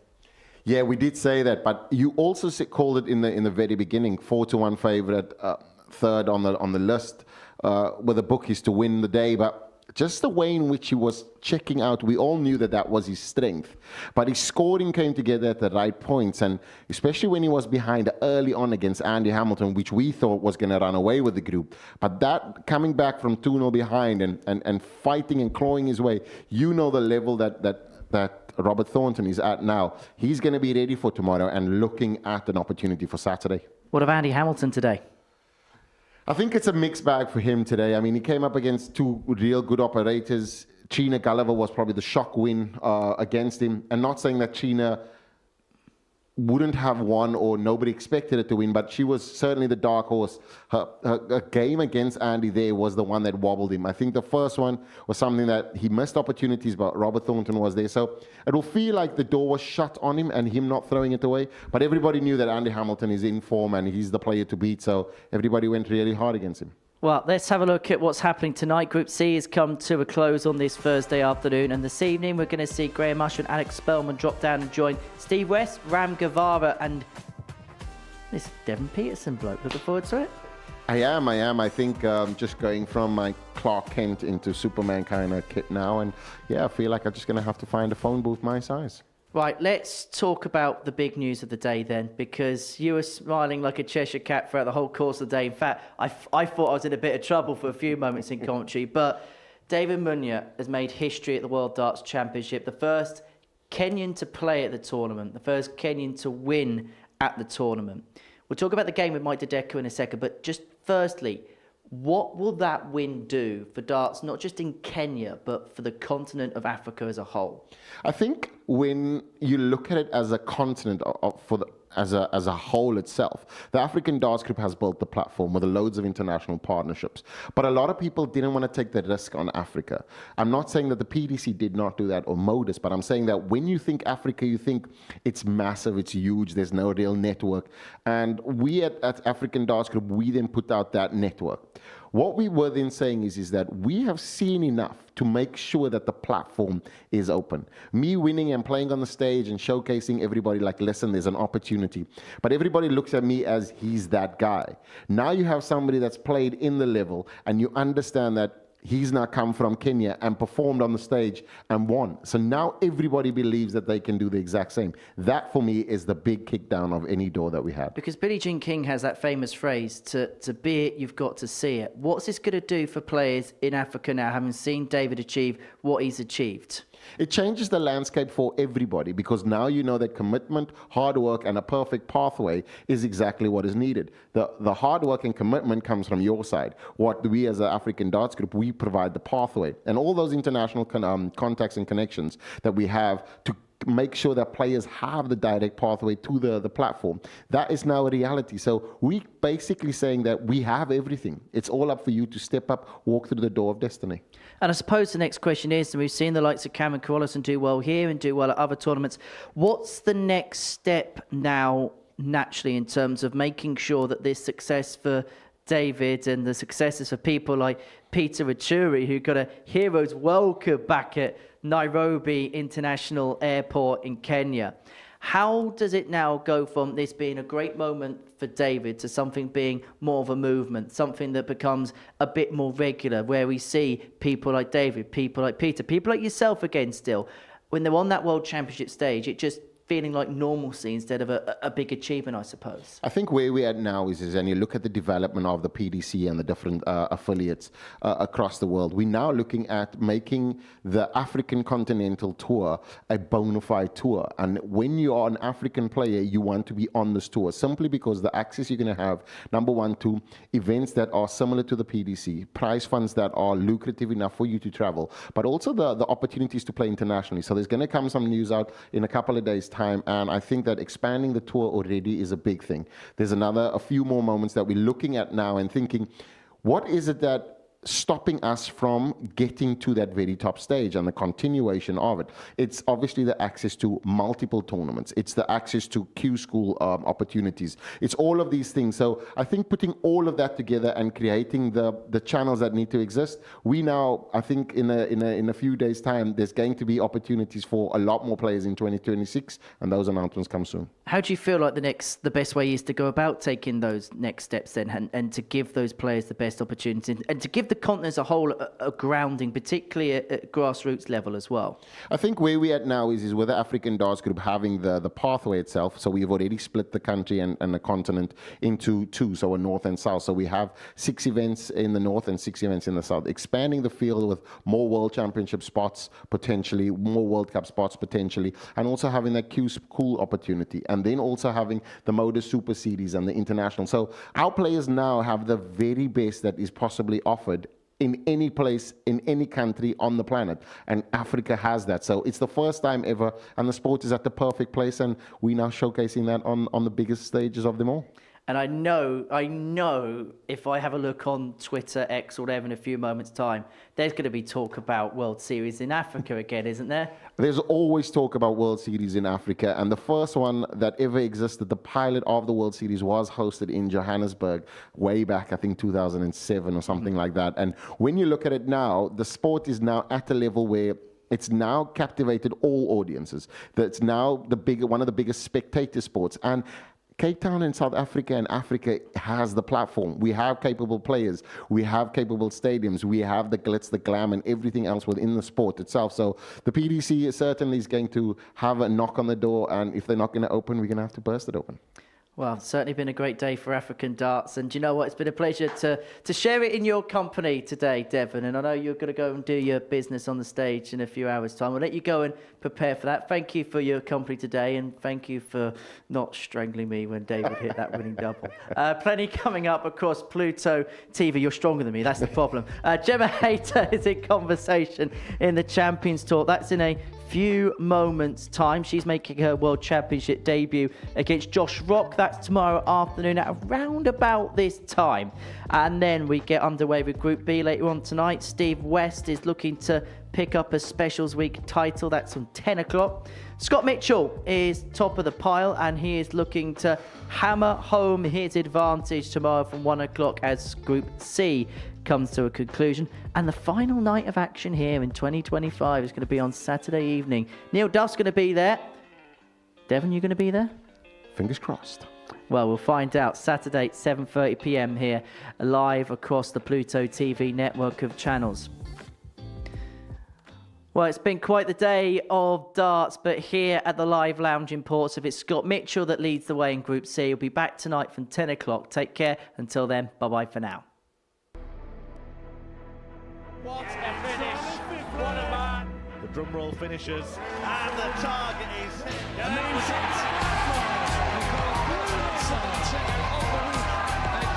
Finals night, and it's a knockout. Dirty Harrison!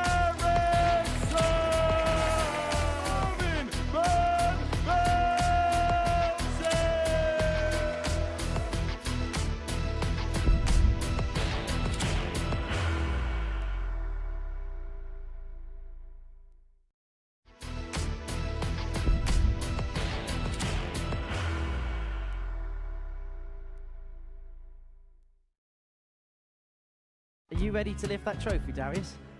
Yes. Let's do it then.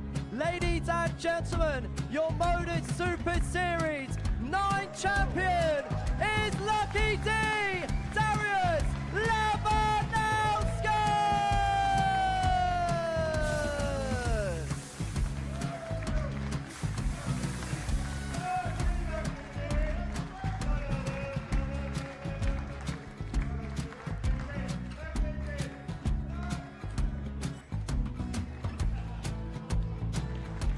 What a wonderful night of darts we have seen, and we are ready. Our champion is ready, and it's trophy time. So receive the trophy. £25,000. The new Modus Super Series champion, the Terminator, Marvin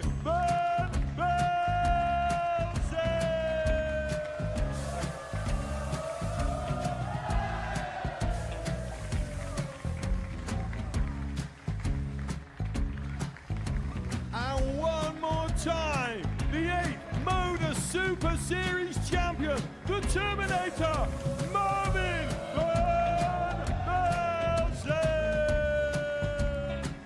And the new Modus Super Series champion is Andreas Dirty Harrison.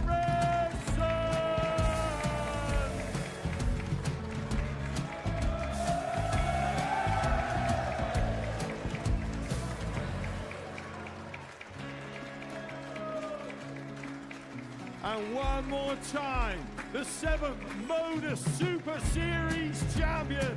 Give it up for Andreas Dirty Harrison! The moment we've all been waiting for. Would you please show your appreciation for your Series 6 Modus Super Series champion, Scott Taylor!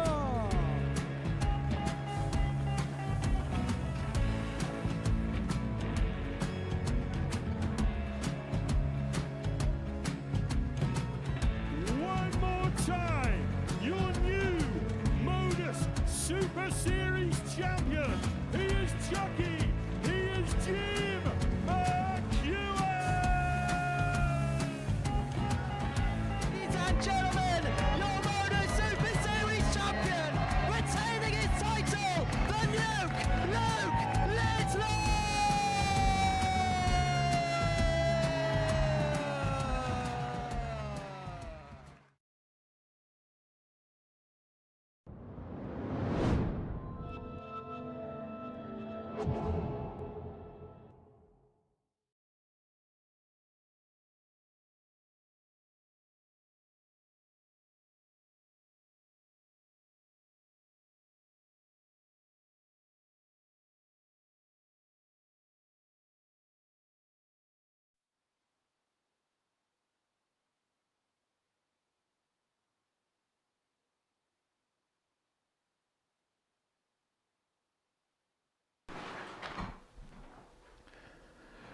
The ADC Global Championship saw an expanded 15